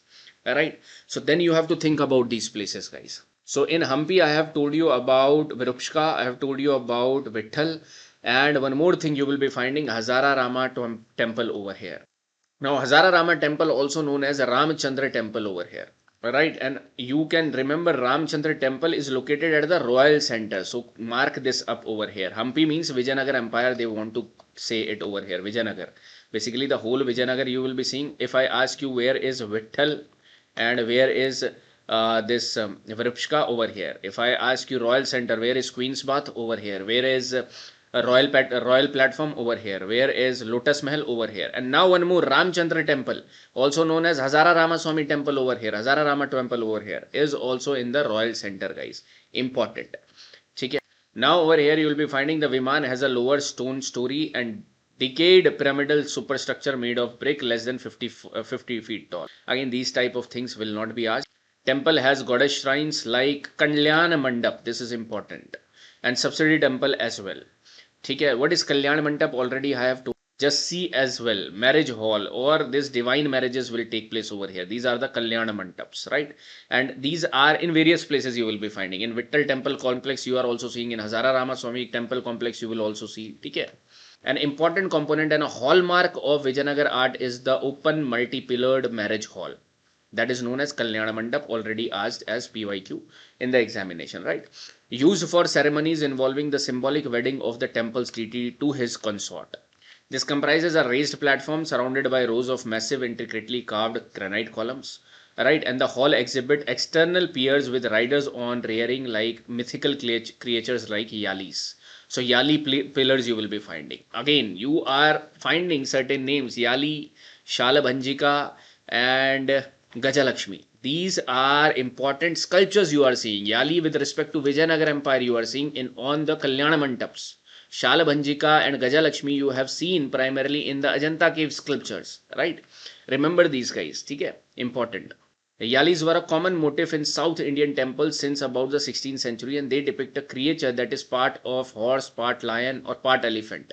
So this is a mythical creature you try to understand, who possibly functioned as protector or guard, since they are typically located at the entries over here. So these you will be finding Yalis like creatures, right? Okay guys, so your this Vijayanagar is over here. So we have seen Vijayanagar as well. Now you will be putting some short notes over here, right? First of all, you will be finding its features. You write its features over here in your template. You must have written about, then features. After features, you will be finding some important royal areas, buildings over here. You write about them. Then there will be some sacred places building, Vitthal Swami over here, and Virupshka temple, right? Some features about them I hope you have written, and close this out over here. Okay, Imperial Cholas we have done, Pallavas we have done. So in Dravidian, we are over with Pallavas, Imperial Cholas, and Vijayanagar. Important. From here, question will be there, guys. If they want to frame the question, questions will be here. Now, later, let us focus upon one or two important details about other temple architectures also, which was flourishing in the nearby areas in the different time frame, like Vesara, Hoysala, and other type of architecture we are going to see, which has, some will be showing you the combination of both Nagar and Dravid, some will be showing you some different distinctive style, right? So 1 or 2 points which we have to remember will be of these particular dynasties as well, guys. Okay. Now you see the Nayak school of architecture over here, guys. Nayak school of architecture. First of all, they are in the 16th to 18th century AD, right? And they are also known as a Madurai school. And see their timeline, huge ahead, right? That means around 1500 to 1600 you will find them. Now, first of all, who were Nayaks? Basically, after the decline, 1500, 1600, what is declining over here? You will say Vijayanagar Empire is declining, defragmenting. And these are independent dynasties which were emerging at different places, like Nayaks of Jinji, Nayaks of Tamil Nadu, Nayaks of this place. Like this, they were emerging, guys, right? So their key features over here, one example you have to just remember, that is Meenakshi temple of Madurai. Huge prakaras, means corridors with long roofed ambulatory paths you will be finding. Extremely tall and ornate gopurams you will be finding over here, and it will reach up to the peak of these gopurams. Dense and intricate sculptural decoration you are going to see over here. Also some Indo-Islamic influences you will be finding in the arches and designs. Not in this basically, but in some other temples also you will be seeing. And one of the magnificent grand phase of this Nayaks is Meenakshi temple, guys, of Madurai, right? This you have to remember in Nayaks, only one particular temple. Then there is Vesara school of architecture. Now this Vesara school of architecture emerged in Karnataka during the Chalukyas, Rashtrakutas time frame, guys, right? And Hoysalas also will be included in this. So what you will be finding, it is the associated with Chalukyas, then Rashtrakutas, and then Hoysalas, and all these were ruling in the Karnataka region at that point of time. So the Vesara style developed under the later Chalukyas in the Deccan, and it is a fusion of Nagar and Dravidian styles. That means it is showing both the features of Dravidian and North Indian style, that is Nagar style as well. Okay. So the emphasis will be on Viman and Mandap. Right, again same feature, opal ambulatory passages you will be finding. Again in this, examples are important. Okay, for example Karvininius Shikhar, but over here this temple you are finding is not showing all these features, and this is Lad Khan temple, guys, of Chalukyans, Lad Khan temple. And let me show you how you will be remembering the examples, because over here examples are important, right? Right, so understand in this way, during Chalukyas and Chalukyas time frame, if I ask you Chalukyas time frame, you will be finding from 550 again to 750, because we have understood in ancient bootcamp classes in Chalukyans over here, Pallavas over here, right? Now we are seeing the architectural aspects of Chalukyans over here, guys, and try to remember like this, because if you will be reading Nitin Singhania, then a very few, one paragraph is written over there, right? Not more than that in Vesara. Okay, but questions will not be coming from there only. You try to understand very few information. Take this information as well of Chalukyans. Now during the Chalukyans, two places become important. As I have told you, Chalukyans were ruling from Vatapi, that is also known as Badami. That means Badami was getting important. One more place nearby, that is Aihole. Aihole was getting important, guys. And now spot these places on the same map I was showing you in the starting, right? Spot these places. That's why I'm saying that was an elaborative map containing all these particular places. Okay, at one go you can see it. Now Aihole, Vatapi, these became important architectural centers as well. And one more particular you will be finding place, that is Patadakal. Now, as this is a time period of 500-750, parallelly you have seen in Mahendravarman group, there was not structural temples which were coming out directly. There was some rock cut cave temples, and then you will be finding the structural temples were coming up, right? Similar case you are going to find over here. That's why in Badami is famous for rock cut temples, guys. Badami is famous for rock cut temples over here. Whereas Aihole, you will be finding both rock cut as well, structural temples. Whereas Patadagal is famous for primarily structural temples. Alright, so Patadagal is primarily famous for Patadakal temples. Okay. Over here a lot of temples are written. You don't need to go inside all of these temples, right? Few of these temples, let me show you, right? Now you see over here, Chalukyan architecture, right, over here. And these are all authentic sources, Tamil Nadu, NCRT, guys. Okay, don't miss this out. And let me show you that first of all, Chalukya was basically giving patronage to the temples of Vishnu, Shiva, also to the Jain Tirthankas. Megutti temple is, you will be finding related to Jain, right? Okay, Badami is known for both structural and excavated. This line you should write for temples. And Patadagal and Aihole are popular for structural temples, guys, right? So, for example, Badami, you will be getting more cave temples. So, cave temple, cave temple, cave temple. No need to learn this. Okay. All right. Over here, when you will be going ahead, you will be finding Aihole or Aihole, right? And it was built by the Aihole merchants over here, which is a merchant guild over here, right? Now, in this, they have written about one stone-built temple, that is Lad Khan temple. This is a stone-built temple, right? And it is showing you the earliest example of one of the oldest example of structural temple, because over here not a lot of structures you are going to find, but few fragments you are going to see, right? And one example you will be noting Durga temple and Ladakhan temple from Aihole, more than important. This Huchimali Guddi is also written, Raman Pahadi is also written over here, but you can go ahead with this particular part, right? And what is the important feature of Vesara? It is highlighting both Nagar and Dravidian elements. Next, in Patadakal, you are going to see one of the important temple, that is Virupshka temple over here, guys. Now, this is the Virupshka temple of Patadakal. One Virupshka temple you have seen of Hampi, that is different, right? Okay, now Virupshka temple, what you will remember over here, see this line. Only focus where I am letting you focus, guys. Virupshka temple was built at the order of Queen Loha Mahadevi to commemorate the conquest of Kanchipuram by her husband Vikramaditya II. I have told you that in Chalukyans only remember about Pulkeshin II. I hope you remember the timeline as well, right? Harsha's timeline. Then in the last I have told you VD1 and VD2 will be reviving Vikramaditya I, and Vikramaditya II will be reviving this Chalukyan dynasty again, and this we have understood in the political understanding of ancient history, right? And over there you will be finding when this conquest of Kanchipuram was won by Vikramaditya II, his wife Loha Mahadevi ordered to build this Virupshka temple. This one line more than enough, right? And you will be finding that this is one of the great structural temple of Chalukyans. Written over here as well, patronized by these two. Take a Mallikarjun temple, you don't remember this. Papanath temple you can remember. Sangameshwar temple you can remember over here with respect to Patadakal. But this one temple must, and if you want to remember one or two more for competition, like you want to be more competitive over here, remember Papanath temple. Okay, this is one more temple highlighted in some of the books, right?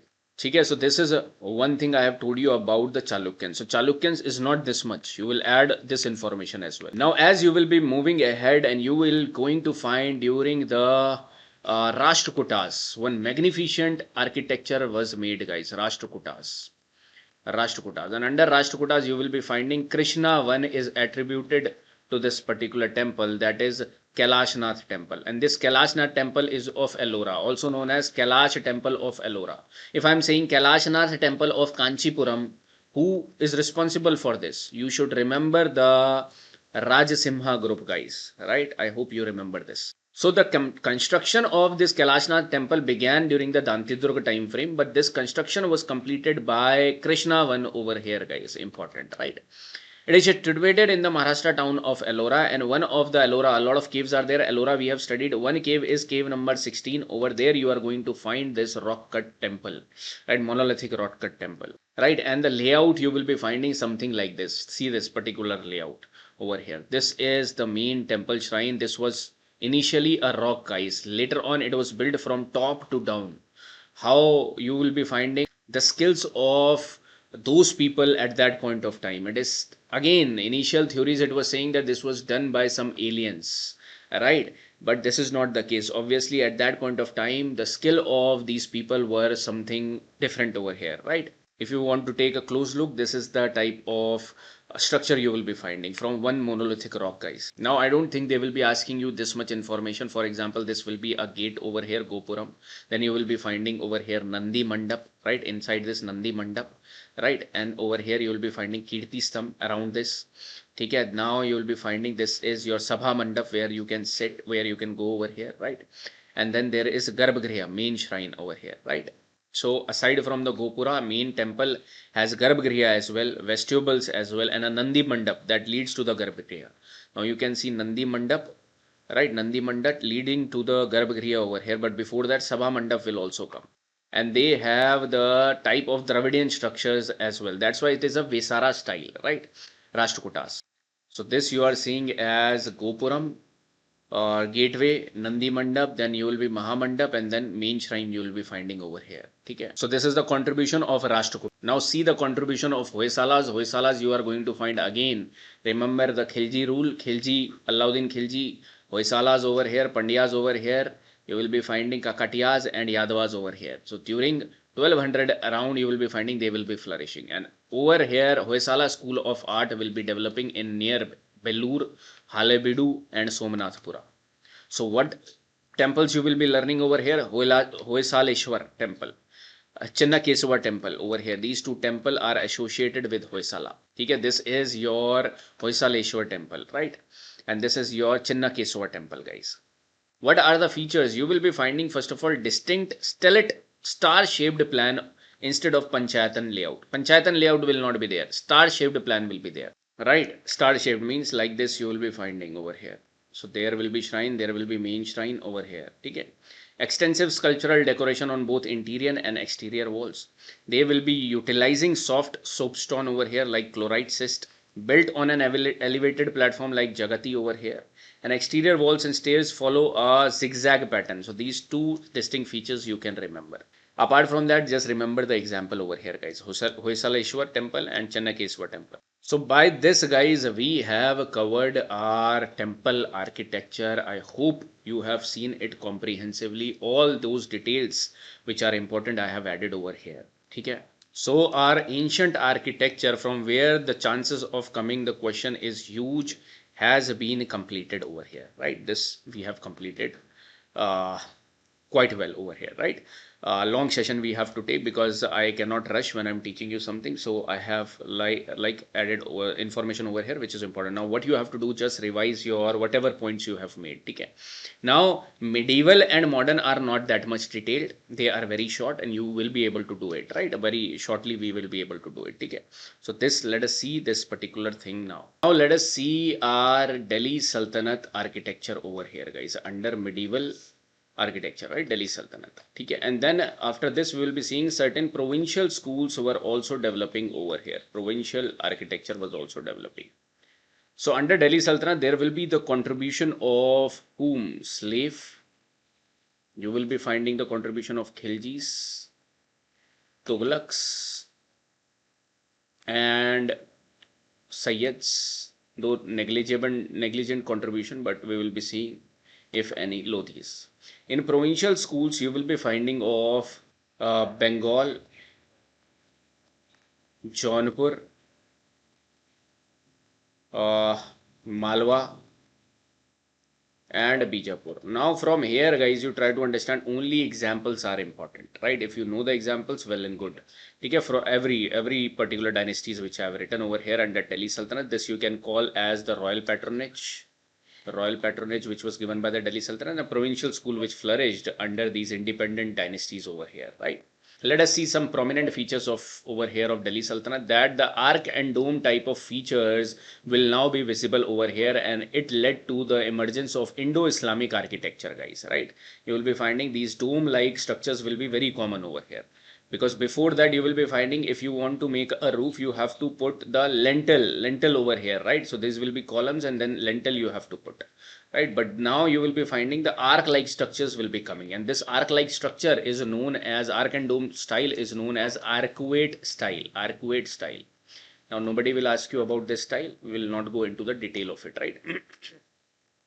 Over here, use of lime and mortar became common, and a lot of features like Qutub Minar is one prominent feature which will be shown over here. Quwat ul Islam Mosque you will be finding which will be shown over here, right? But now we will not be studying it in this manner. We will be seeing it in like the dynasties which are coming and the contributing what they are contributing over. Now, when you will be seeing the slave dynasty will be responsible for Qutub Minar, guys. Qutub Minar, okay. Now, Qutub Minar is basically a 5-story tower, but first started by Qutbuddin Aibak. Later on, 4 towers were built by Iltutmish, and the last tower is erected by Firoz Shah Tughlaq, you will be finding. Now, let me tell you that first of all these construction is happening in the complex. This is the Qutub Minar complex, guys. Very important complex, Qutub Minar. And over here, a lot of construction is going to happen. Let me show you the layout, right? And then all your confusion will go out. See this. Wherever I am focusing, focus only there, guys. Over here, you can see, first of all, this is the Qutub Minar complex, right? Let me show you the Qutub Minar, first of all. This is Qutub Minar. And till now, we have covered this only. So, we will be seeing this only till now. Don't see any other thing over here. But nearby this, you will be finding iron pillar of Chandragupta II. That means Gupta's time frame iron pillar is also in this complex, guys. Right? Another important thing which I have told you. Okay. Right. So, one mosque will be there. Quwat ul Islam mosque will also be built by Qutbuddin Aibak. You will be finding this. And this is also in the Qutub Minar complex. Now, this mosque is not shown over here, but it is somewhere near around this. You will be finding this type mosque you must be seeing. This is related to your Qutbuddin Aibak, right? This you will be remembering. You must be knowing about it. Adhai Din Ka Jhopda in Ajmer. You will be remembering this. Iltutmish tomb also is over here. Iltutmish tomb, guys. But later on it was built. Alright, because Iltutmish was also from slave dynasty, so his contribution you will be finding again Iltutmish tomb of Iltutmish 1235. See all this near around, right? Then you will be finding mausoleum of Balban as well, but not in this particular this you will not be finding in the Qutub Minar complex, right? But this is also the contribution of slave which you are going to see. Okay, so you can add over here the short notes which you will be making. You will be adding all this information over here, right? Like this you can make it over here. Okay, small details are there. Now Khilji dynasty. Now Khilji dynasty is quite important. Again, their rule was short. Over here, you know that they were more indulged with the Mongol problem, with the expansion in India. But they built something important over here, that is Alai Darwaza, right? And he also wanted to build a tomb. You will be finding this particular structure like that of Qutub Minar, but was not able to conclude. So that's why Alai Minar also you will be finding. This is Alai Minar over here, like Alai Minar. Why he wanted to create a structure like of Qutub Minar, taller than Qutub Minar, right? But Alai Minar you will be finding. Alai Darwaza you will be seeing over here. Alai Darwaza, the entrance you will be finding of this complex, right? So Alai Darwaza and Jamaat Khan Masjid marked a significant shift in architectural styles, introducing new design elements, right? So red stone and decorative marble reliefs was their primary materials over here. What they will be doing, bold and widespread use of calligraphy, geometry, and arabesque in decoration. Arabesque in decoration, right? Like arabesque is these type of designs over here, right? He also over here built Hauz Khas complex, which was built by Alauddin Khilji over here, right? And it includes mosque, madrasa, tomb, and reservoir as well. Okay. So this you can add with respect to Khilji. This is the entrance of your, you will be finding Alai Darwaza. Now Tughlaqs are responsible for this important fort, that is Tughlaqabad fort over here, Tughlaqabad fort, and this is a contribution of, you will be finding Ghiyasuddin bin Tughlaq. So Tughlaqabad fort. What is one particular unique thing about Tughlaq is they were utilizing grey stone, became their predominant material, right? Also they introduced the batter technique over here, like categorized by sloping walls which provided additional structural strength. If you will be seeing, then these are basically like this, sloped way you will be finding these walls, right? So this gave more strength, and over here they started using grey sandstone also. Both walls and bastions were battered for added strength. So batter technique is by the Tughlaqs over here, right? The emergence of pointed tomb with visible neck replaced the stifled dome of earlier styles of this time period you will be finding. Ornamentation in their time period was minimal, with decoration mainly in the form of inscribed borders and medallions in plaster or stucco, right? Okay, but not these type of things are not important for examination. They will be asking you again examples, right? And you try to understand. They will be picking up architecture as a theme, and one question they will be forming from here, guys, right? So first you invest your time in learning the most important areas, and in over here also in medieval you will be finding Agra fort, Fatehpur Sikri fort will be important. So limit your information with respect to other dynasties like Tughlaq dynasty, more than enough if you will be learning about Tughlaqabad fort, right? Also you will be finding that Tughlaqabad, Jahanpana, Firozabad, and a lot of cities were also being settled up by Firoz Shah Tughlaq. That is, we have learned it in the ancient boot camp, right?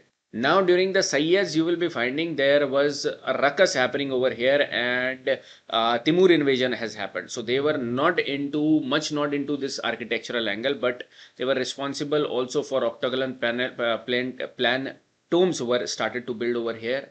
Right, but not significant example which we have of Sayyids over here. So several tombs built around Delhi during this period you will be finding. Right, square plan tombs also you will be getting over here, but no peculiar feature which you will be seeing only with respect to Sayyids.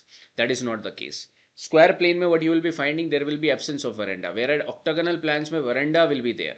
Right. So this, if you want to remember, you can remember this information. Rest, if you move ahead in the time frame of Lodhis, you will be finding one peculiar feature, that is the introduction of double domes. Alright, one dome will be hollow and the outer dome will also be having. The design featured a hollow inner dome beneath the outer dome, right, which served two main purposes: to give strength to the structure and to lower the inner height of the dome as well. So the tombs built during Lodhis were characterized by simple bare exteriors. Exteriors will be plain, lacking elaborate decoration, right? And it followed a typical octagonal plan and were supported by sloping verandas over here. What is the famous example? Lodhi Garden you will be finding, guys. The Lodhi Garden, this is one tomb you will be finding over here in Lodhi Garden, okay, in Delhi. And you will be finding the city of Agra was also founded by Sikandar Lodhi over here. This you can remember from here, guys. So 2 point short points you will be having with respect to these 5 dynasties which you have seen. Okay. Now you will be finding certain provincial development as well. Provincial development in the same format, right? Provincial, you will be seeing Malwa. One again example you will be putting over here. You will be finding Bengal. You will be seeing over here Bijapur. You will be finding over here Jaunpur. Right, Jaunpur. Let us see one by one. I have added it over here. Right, these 4, let us add some information about them, guys. Over here, Bengal, Jaunpur, Malwa and Bijapur. So first of all, if you will be seeing Malwa style, what is the example you are having for Malwa style over here? Malwa style, also known as Mandu style of architecture, right? And it showed a blend of Rajasthani, Islamic, Arabian, Afghan styles over here. For example, the famous example of Mandu style is Jahaz Mahal you will be seeing, guys, right? And you will be finding the Rupamati Mahal. Rupamati Mahal. These are the 2 important examples of Mandu style of architecture. Apart from that, Hindola Mahal, if you want to remember, you can remember that as well, right? These are provincial styles, right? Then you will be finding Gujarat style also emerged over here. And in the Gujarat style, you will be finding that was the fusion of again Hindu and Muslim. And it marked different from, it was differently from the Delhi Sultanate style because it emerged in its own style. And but you will be finding the rich Jain architecture also emerged during this time frame. Right. So the examples, if you want to see over here, like Jama Masjid, like Jama Masjid are a lot of Jama Masjid. So in this way, it will not be asked, right? But if you want to remember, the city of Champaner is famous for many beautiful buildings. Mosque built by Mahmud Begada over here. Mahmud Begada, guys. Right? Again, just take this point over here. Okay?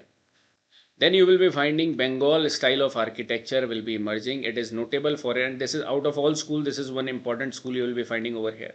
And it is notable for its distinctive use of bricks and black marble, guys, along with sloping bungalow roof you will be finding, right? And this is coming in near around 12 to 1500 AD. right? Earlier Bengal school under Palas was a different style. Okay. So over here drop arches you will be finding. Roofs are raised in a system of arched base supported by specially designed pillars. Let me show you. Like this you will be finding over here, guys. Okay. So if you can see over here, these are, if you will be seeing the roofs, there will be pillar which will be attached over here. Okay. Okay, and one prominent feature you will be finding is of Bangla roof, right? Became a defining feature over here. And the famous example which you have to remember, only one, Adina Masjid constructed by Sikandar Shah at Pandua, right? This you can remember. One more example is written Dakhil Darwaza, right? But this much information is not given in your textbook, guys. Textbooks mein itni information is not given, right? So one example you can take over here. Also, this is provincial in nature, okay? And I don't think that they will be giving one full-fledged question on these schools, okay? Because till now question has not come from here, but only if you will be adding 1 or 2 points with respect to these schools, you are good to go, okay? Okay, next one more school is left over here, that is Jaunpur style of architecture, again coming in this time frame. So which of this dynasty will be ruling at this time frame? You must be remember about the Sharkis, Malik Sarwar, right? So they will be patronizing this particular Jaunpur style. And the famous Jaunpur over here temple is, or not temple but mosque, is Atala Mosque and Jama Masjid in Jaunpur you will be finding. Again a lot of Jama Masjid, but Atala Mosque is very famous, guys. If they want to ask you, they will be asking you this Atala Mosque. This is the Atala Mosque you will be finding, guys, okay, in Jaunpur. Now one of the feature you will be finding, it avoided the use of minarets similar which is to the Pithan style, right? They utilized bold inscription painted on large screens in the prayer halls, right? This you will be finding. Again use of arc and beam combination in openings, okay? This type of feature you will be finding of Atala Mosque. Next you will be finding of Bijapuri school as well, and it was under the patronage of Adil Shah. Over here they will be using the 3 arched facade, guys, over here, right? And it is very unique over here. 3 arched facade is nothing over here you will be finding. Suppose this is 1 arc, okay? This is 1 arc. 3 arc facade is like this, and like this. Over here you will be finding the formation like this, right? And a bulbous dome or large dome you will be finding over here. The prime, directly you remember the example over here, Gol Gumbaj, guys. Gol Gumbaj of Bijapur. Gol Gumbaj you will be finding. Victoria Memorial you will be finding over here, right? These are, dekho, Gol Gumbaz is the example of Bijapur. But there are whispering galleries in India, means it is made in such a manner that even whispers can be clearly heard in other parts of the gallery. And the example is Gol Gumbaz, later on Victoria Memorial, and Golghar Granary in Bandipur. Okay? Gol Gumbaz, the mausoleum of Adi Shah, you have to remember, guys, from here, right? So there are 4 or 5 schools which we have seen, provincial schools. 1 or 2 examples you have to keep in your mind. Okay, so this was about your Delhi Sultanate and provincial school. Okay, so fill this information over here, short information you will be finding. And let us move ahead and see the Mughal Sultanate or Mughal Empire.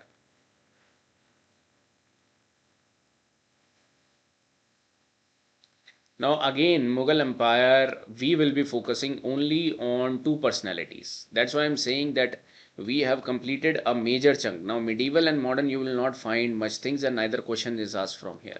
Okay, the Babur contribution will be very less. 4 years he ruled. Humayun, 1 or 2 points you will be finding over here. Suri, he has some good contribution over here we'll be seeing. Akbar, great contribution which you will be finding that we are reaching up to the peak. Then Jahangir, again less contribution, more to paintings. Then you will be finding over here Shah Jahan, we have reached the peak of Mughal influence, guys, right? And then you are finding the Aurangzeb. Again, few in detail we will be finding Shah Jahan and Akbar and a bit about Suri. Rest 1 or 2 details are more than enough. For example, Babur, you will be finding that he will be undertaking, as he was ruled for 4 years only, so he will be responsible for constructing mosque in Panipat and Rohilkhand. Not very important again, right? Humayun, one important contribution, you are right, that he built the Dinpana city. As I have told you, then when he did this negotiation in fort of Chunar, he thought he won the game in, you will be finding 1532. But what happened over here, that he went back and built his city of Dinpana over here, right? So this is important, but he could not finish it, right? This is one important thing you will be seeing, because again his region is his reign was marked with constant power struggle. That's why you will be finding he could not focus much on art and architecture. But one point, then Pena. Alright, this you will be highlighting. But in the time frame of Sher Shah Suri, a lot of architecture have come, guys. Right, so he made some important architectural and administrative contribution. His contribution is like you will be finding Kila a Kohna mosque inside the old fort, inside the Purana Kila. First of all, he is responsible for building this Purana Kila over here, guys, right? Okay, and this is the fort of, this has used to be the fort or capital of Sher Shah Suri in Delhi. Okay, so certain things like Kila e Kohna, Rohtas Fort, Sher Shah Suri Masjid, Sher Shah Suri Tomb are important over here. Let me show you the layout of Purana Kila. This is the layout of Purana Kila you will be finding, guys. Okay, and you will be finding over here Kila e Kohna Masjid. This is important. You will be remembering this. Inside this, one more Sher Mandal is important. Inside this, two things are important, right? This you remember. Apart from this, I have told you in Patna he has built Sher Shah Suri Masjid, right? Sher Shah Suri Masjid. In Rohtas Fort, you will be finding it is in present day Pakistan, right? And one more architecture is responsible to him is Sher Shah Suri tomb, which is made up in red sandstone, guys, right? This also you can take. But two things are important, that is Rohtas Fort, Purana Kila, highly important. Kila e Kuna over here, Masjid, it is important over here. Okay. So this you will be finding Kila e Kuna Mosque, Rohtas Fort over here. It is where it is present. It is built by the Afghan ruler Sher Shah Suri. It is present in Jhelum in Punjab, Pakistan, right? This is the Rohtas Fort and Kila e Kuna. Okay, so this was about your you have seen Sher Shah Suri. Now you find Akbar over here. Akbar, the most important personality for your art and architecture, right? Now he will be utilizing extensive red sandstone. Okay, and you will be finding it in Fatehpur Sikri, Agra Fort, red sandstone use you will be finding. Introduction of the Tudor arc. Dekho, Tudor arc, I don't think these type of things they will be asking you, but three arc you are understanding. These are three arcs, right? Now Tudor arc is like this. Can you see this particular part? Like this over here, like this. Okay. You will be finding it over here and coming down like this. Tudor arc, right? Right, four center is nothing but when you will be doing it like this, because this is a center, different centers. For example, one center will come over here, one center will come over here, one center will come over here. Like this, they will be making it as the circle. So like this, something you will be finding, then this four centered arc is made.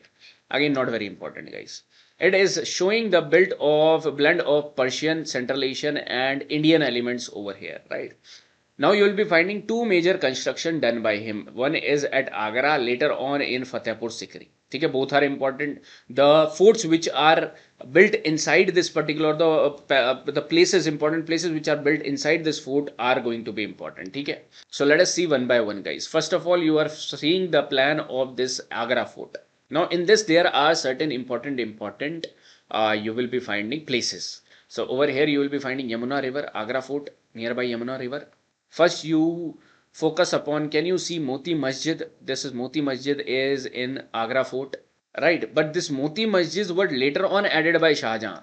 Inside this Agra Fort, a lot of things were added by Shah Jahan later on, right? So this Moti Masjid you will be finding was added, देखो लिखा हुआ है Moti Masjid Agra by Shah Jahan later on. There will be two more regions like Diwan-e-Aam, Diwan Shah Jahan again, right? You will be finding over here Akbari Mahal, Jahangiri Mahal, right? This you will be finding during the time frame of Jahangiri Mahal in the Akbar time frame only, right? Bengali Mahal also you will be finding over here. So this, okay, just understand from this mindset. It is one of the earliest, Agra Fort, one of the earliest major construction, started in 1565. Massive fort built of red sandstone, and later addition made by Shah Jahan over here, right? He is also responsible for designing the gardens in Charbagh style. Okay. Next you see Fatehpur Sikri. Now Fatehpur Sikri was built by Akbar in 1570s. And can you tell me what campaign was going on in 1572? Basically 1572 you will be finding that Gujarat campaign has been won by Akbar over here. And this new capital, Mughal capital, is often described as a frozen movement in the history. It represents a remarkable blend of Hindu and Persian architectural styles, guys, right? Now the important places inside Fatehpur Sikri is first of all Buland Darwaza, built in 1576. to commemorate Akbar's victory over Gujarat, one of the tallest gateways in the world you will be finding, right? Then there will be tomb of Salim Chishti. It is made of white marble, right? And famous for delicate jali work over here. Okay. Then you are going to find the Panch Mahal also, Panch Mahal, right? Then you will be finding the Jodha Bai's palace in the Fatehpur Sikri only. Ibadat Khana, hall for religious discussions also in Fatehpur Sikri. Pachisi Court, courtyard where Akbar is believed to have played chess using human pieces over here.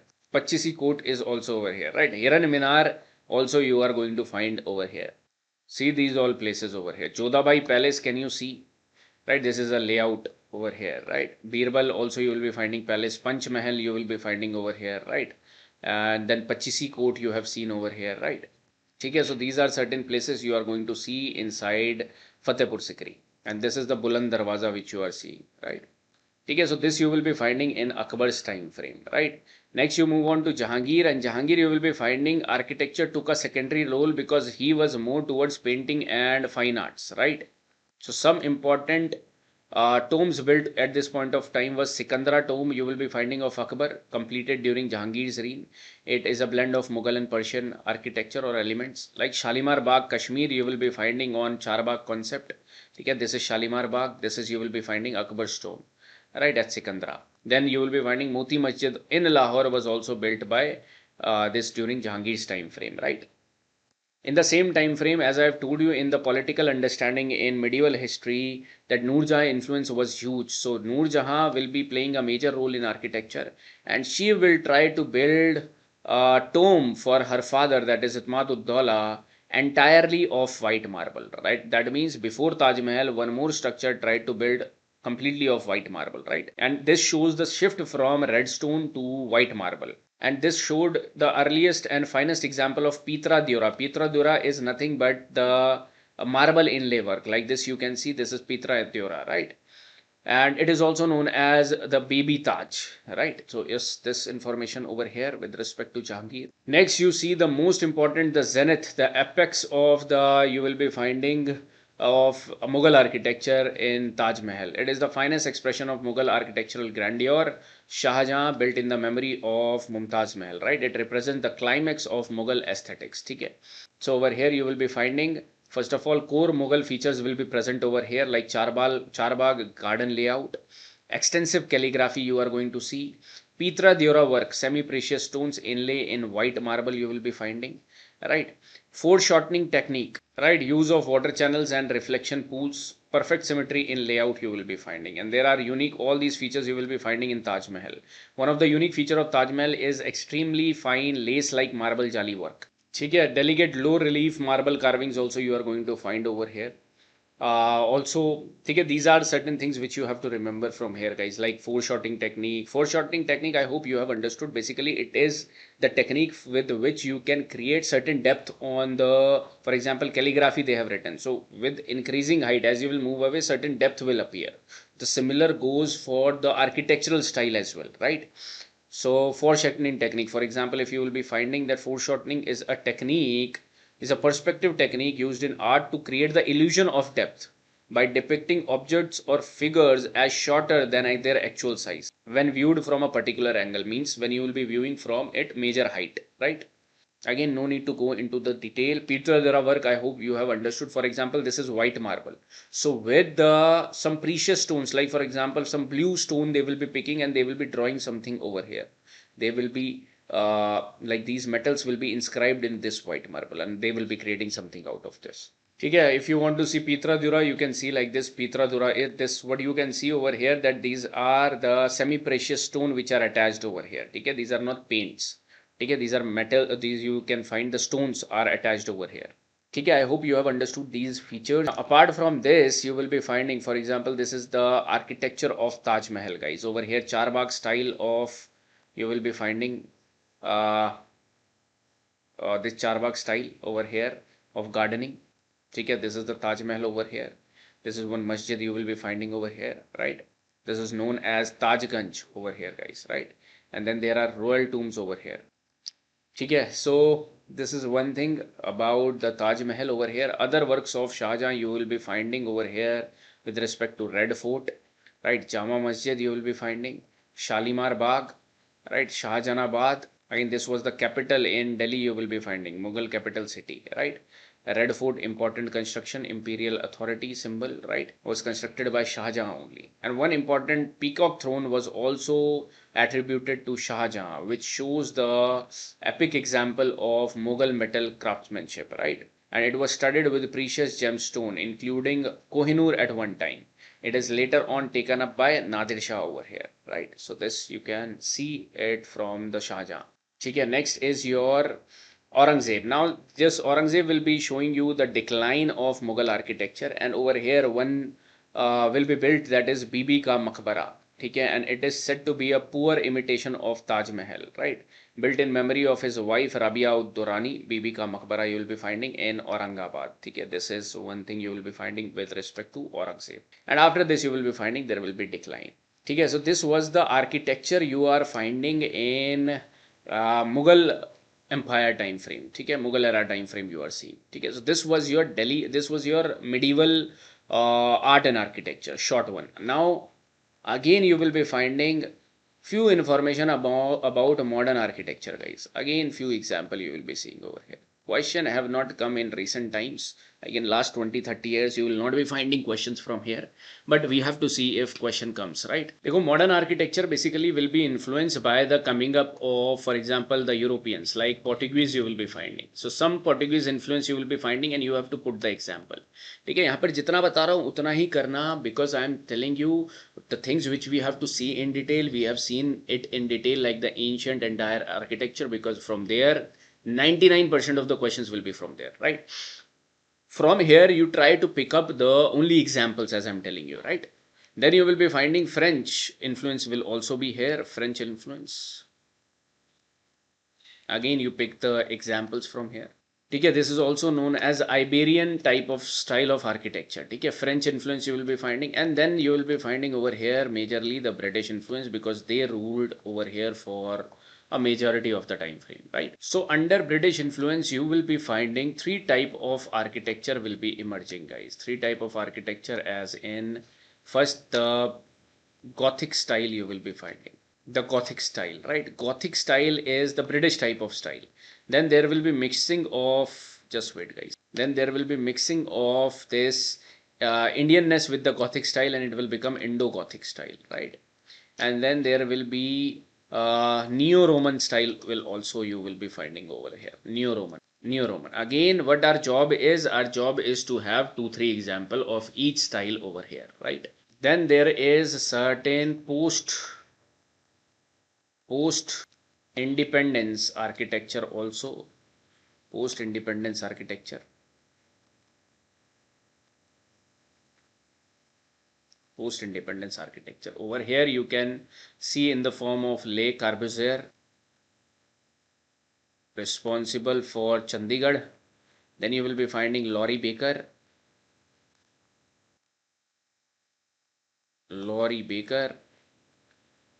And you will be finding your Charles Correa. Now nowhere you will, not in every standard book you will find these type of information. This primarily I have picked from Nitin Singhania, right? This is given good over there. A few points are written over here, so we'll be picking up that as well, because the competitors will be studying that as well, right? So you have to go through few examples from this particular perspective in modern architecture, right? What you will be seeing, Portuguese, what is the example? French influence, British influence into Gothic style, Indo-Gothic and Neo-Roman, and post-independence, what are these personalities related to, right? Let us see one by one, guys. Portuguese influence, what you will be finding over here. So Portuguese, you will be finding first major power will leave a deep architectural imprint, right? And where you will be finding Goa, Diu, Mumbai region, you are going to see it, right? What you will be finding, fortified coastal towns, yes. You will be finding the patio houses, central open courtyard for ventilation. Okay, so this type of feature in the Iberian style. Iberian style is Portuguese style only. Why Iberia? Because I hope you know this particular peninsula is known as where these countries are situated. This is Portugal, this is Spain. This is known as Iberian Peninsula, right? Now over here you will be finding one different style. Baroque style will be emerging under this. What is this Baroque style? Grand, dramatic, theatrical design you will be finding, right? Rich ornamentation, curved forms, contrasting colors, right, and meant to display power of the church. So where we can see this in India, which are those examples over here? And the examples are this cathedral over here in Old Goa, guys. One of the Asia's largest and most significant Christian churches. It was built under the Portuguese ruler, right? And it stands as a monument to spread Christianity in India and a prime example of Portuguese colonial architecture. So say Saint Cathedral, you can remember. Basilica of Bom Jesus. The Basilica of Bom Jesus in Goa again is a Roman Catholic basilica renowned for housing the mortal remains of Saint Francis Xavier. This is one important thing. It is also one of the oldest churches in India and a UNESCO World Heritage Site. Again, I will be making a separate video on UNESCO World Heritage Site, or in the second part we will be covering it, right? Then you will be finding this Castle de Aguada. Where is this Castle de Aguada? It is also known as Bandra Fort, guys. It is in the Bandra, Mumbai, Maharashtra, right? So these are the prominent example which you have to see from the Portuguese influence. There are many, right? There are St. Paul Church also, Diu Fort, important. You can remember this as well. Church of Saint Anne also is important. There you will be seeing the Baroque style of architecture. Okay. Again, question has not been asked till now, but if you will remember these few points, it will be good for you. As we'll move forward, let us see over here the French influence on modern Indian architecture. Now, unlike the Portuguese who focused on churches and forts, French emphasized on urban planning and scientific layout. Right, so where you will be finding their urban planning and scientific layout in the French settlements, Puducherry, Chandarnagar, Mahe, Karaikal and Yanam, guys, right? So you will be finding the grid planning over here, scientific urban design like drainage, ventilation, imposing public buildings to show colonial authority, right? So this you will be finding over here. Now there are two examples which you have to remember, that is Church of the Sacred Heart of Jesus. Okay, this is in Puducherry, important, highly important. Then Sacred Heart Church over here, and this is in Chandarnagar, guys. These are the primary example of your French influence, right? These are the built during French colonial era, right? And built by French missionaries over here you will be finding. Okay. So this is the French influence you are seeing. Next, we are going to see the British influence on modern Indian architecture. I have told you that its influence was in the form of Gothic architecture. Later, it will be blending with the Indo-Gothic Indian style, and it will be known as Indo-Gothic style, and that is also known as Victorian style, right? So this we are going to see over here. That is having the blend of Indian, Persian, and Gothic element. So what are the key features? Massive elaborate public buildings, thinner walls compared to Indo-Islamic structures. Pointed arch you are going to find. Pointed arch, right? So this you are going to see over here. Large stained glass windows. Let me show you the example also. Churches with crucified ground plan, right? Use of steel, iron and poured concrete over here they will be utilizing. Now again, these information is not important, but the examples are quite important over here. And the most important over here will be the Victoria Memorial. Important. It is a grand marble monument in where it is present, Kolkata, West Bengal, built to honor Queen Victoria, right? It is having the combination of British and Mughal. When we are combining British and Mughal, you are seeing the Indo-Gothic style, right? Then Gateway of India, you are going to see it is a monumental arch, again where Mumbai, Maharashtra, right? It was built during 20th century to commemorate the visit of King George V in 1911. It stands today as one of the India's most recognizable landmarks, right? This is important. And then St. Paul's Cathedral over here, again in Kolkata, you will be seeing. Okay, so this is important over here. These three examples showing you Indo-Gothic style. Now, the next was post 1911. I have told you that there was classical Neo-Roman phase you will be finding, right? And this particular will be seeing in the form of New Delhi's design under Edwin Lutyens and Herbert Baker, important. And they earned it the title of Rome of Hindustan, right? Why? Because they created Rashtrapati Bhavan, Supreme Court of India and Parliament House, older Parliament House which you will be seeing, right? What you will be finding again, classical Western forms and Indian motifs, circular building plans like legislative symbols you will be finding. Okay? Let me show you. For example, this you will be finding as Rashtrapati Bhavan, again circular, Supreme Court you will be seeing, right? And this is the new Parliament House, Central Vista. You will be finding the old one was as this was the old one, right?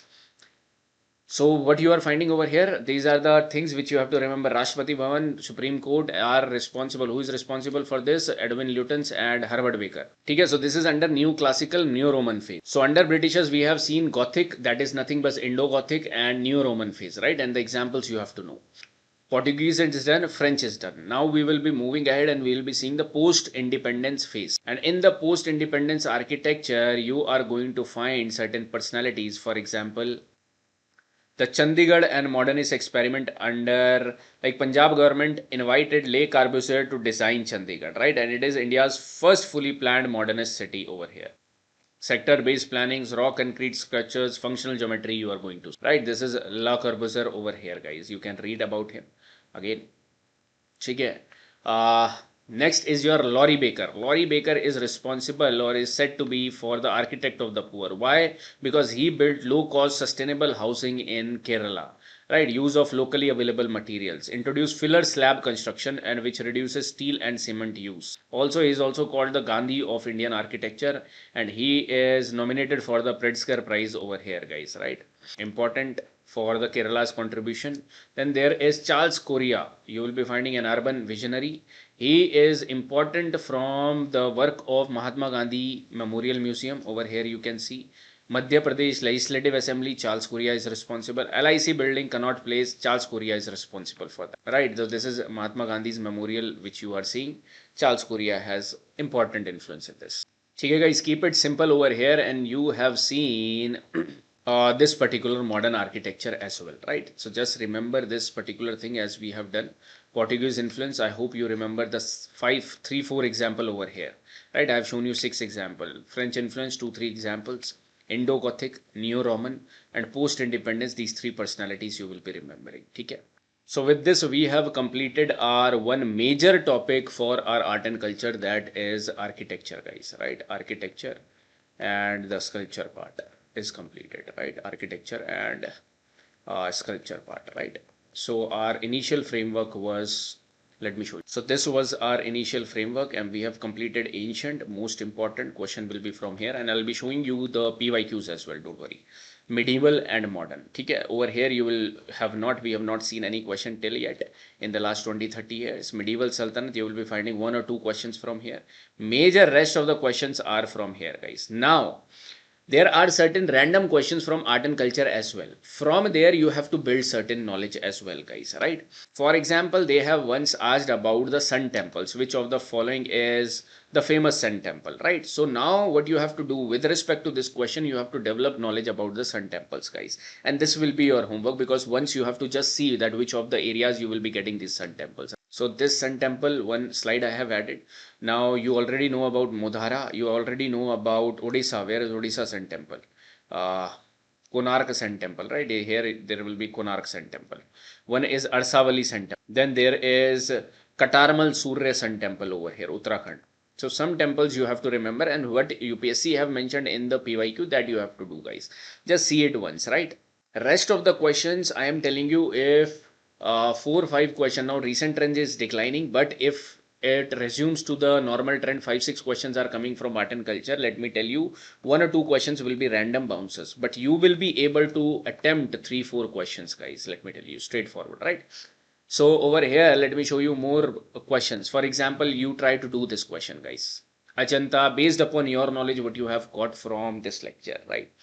Which of the following 2 historical places known as Ajanta and what is common to them? Okay, try to understand that their primary theme is timeline sense, and again they are trying to ask that both were built in the same period. Now if you have like broad understanding, even if Mahabalipuram, Pallavas, Ajanta, you will be finding till Satavahana started, not in the same time period, obviously. Both belong to the same religious domination. This is also, you will find that this is wrong because Ajanta primarily Buddhist, Mahabalipuram primarily Brahminical. Both have rock cut monuments. This is right. So only 3 will be your answer, right? Now see this particular question again. You have to find the correct statement over here. That is why previous year questions are important. And one more, I have shown you question where they have, in one statement, they have stated about the Varaha avatar, right? Try to do it over here. You will be finding that if you know Varaha avatar, it is not in Mount Abu but in Udaygiri. And that's why UPSC again have asked the same information, right? So second will be wrong.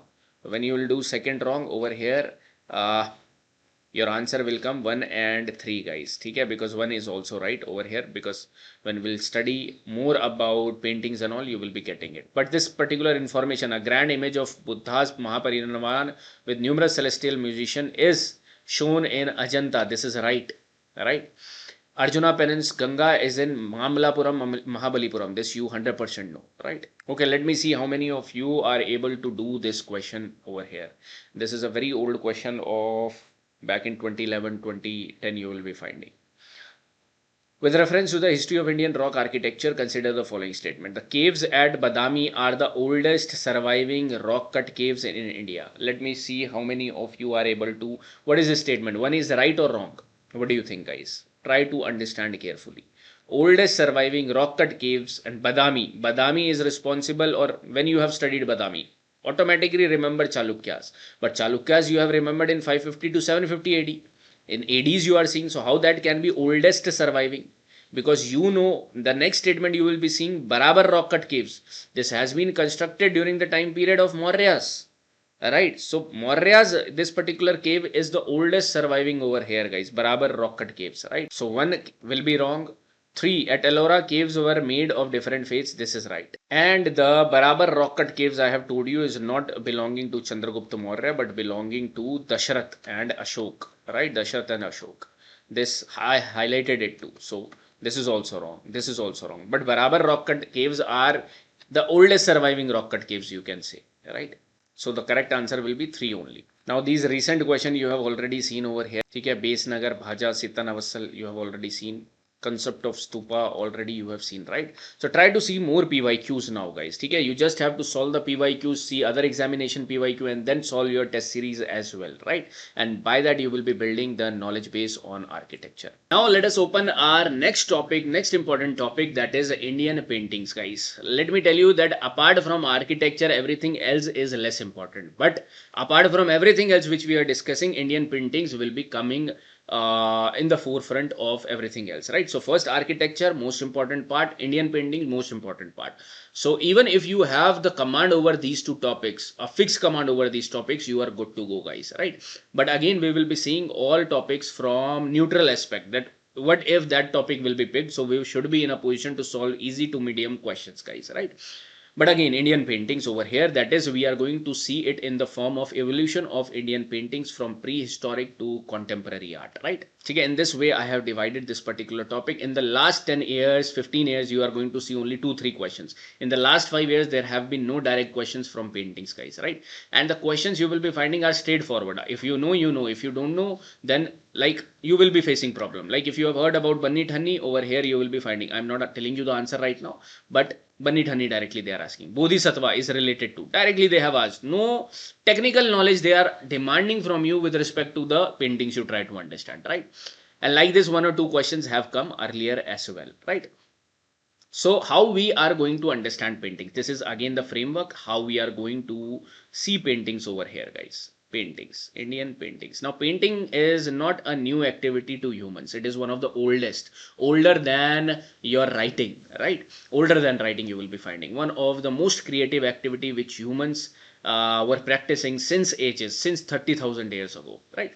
So what all topics we will be seeing over here is, first of all, the prehistoric paintings, guys. Prehistoric paintings, right? This is one important component which we are going to understand, and I'll be telling you all information over here about the prehistoric paintings, guys, right? That we are going to understand. Next topic which we are going to see over here is your you will be finding over here, then we can divide the paintings into mural paintings, right? We will be focusing upon this, and we will be seeing the miniature type of paintings, guys. Miniature, these two type of painting style will be developing in our country, and that we will be focusing upon. Okay, that will be our separate topics over here, and these are broad topics. Again, we will be opening up it under several headings, right? Subheadings will be coming over here. Okay, then we are going to understand the regional schools, guys. Regional schools, and under regional schools we have 2 types of prominent paintings you will be finding. One is Rajasthani style, and second is Pahadi style, right? Pahadi style. And the fourth topic which we will be seeing over here under this paintings will be your modern style of painting, right? Modern style of paintings you will be finding over here. And the last topic also folk paintings, certain important folk art GI tags we are going to see over here as well. So these are the few broad topics which we have to understand over here under your painting topics. And then your painting is also comparatively a broad topic than other topics, right? But less broader than architecture. Architecture is containing your 90% of the information. Okay? Rest information are short. Apart from paintings, next thing you will be finding really very short, right? But these are again broad over here. Alright guys, so this is our understanding which we have to take from paintings, right? One by one, let us open up these topics and let us see what all we have to see in these topics, guys, right? So first of all, if you try to understand that paintings, earliest written records, what are the sources of that? Written records, I'm saying, where there is discussion about the structure of paintings, how painting should be drawn, what should be shown in that, what are the elements of paintings. When it was getting structured as a discipline, you will be finding that we have three important sources, concrete sources of paintings over here, right? Paintings as a discipline. You will be finding first source come from Kama Sutra of Vatsayana, right? Vatsayana, right? And again, this is a literature part, guys, and this is having correlation with this particular aspect as well. Kama Sutra in ancient also I have highlighted this, and this is the work in the time period of Guptas, and this you are going to find near around 3rd, 4th century AD, right? And in this there will be the earliest mention of the paintings, and what it will be talking about, it will be talking about the 6 limbs of painting, that is shadangs of painting, shadang, right? This I will be highlighting again. Now from here you will be finding this is more elaborated. Now this will be picked up, the information given over here, and will be more elaborated in one more compilation, that is your Vishnu Dharmottar Purana. These are the earliest evidences, guys. Vishnu Dharmottar Purana. And over here you are going to find under this the third khand. Under this, a third khand means third volume is attributed to Chitra Sutra, right? Chitra Sutra. And again the same things will be elaborated over here, guys, right? And its time period is somewhere around, you will be finding 400 to 600 AD. Again, time period not required, but you are understanding post Gupta, and in Gupta the work was compiled over here, right? They also mentioned about these shadangs over here are again elaborated over here, guys. Same shadangs over here, right? That you will be understanding. And the third component of paintings is you are finding the references in the Mudra Rakshas, which you already know. Mudra Rakshasa by Vishakh Datta, guys, right? Keep it separate right now. Vishakh Datta, right? Again, the Gupta work, Gupta work. And he highlights different kind of pattas, painted clothes over here. Pattas, painted clothes. And let me show you one by one. First, you keep this. Whatever I am writing, you should be making the running note. This I have already told you. And then if you are finding that, okay, you can put it into the templates, then because I am for some topics giving you a lot of information as well, which is required for your broad understanding, right? But you know that out of all what is going to be asked, with that also I am highlighting. Okay? This directly will not be asked, but it will be coming under your literature part, which you are seeing separately with respect to the topics. Okay? So this you will be remembering it with respect to the literature. Okay? Now what they are talking over here, for example, this is Vishnu Dharmottar Purana over here, that is one of the khand is Chitra Sutra, right? Or first let me tell you about the shadangs of, this is the shadangs of Kama Sutra, right?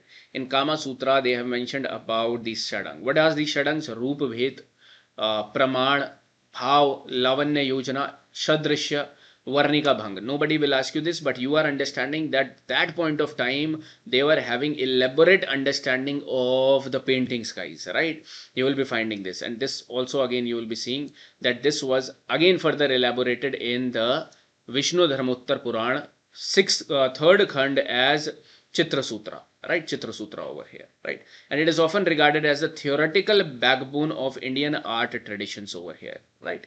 Okay, and they also gave you the Shadang, same Shadang you will be finding will be elaborated over here. So what they are forming is the differentiation of forms, understanding physical types and appearances. Not only this, they will be focusing upon the expression as well, aesthetic composition as well, guys, right? Grace and visual harmony it should have.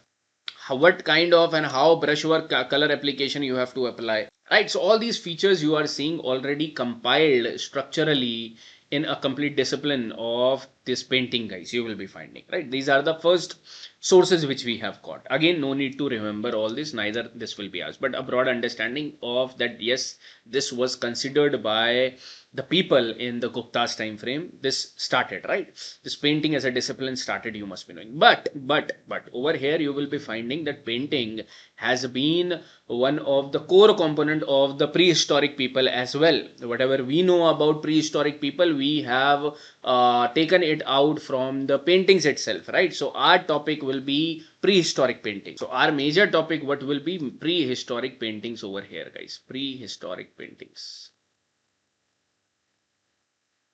Right, this we are going to understand. Important, prehistoric paintings, right? Now prehistoric paintings, we have got the earliest evidences in the paleo, right? Paleolithic. But you know that Paleolithic, we have divided it into a broad time frame of 20 lakh BC to 10,000 BC. This we have already divided. The whole timeline is under Paleo, and Paleo is further divided into lower, middle and upper. Right, and I have told you not to go into the timelines of this, but now we will be finding the evidences, earliest evidences of earliest evidences of paintings which we have got it in the time frame of upper Paleolithic. And if you want to note the time period of upper Paleolithic, you can note it as 40,000 to 10,000 BC, right? In this time frame you will be finding all over the world, you will be finding a lot of paintings were like we have attributed that they have been created at that point of time frame, right? That is the upper Paleolithic. That's why in your books, in fine arts NCERT, in other NCERTs also, you will be seeing that they directly started with upper Paleolithic from the paintings perspective. Now I hope you are understanding this, right?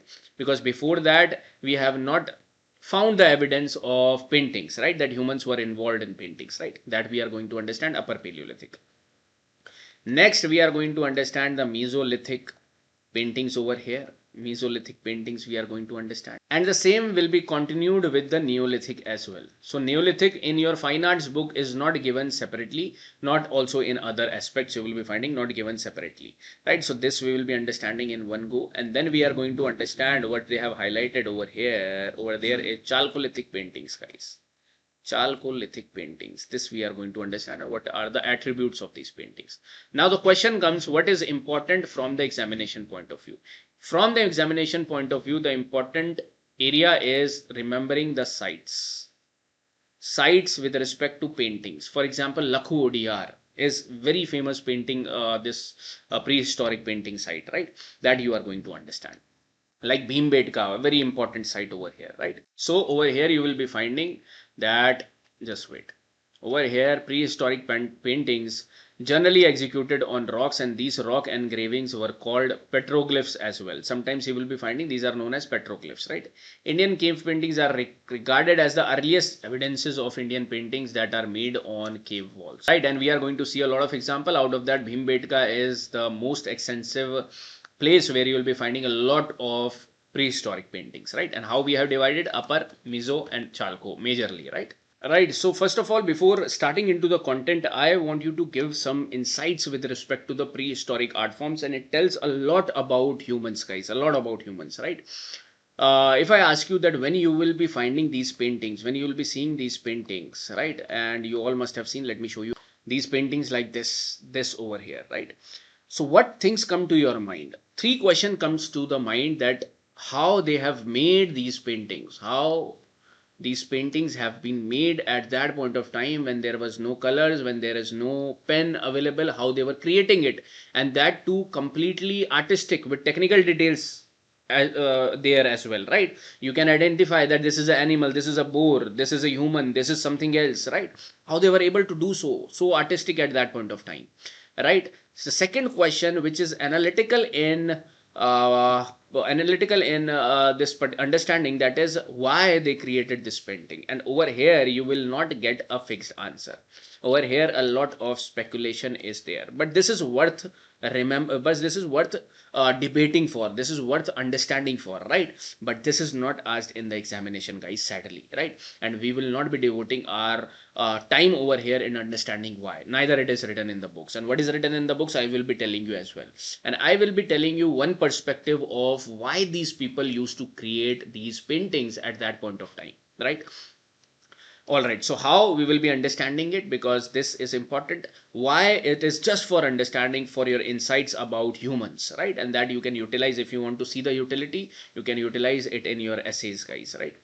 Then the third question which comes over here, that these two are the prominent question, that how and why over here, right? And where you will be finding, where all you will be finding, that means this is the site related question which will be over here. Okay. And what they are drawing over here, one more thing, that where and what, where they are drawing and what they are drawing. Okay. And what also you will be getting by seeing their drawings. Largely what you will be finding, that they will be drawing animals. Yes. Will they be drawing humans? Yes. Will they be drawing some symbols? This is where the speculation starts. Symbols also they will be drawing, guys, like the spiral type of symbol, like some type of circular symbol like this, right? Some type of triangular symbol like this. This will be also, and this, let me tell you that this is not only at one place which you are finding. The similarities are same with respect to the France cave which we have got, with respect to the Indonesian cave which we have got. Rather, these people have never been connected, but they are drawing the same. That means the mental construct of that point of time was somewhere same, guys, right? So how they were creating, when I'll be telling you about this, you will be finding they were utilizing some natural pigments over here. And natural pigments, right? And that will be understanding in the upper Meso and Chalcolithic time frame. Black they were utilizing by charcoal you will be finding. They were utilizing white as well, and we will be seeing how they were creating this, right? That we will be understanding. The question comes why, and when you see why, the NCERT tells you a different story over here. NCERT says in 2 lines, let me show you as well. NCERT says these 3 lines over here, guys, that why did prehistoric people draw these pictures? They may have drawn and painted to make their shelters more colorful. Okay, this line they have written over here, but there is a flaw. It is very easy to write this, and we are also getting comfortable because we think that this might be the right corollary, right? This might be the right thing which they were doing over here, and we can also understand logically it is right? But that is not the case, guys, right? Because let me tell you, caves used not be their permanent shelters, or were not there. You can say that they cannot stay in caves for longer time period, because caves were cold, caves have less oxygen, and you will be finding when you will search out that caves was not their regular shelters, though they were taking caves as the shelter whenever there was thunder, rain, and all these things were happening, right? And for one primary reason they were utilizing caves, and that will give you an understanding, will open up your mind. Yes, that okay, for this purpose also they were utilizing caves more rather than being a purpose of shelters, right? So this you will be finding over here. Also beautiful, or to keep a visual record of their day-to-day life. This can happen. This is one we can accept over here, like some of us who maintain a dairy, right? But this is not as simple, you will be finding. But this we can say that they wanted to record something, right? Now one argument let me give you, and this is an argument, right? Just if you want to accept, you can accept, otherwise you can ignore over here. But one argument you find, that whenever these all paintings were discovered, these were discovered in the caves, and caves are the most inhabitable place, guys. Let me tell you, these are less oxygenated place, these are cold, completely cold also you will be finding, right? And what you will be finding, that there are paintings which are drawn, okay? Paintings which are drawn over here. The prehistoric people were drawing paintings, right? And what they were drawing of, like animals, which I have already told you. They were drawing of the humans, right? What they were doing, hunting, right? Hunting scene and all, right? And they were drawing symbols over here, I have told you. Now the reason which I'm giving you why they used to create one perspective, again it is speculation. Over here you will be finding that wherever, not for example, these are huge caves over here, multiple caves are there, and inside the caves also not everywhere paintings were created. Try to understand, not everywhere paintings were created, guys, right? There are few places where paintings were created, and there's few places inside the caves were having this feature of acoustic. Acoustic means there was good sound is produced over there, right?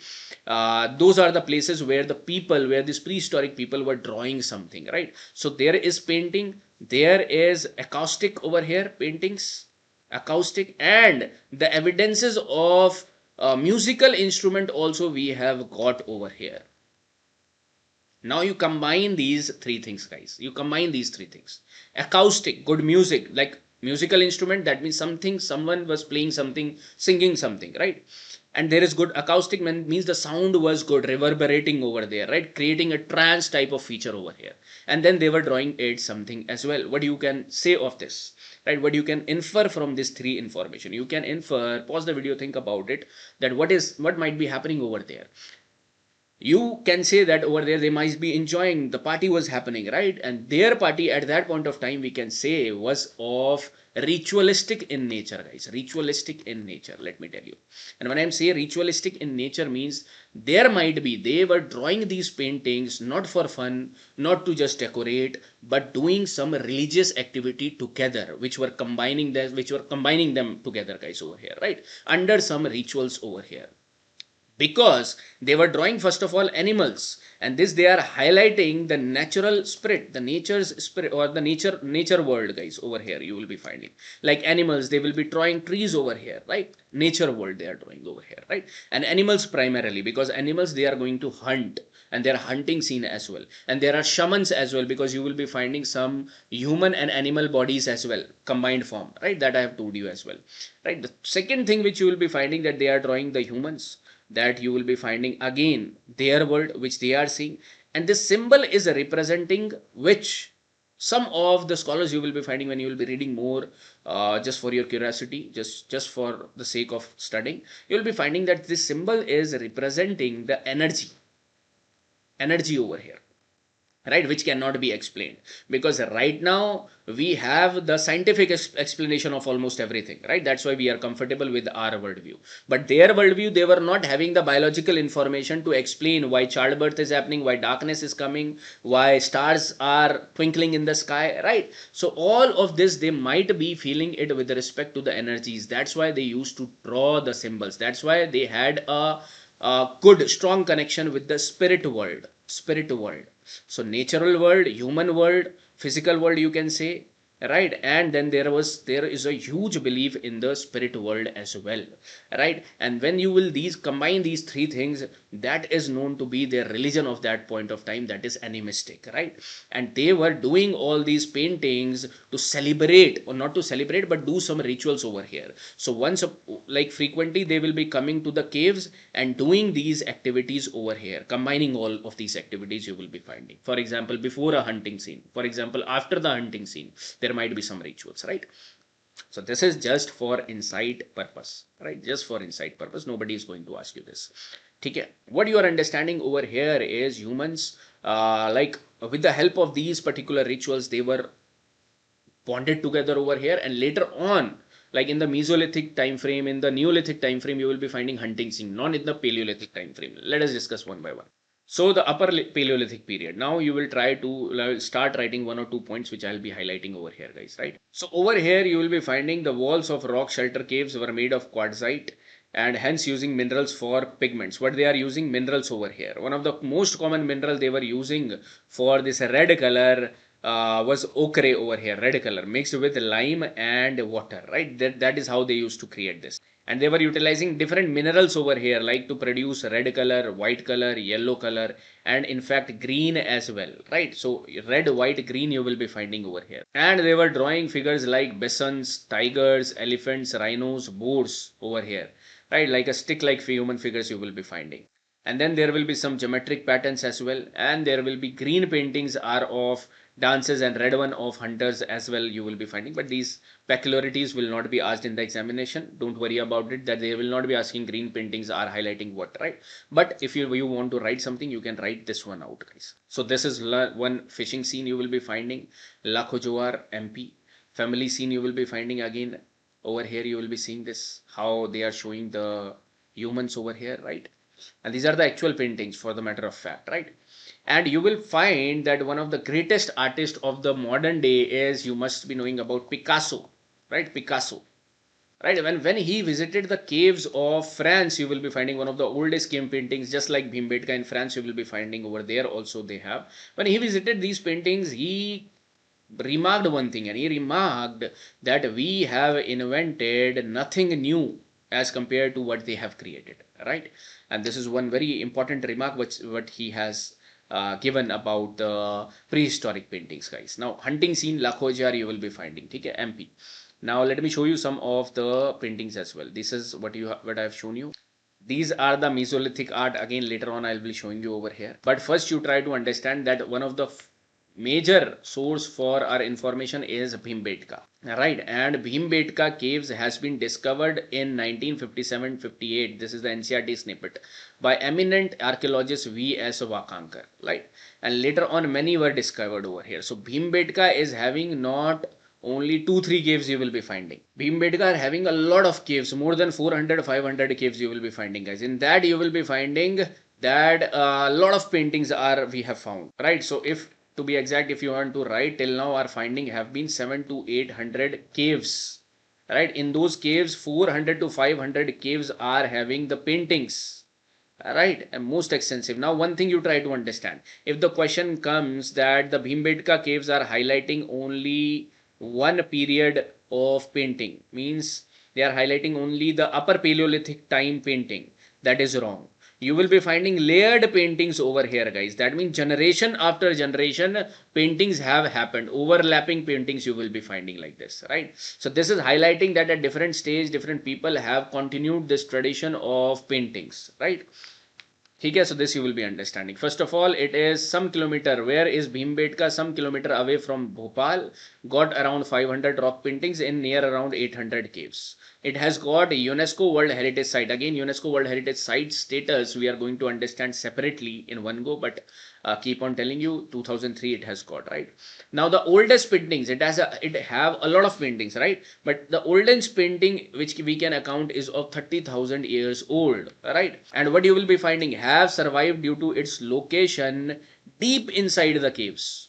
Now are you understanding why I have given you that logic of explanation, and why I have told you that don't go with the NCERT logic of beautifying our homes?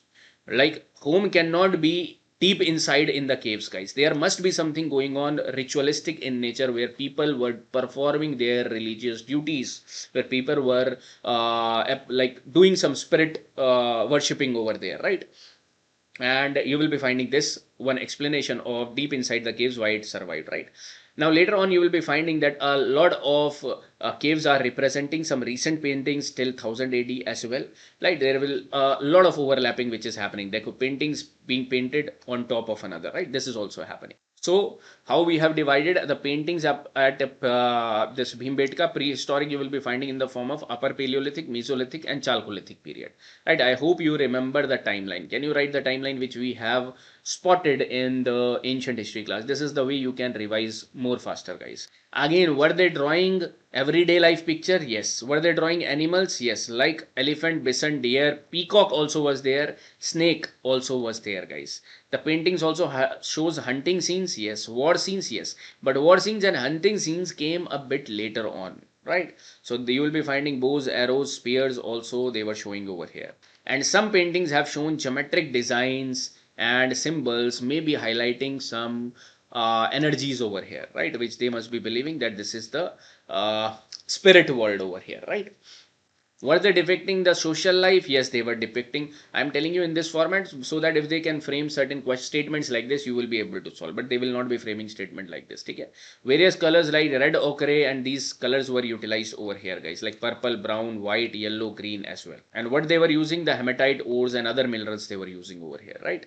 Now from Upper Paleolithic, you have only one example, that is Bhimbetka. Okay? Bhimbetka. Now in Mesolithic time frame, again this time frame you don't know, we have learned the time frame of 10K to 6K, and you know why I am repetitively saying this, so that you can remember for longer time period, right? The largest number of prehistoric paintings belong to this period. These themes multiply, but the paintings are small in size over here. Again, period saw use of red color, right? Hunting scenes were mostly found over here in Mesolithic. Hunters in groups with barbed spears, pointed sticks, arrows, and bows. Just have a broad understanding. Direct question, I don't think they will be creating from here, right? Okay, women are painted both in nude and clothed over here. Young and old equally find places in paintings. Community dances were shown over here, right?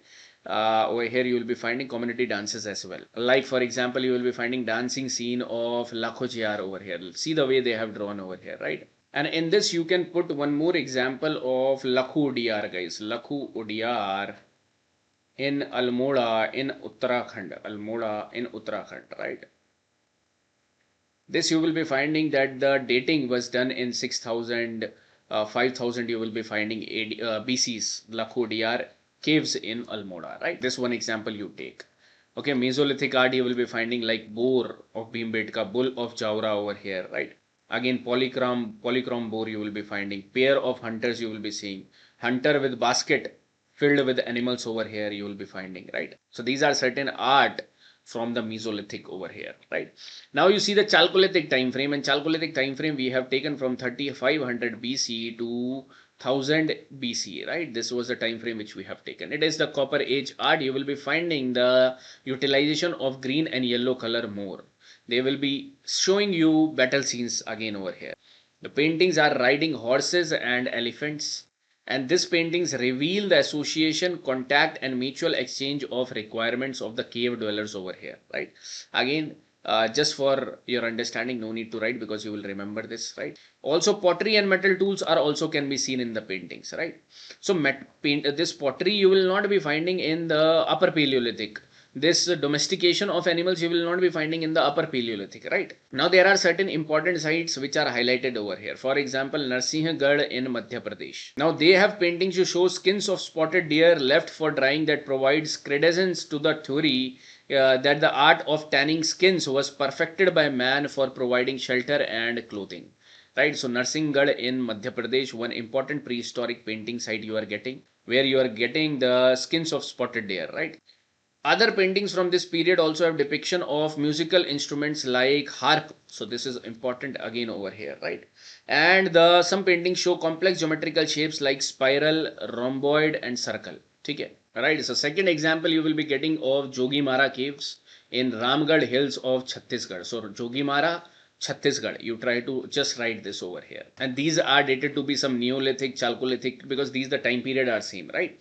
And you will be finding there are a variety of caves you will be finding like this over here. These are the inner names of this particular area, guys, right? Similar paintings will be found in the Ghodsar or Khaubar rock art sites over here. I will not ask you to go into these small sites over here, right? But this site you can remember, that is Chitwa Dongri site over here, where a Chinese figure riding a donkey, pictures of dragons and agriculture sceneries can be found. Right, in Odisha you can Guda Handi rock shelter you can find, Yogi Matha rock shelter you can find over here, right? And one more I have told you about Lakhu Udiyar, okay, over there. This also you remember. 3-4 caves you try to remember from the prehistoric time frame. Okay, see this paintings over here is mentioned in the books NCERT fine arts you will be finding with respect to the hunting scene predominate in Mesolithic paintings over here, right? Hunting a bison over here. Okay, they have given you. Now they will not be asking you some information inside of these paintings. Overall information they might be asking you, guys. Okay. All right, this is one important Lakhu Diyar rock painting found in Uttarakhand. In this picture, hand-linked figures in dancing mode are shown, hand-linked, and this is one of the important Uttarakhand dance you will be finding as well, right? This way you will be seeing. In fact, this is a recurrent theme. It recalls the dancing scene from Lakhu Diyar rock painting found in Uttarakhand. So this is quite important, mentioned over here as well. So Lakhu Diyar, they will be directly giving you Lakhu Diyar rock cave is equal to temples or rock cut temples or something else, right? But you know why this is important as prehistoric painting site, right? Okay, so this was your prehistoric paintings over here. 1 or 2 information you will be writing, more than enough. Okay. Now let us understand the mural mural paintings tradition, mural paintings over here, right? And under this we have to understand a lot of subheadings, like you will be finding, which we have already seen, Ajanta caves, Ajanta murals you will be finding, right? Murals means they will be murals. What? Suppose this is a cave, wall of a cave. So they will be directly applying the paint over here and drawing it as the canvas. This is murals. These are broad over here, right? What is miniature? Short you will be finding. Very fixed proportion you will be finding of that particular paintings, right? So mural paintings, where the paintings were drawn in the wall itself by certain techniques, which I'll be telling you. Ajanta caves you will be finding. Second, Ellora we are going to see. We have seen it from the architectural angles. Now we will be seeing it from the painting angle as well. Ellora caves, Bagh caves, important. Bagh cave, right? And why Bagh is important now? Try to understand the context which you are studying, right? And where it is. ठीक है, Bagh. Arma Malai caves over here. ठीक है. Then you will be finding Sitta Navassal. Again, Sitta Navassal. Again, simply they have asked you what are these referring to and what is this related to, right? Sitta Navassal caves. This is a PYQ. Right? Bagh is a PYQ. Right? Sitta Navassal caves. Jogi Mara caves. Jogi Mara caves over here. Lepakshi temple you will be finding. Lepakshi. And Ravan Chaya. Right? Lepakshi temple paintings and Ravan Chaya rock shelters over here you will see. Okay. These are again the tradition of murals you are going to see. Okay. These are in the caves you are finding, murals in the caves, right? Then there will be certain murals which will be given push by the dynasties. So there will be certain dynasties also which will be responsible for this. That is under Cholas I will be telling you, under Vijayanagar I will be telling you. Right, and under Nayaks, देखो Nayaks, you are only studying with respect to art and culture, not with respect to any political thing, right? So remember Nayaks as well, and when they are existing. Already I have told you about the Nayaks contribution in temple architecture, right? And Cholas over here, and these we are talking about imperial Cholas, right? So dynastic contribution also we are going to see. So this is under mural paintings. Mural paintings of Ajanta, Ellora, Bagh, Armamalai, Sittanavassal, Jogimara, Lepakshi, Ravanchaya, and then dynastic contribution to mural imperial Cholas, Vijayanagar and Nayakas, right? Important one we are going to see, guys, right? Right, so first of all, you find out certain important few points, 1 or 2 points you write over here, that these are basically differ from all other graphic art. Why? Because they need a walls to get painted over here, right? All right, Hinduism, Buddhism, Jainism are the major themes of all these paintings, mural paintings you are going to see over here. Okay. What they will be using over here, again same, terracotta, chalk, red ochre for red color, chalk for white color you will be finding, right? Yellow ochre you will be finding. Okay. Yellow ochre means red type of mineral, and that red type of mineral is nothing but hematite. Right, or some iron minerals you will be finding. Okay. And they were utilizing it with animal fat as well. What they will be drawing, again human animal figures, hunting, family scenes, and from the religion point of view also, some Hinduism thing also they will be drawing now, some Buddhism Jatka tales they will be drawing over here now, right? Now let us see. They go a lot of caves you have already understood. Have you seen Barabar? Have you seen one more cave, Nagarjuni cave I have told you, right? Now you understand that these caves were not containing paintings. These caves were basically rock cut caves by the Mauryans. I hope you remember, right? Now, but when you are seeing these Ajanta caves, which is being constructed since the Satavahanas time, and have a lot of contribution. So it basically will not be starting from 4th century AD. Before that also Ajanta caves painting will be starting, right? And it is made up of 29 caves over here, right? And you will be finding the majorly you will be seeing them as Buddhist caves over here. Buddhist, right?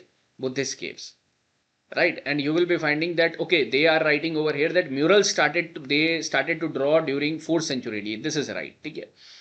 Then you will be finding the Sunga period is represented by the murals of cave 9 and cave 10 that we are going to see. This type of information you ignore, right? They were utilizing these fresco paintings. Fresco painting is nothing but when you apply the pigments, when you first wet the wall over here and then you apply the pigments over it. And when you will be applying, the pigments will be leaving the impressions for almost permanently over here, right? This is one fresco type of paintings you will be finding. For example, over here you will be finding cave number 16 of Dying Princess. This is one image you are finding. This is one image you are seeing of Padmapani, right? The Bodhisattva over here in Ajanta cave. And see this over here, how simply they have asked you. The painting of Bodhisattva Padmapani is one of the famous and often illustrated paintings at Ajanta Badami, and see the variety of options they have given you, right? So answer is Ajanta over here. Okay, they have kept it simple over here, right?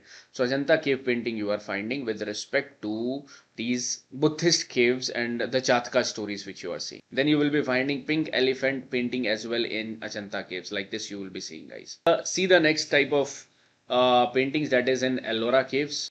The Ellora caves can be seen in the 5 caverns over here, right? And over here you will be finding the Ajanta predominantly Buddhist, but over here you will be finding both Hindu, Buddhism, and you will be finding as well of Jaina as well, right? Jaina sites also you will be finding. So Vishnu and his spouse Lakshmi are carried into the sky by the Garud, the celestial bird over here in older artwork. But later paintings feature a procession of Shiva holy men in Gujarati style. All 3 religions are represented over here. This line you can write. Images of goddess Lakshmi and Lord Vishnu are 2 of the most famous Ellora cave paintings, guys. So this you remember over here, right? Right. So these type of images you will be finding over here, but you understand that okay, over here goddess Lakshmi and Lord Vishnu, 2 most famous Ellora paintings are in Ellora with respect to Ellora. And if with respect to they are asking more Hindu paintings, then your doubt should go towards Ellora more, right? Because these Ajanta are more Buddhist in nature, right? Predominantly Buddhist you will be finding. Then you are finding this Sittanavassal caves. Only 2-3 points you will be writing with respect to this. First over here, it is in Tamil Nadu, guys, right? Tamil Nadu you will be finding. Again, you will be seeing that Bagh and Ajanta you will be finding over here. And they say that some influence you will be finding that painting started to happen during the Pallava period as well, right? What they were utilizing vegetable and mineral colors over here. Now this is a pond with lotuses is the focal point of the paintings. Now you learn this particular line if they want to give you anything with respect to Sittanavassal. This they will be giving you, guys. A pond with lotuses is the focal point of the paintings of which region? And 4 options will be there. Sittanavassal, Bagh, Ajanta, and one more, right? This is an attribute of Sittanavassal. Sittanavassal has been asked in PYQ as well, right? Monks collect flowers in the pond, which also feature ducks, swans, and other creatures. The image depicts Samavasarana, an important Jain religious scene over here, right? So this is depicting the Jain scene over here, guys, right? So this is related to your Jainism site, Sittanavassal, right? Now my question, next question to you from all this, you will be finding one important question, that is what is Samavasarana practice of, not practice, but what is Samavasarana in Jainism, right? Samavasarana is nothing, it is a place which is created, it is a divine place which is created by the higher beings for the people who have attained Kaivalya, for the people who have attained enlightenment, right? And those who have attained enlightenment are called as Tirthankars, right? So these are the assembly, divine assembly hall for the Tirthankars, right? What is this? Samavasarana, right? So after attaining realization, Tirthankar delivered sermons in Samavasarana, a particular gorgeous audience hall. Understanding? So this is quite important, and this information you can add in your Jainism notes as well, guys, right? So the type of paintings you will be finding over here. A Bodhisattva, a Jain Tirthankar is collecting lotuses over here, right? And other things are also shown, like ducks, swans, fishes over here, right? So Sittanavassal, Jainism over here, this line you will be remembering, and Samavasarana, 1 point you have got, most important. You move ahead and you will be finding Bagh cave. Bagh, first of all, where is this Bagh cave? Madhya Pradesh. And this is an extension of Ajanta school only. Again, you will be finding Rang Mahal cave number 4 features executive murals on the wall illustrating Buddhist and Jataka tales, right? So this you can understand from here, 1 or 2 points which you can take. Okay, then there is Arma Malai cave painting. These are again in Tamil Nadu, Vellore area, and now are dedicated to the Jain temple. So now you are getting some Jain sites as well over here, guys, right? Right, and what they will be showing you over here, they will be showing you good Jain spots over here and Jainism related themes, and one more, Astatic Palikas means deities defending 8 corners. So there are 8 corners defended by the deities over here. So these are reflecting all the religions, because this is important in all the religions you will be finding, but particularly Armamalai is Jain site which is referring over here, right? ठीक है, Armamalai, Tamil Nadu. Then you will be seeing Ravan Chaya. Where is Ravan Chaya? In Odisha. One point you will be writing Odisha. Now these paintings are showing you a royal procession dating back to 7th century, right? Again, one line you can write over here about Ravanchaya, right? And these basically rock shelters, when you will see, these are in the shape of half opened umbrella. What is half opened umbrella? Like this. So this you will be finding in this shape, rock shelters, right? Then another most important you are going to see is the Lepakshi paintings. Out of this, most important Lepakshi paintings. Now these are the mural paintings painted on the Veerbhadra temple over here, walls at Lepakshi. Right, Veerbhadra temple walls of Lepakshi you will be finding, and where it is located in the Andhra Pradesh region in the Anantapur district you will be finding. Okay, a very important location. And they were created during the Vijayanagar period and have a religious theme on Ramayana, Mahabharata or Hinduism you will be finding, right? And primarily colors like blue are conspicuously absent from the paintings. That means blue is absent from these paintings over here, guys. Okay, one important thing you will be marking over here, right? And this is the type of Lepakshi paintings you are seeing over here. But you will see a lot of painting in this particular part, so you will not be able to remember all. Okay, so that's why focus on only important paintings. Okay. Again, 2-3 things in this particular part. Which temple Lepakshi paintings are highlighted? Veerbhadra. Who contributed it? You will be finding Vijayanagar people. You will be finding, right? 16th century means 1500 time frame. You will be finding Anantapur region, Andhra Pradesh. This type, and one primary colors like blue you will be finding absent from here. These type of things you try to highlight. Okay, next you move to Jogimara. Now one of 2 points. Where is Jogimara cave? Chhattisgarh. Already I have told you prehistoric paintings. Yes, right. So that's why it dates from 1000 to 300 BC. Contains few paintings and inscription in Brahmi over here, which is depicting a love story. Right. Paintings include dancing couples as well as creatures such as elephants and fish as well. ठीक है, again 2-3 things. Where is the location of Jogimara? What they are showing over here, a love story type of thing is depicted. Also inscription in Brahmi you will be finding. And you can say paintings include dancing couples as well as creatures as well, like elephants and fishes. This information you can add in Jogimara. And then you will be finding Badami murals as well, guys. Badami murals. Badami you might not have written, but Badami you can write. And in Badami, whose contribution will be there? Chalukyan dynasty's contribution will be there, right? So Badami caves were excavated under the patronage of Mangalesha. Mangalesha was before Pulkeshin II. Important hero for our Chalukyans is Pulkeshin II. I hope you remember the timeline as well. Before that, you will be finding Mangalesha. Mangalesha was Pulkeshin I's younger son and Kirtivarman I brother. Over here you will be finding one Vishnu cave is dedicated. And what is shown on these walls, palace scenes are shown in the paintings. Kirtivarman is seen in a painting seated in the palace, right? So this is considered to be the continuation of mural painting in the South India, which is extending from Ajanta to Badami. Okay, so this type of feature you are going to see with respect to Badami mural, right? So till now we have seen Ajanta, Ellora, few points I hope you have written. Bagh caves, Armamalai, Sittanavassal, Jogimara, Lepakshi, Ravanchaya rock shelters, and one more I have told you, that is your Badami caves, the contribution of Chalukyans, right? Now you see these 3 people like Imperial Cholas, Vijayanagar and Nayakas. Under Cholas, under Imperial Cholas, you will be finding that Brihadeshwar temple at Thanjavur was built, Gangaikonda Cholapuram was built, and Darasuram was built over here under the reign of Raja Raja Chola and his son Rajendra Chola, right? And Narthamalai over here, one place is home to Chola paintings. Also, Brihadeshwar temple houses the most important paintings over here. And you will be finding that there were 2 layers of paint. Means first was done by Imperial Cholas, and later these Nayakas must have done some later paintings over here as well, right? Narratives and many manifestation of Lord Shiva are depicted in Chola paintings. So Chola paintings will be related to Shaivites. Remember this, right? And this you will be finding over here. The painting show narration and aspects of Lord Shiva, Shiva in Kailash, Shiva as Tripantaka, Shiva as Nataraj, right? A lot of images will be shown like that. And one type of this Imperial Cholas paintings is this, like this you will be finding, guys, right? And next is your Vijayanagar murals. Vijayanagar has also given push to the Lepakshi paintings of Veerbhadra temple, right? So you will be finding paintings on the wall of the Shiva temple in Lepakshi, Andhra Pradesh. You will be seeing this. The paintings at this particular place near Trichy, you will be finding has also been contributed by Vijayanagar Empire. For example, this painting you will be finding of Lepakshi, Andhra Pradesh, right? You try to understand that there are less chances of question forming from the paintings from Vijayanagar, because Vijayanagar is important for the from the political point of view, which we have understood in ancient history.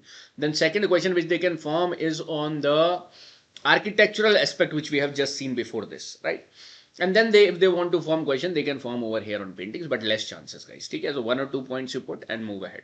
Over here, paintings will be depicting Vidyaranya, Bukkaraya and Harsha's spiritual teacher over here, being carried in a palanquin in a parade, right? Then the last one is the Nayaka's role over here. Okay, Nayaka's role. Again, their themes will not be Buddhist, will not be Jainism, but will be Hinduism related to Mahabharata, Ramayana and Krishna Leela. They can be found at Kundaram, Srirangam and Thiruvarur. Right, one of the painting if you want to see from here, these are the paintings at Chithambaram temple, guys. Right, guys. So 1 or 2 information you can take from these Nayakas as well. So in the murals category, we have seen few points about Imperial Cholas, Vijayanagar and Nayakas. And the major thing which we have got to know about is these caves over here with respect to the mural paintings, right? Now let us understand about the miniatures. Let us see the miniature paintings, guys. Miniature paintings. Miniature paintings, right? First, we are going to understand the features, right? So we will be seeing the features and techniques. This is the framework which you are going to complete over here, right? And this is one thing we will be understanding. The second thing we will be seeing the early schools.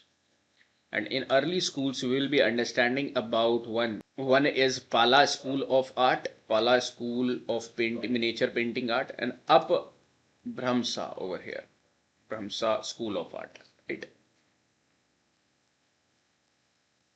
Then we are going to see the miniature paintings during Delhi Sultanate time frame as well, and this will not be that much elaborate in Delhi Sultanate period, but the major push will be coming during the Mughal time frame, guys. Mughal era time frame, you will be finding a lot of miniature paintings concept will be coming, and then we will be seeing the medieval paintings or the miniature paintings in the southern India as well. Southern India, and in southern Indian category, southern India category, you will be finding one Tanjore style of painting, and you will be finding one Mysore style of painting, guys, right? That we are going to understand. Okay. 1 or 2 areas are important, but as we are moving forward, we will be moving forward in this structure, guys, first of all. Okay. And obviously after that, we will be seeing the regional style of schools. Okay. The features, if you will be finding of miniature paintings, you will be seeing that again, they are basically short than the murals. Obviously, murals are too much bigger, right? The painting should not be more than 25 square inches in size. Okay. The painting subject should be portrayed. Now this all things you don't have to learn the technicalities, right? But just understand these are small paintings you will be finding, right? Manuscripts also you will be seeing of these miniature paintings at a scale of no more than 1/6 of its actual size. This also should be there. Human figurine is depicted with a side profile in the majority of the Indian miniature paintings. Bulging eyes, sharp nose, and a thin waist are common features in this particular miniature paintings. Right, skin color of the Rajasthani miniatures are dark, but they are often paler in the Mughal paintings. Okay, this is just for understanding purpose, guys. And they utilize sometimes pure gold, silver, minerals, plants. Right, are the most common sources to create these paintings. So early miniatures started on paper, palm leaves like this, right? But later on, you will be finding that they started creating it in a more reserved and preserved form. You will be finding, right? And you will be finding it under the early school known as Pala School of Art and Upbrahms School of Art, right? Now, this is the example of Pala School of Art you are going to see, and this is the example of Upbrahms School of Art you are going to see, right? 1 or 2 key feature we will be noting down from here. And the things they were utilizing over here were like palm leaf or vellum paper, right? and these were found as part of manuscripts. For example, some manuscripts are there, and inside that there will be some images you will be seeing. And they were largely utilized by Buddhist monks because of their faith preaches non-violence towards all living beings, right? So only banana or coconut tree leaves were allowed over here. What you will be finding, this is a key point, that group paintings are uncommon, right? Lot of lonely single characters in the paintings you are going to see, not the whole scene scenario type of painting you will not see over here, right? These are patronized by several kings who encourage Buddhism because of their simple compositions. So this is Pala is having the influence on this Buddhism type, the Buddhism miniature type of paintings. Okay, right? See this over here. Now I am showing you the snippet of fine arts book over here. Now you focus where I am letting you focus, guys. Pala period saw the last great phase of Buddhist art in the form of illustrated manuscripts of Palas of Eastern India, right? See over here now. You will be finding a flowing sinuous line. This type of line they are representing. See over here, right? So sinuous line in subdued color tones characterizes Pala's painting. A fine example, this line you mark it out and you can write. A fine example of Pala Buddhist palm leaf manuscript is Ashtash Sahasrika Prajna Paramita over here. Mark it out, guys, over here. Or the perfection of wisdom written in 8,000 lines. Okay. And what is this? This you will be finding Lokeshwar Ashta Sahasrika. Ashta Sahasrika means 8,000. Okay. Prajna Paramita. Palas. Alright, this is present in National Museum over here. So this you can remember, it is related to the work of Pala. Right, the same thing is shown over here. This is your Pala School of Art. Next you see Abrahams. Abrahams can be traced back to Gujarat or the Mewar region of Rajasthan. And over here the Jain religion was the most prominent motif in these paintings, right? And you will be finding later on Vaishnavite school was adopted. They included the concept of Gita Govinda and a secular love in these artworks. Right, so somewhere you are seeing the influence of Jaina religion as well and of the Vaishnavite religion as well. These paintings were done on palm leaf in the early Jain period, but later on paper you are going to see. Right, now let me show you some of the examples over here. Like you can see this particular part, you see this particular part over here, guys. This is Trishala's 14 Dreams, which has been highlighted from Kalpa Sutra. What is Kalpa Sutra? It is one of the Jainism text you will be finding, guys, right? Let me show you how you will be remembering. See this line, guys. Among the most widely illustrated canonical text in the Jain tradition is Kalpa Sutra. So this you will be highlighting, important for your Jainism literature as well.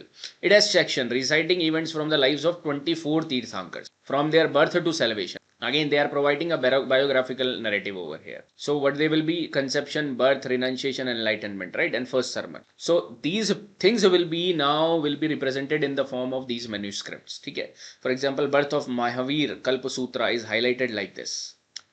Okay? So Jain paintings also received impetus because the concept of Shastradan, donation of books, gained favor amidst the community, where the act of donating illustrated paintings to the monasteries' libraries called Bhandaras, right? So from Bhandaras, you will be getting all these illustrations.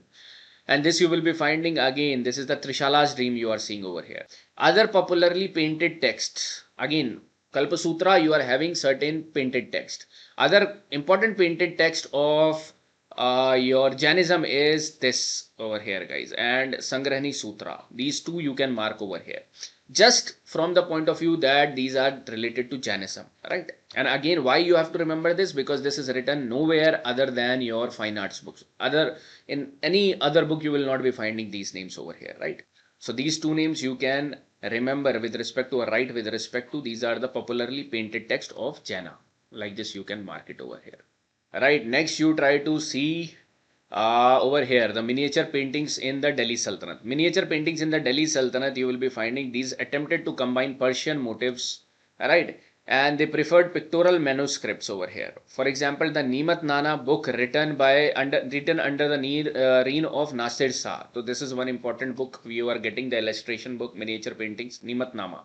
And this was Nasir Shah was ruling over Mandu at that point of time, is one of the best example from this period. So this is one key heading or key point which you will be putting under this, guys, right? And what this is highlighting, indigenous and Persian styles. See over here again, I am highlighting the original source, Nimat Nama, Book of Delicacies. The most representative example of this school was painted at Mandu during the reign of Nasir Shah Khilji, mark this ruler, mark this particular place, mark this particular book. ठीक है, Nimatnama you will be finding Mandu like this. What is this book related to? Paintings? No, this is a book related to recipes with a section on hunting and also methods for preparation of medicine, cosmetic, perfumes and direction. Right, so this point you will be putting under the Delhi Sultanate point of view. ठीक है.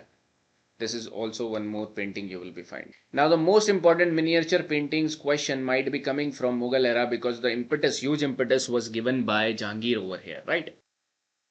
So the features you will be finding that they will be having huge Persian influence. They concentrated on paintings depicting hunting scenes, historical events and other court related subjects. Right, let us see one by one. For example, early Mughal painters, and now you have to put it in point form guys. After a series of war, Babur established the Mughal dynasty and he will be coming up with not only soldiers but also artists over here, right? And it is said to have commissioned some illustration of the Mughal family tree from a Persian artist named Bizad. Right, this you will be finding over here, Bizad, Persian artist Bizad under Babur. Then you are going to find Humayun, a great patron of the arts, ascended to the throne at a young age and he enjoyed painting and constructing beautiful monuments. Right, and then he will be lost his throne to Sher Shah, you will be finding. And while at Shah Abbas court in Persia, he hired two major painters. One is Abdus Sammad and Mir Sayyid Ali. Asked in n number of other examination like CDS, CAPF, state PCS, favorite question is this only. Okay, UPSC Civil Services still not asked from here. Now, this you can remember, Abdus Sammad and Mir Sayyid Ali, painters under Humayun, who stayed with him after he reclaimed his throne and established the Mughal dynasty when he established the Mughal dynasty in India. Right? And they created an illustrated manuscript again that is known as Tutinama during Akbar's reign. So Tutinama was built under Akbar's reign by these Abdus Sammad and Mir Sayyid Ali, right? Right. Also, one more thing you will be finding that there is an indication Humayun's artistic taste and help us form a picture of Humayun. Right. He founded the Nigar Khana, guys. This should be put as one point. He founded Nigar Khana painting workshop. Who? Humayun. Again, not much is known about the size and composition. This is not required, but it is known that he started the project of illustration of Hamza Nama, which is later on continued and completed by Akbar in the Akbar reign. You will be finding Hamza Nama, right? Again, this is one NCRT image you will be finding that is from the Tutinama, guys, right? Chalil, now you see about the Akbar over here. In Akbar's time period, a whole lot of, first of all, he founded the Tasveer Khana department and a lot of people were employed over here under this particular discipline, right? So he was in charge of creating an entire department dedicated to painting and scribbling his paperwork. He founded Tasveer Khana, a professional artistic studio where artists were engaged on pay and developed their own style. And one of the most distinguished feature of this period was transformation of popular art to court art, where the artists were more concerned with depicting the scene of court life rather than the scenes of popular life, right?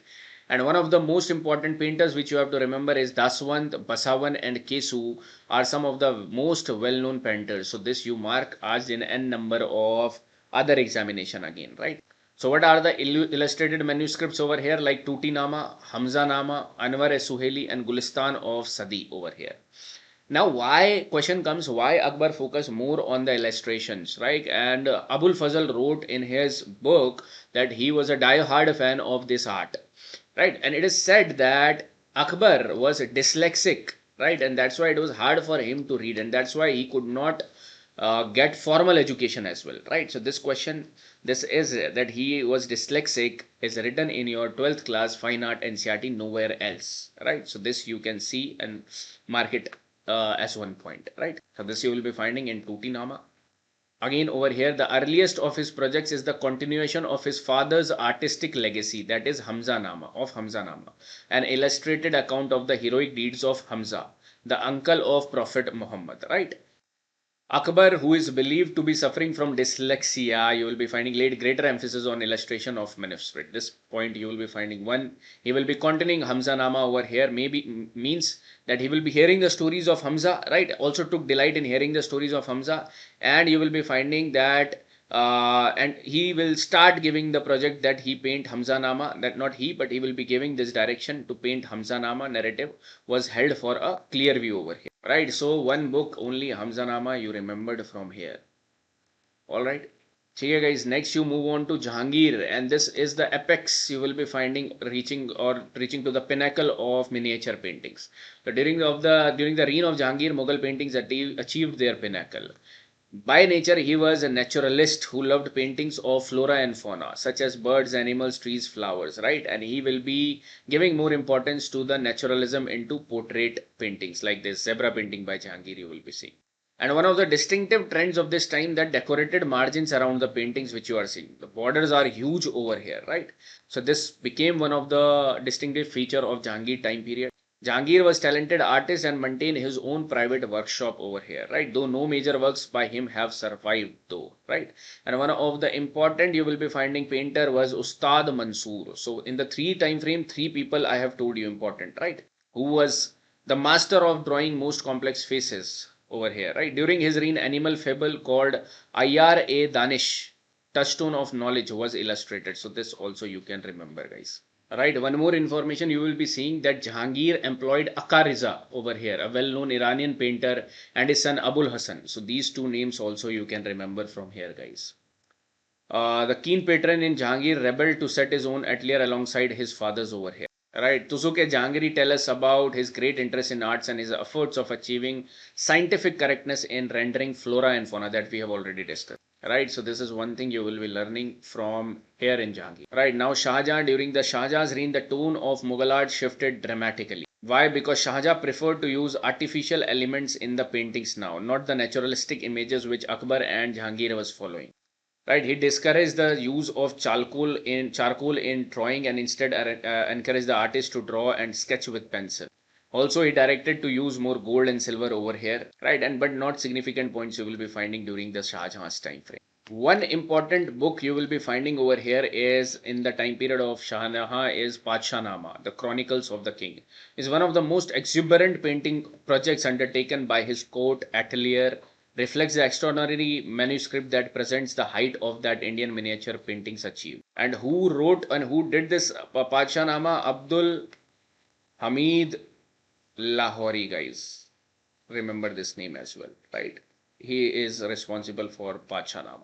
Right, so this was about the Mughal Empire. So we have seen the early schools, Delhi Sultanate, Mughal era, right? Now let us see the southern India and few examples of Mysore and Tanjore. See the miniature paintings in South India, and two we have to see Tanjore painting and Mysore painting, guys. Right, directly let us come to Tanjore painting. One or two points you will be picking from here. First of all, you will be finding that they were patronized by the Maratha rulers. Maratha, what they were doing in Tanjore, I have told you that they spread near Tanjore as well. Right? Okay, so they had a base in Tanjore as well. So Maratha rulers patronized them. These paintings are distinct in that they are primarily made of glass and board. So this point you highlight over here, glass and board you will be finding, rather than traditional cloth and vellum used in North India.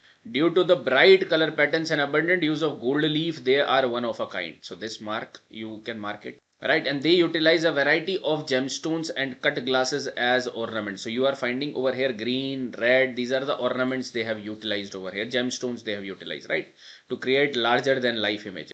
The majority of the painting showed Krishna smiling in various stances. Right, and if you want to write, you can write this line also under the patronage of Sarfoji Maharaj, a prominent patron of the Tanjore painting arts, right? One or two points only, these things you highlight from here. Never asked in the examination, but you can highlight all these points, right? Next is Mysore painting. Again, similar type of thing you will be finding. The rulers of Mysore province were patrons of these paintings, right? Which lasted under British period as well. And over here they are utilizing this gesso paste. What is gesso paste? The zinc oxide and Arabic gum mixture over here, right? Which is providing the painting with a distinctive foundation that produces a gloss over the backdrop. Okay, so this type of painting you can see over here, guys. So you are finding that somewhere the way they are creating paintings over here is completely different than the paintings created in the North India, right? So that's why these two are different. With this, your miniature painting topic is also over, right?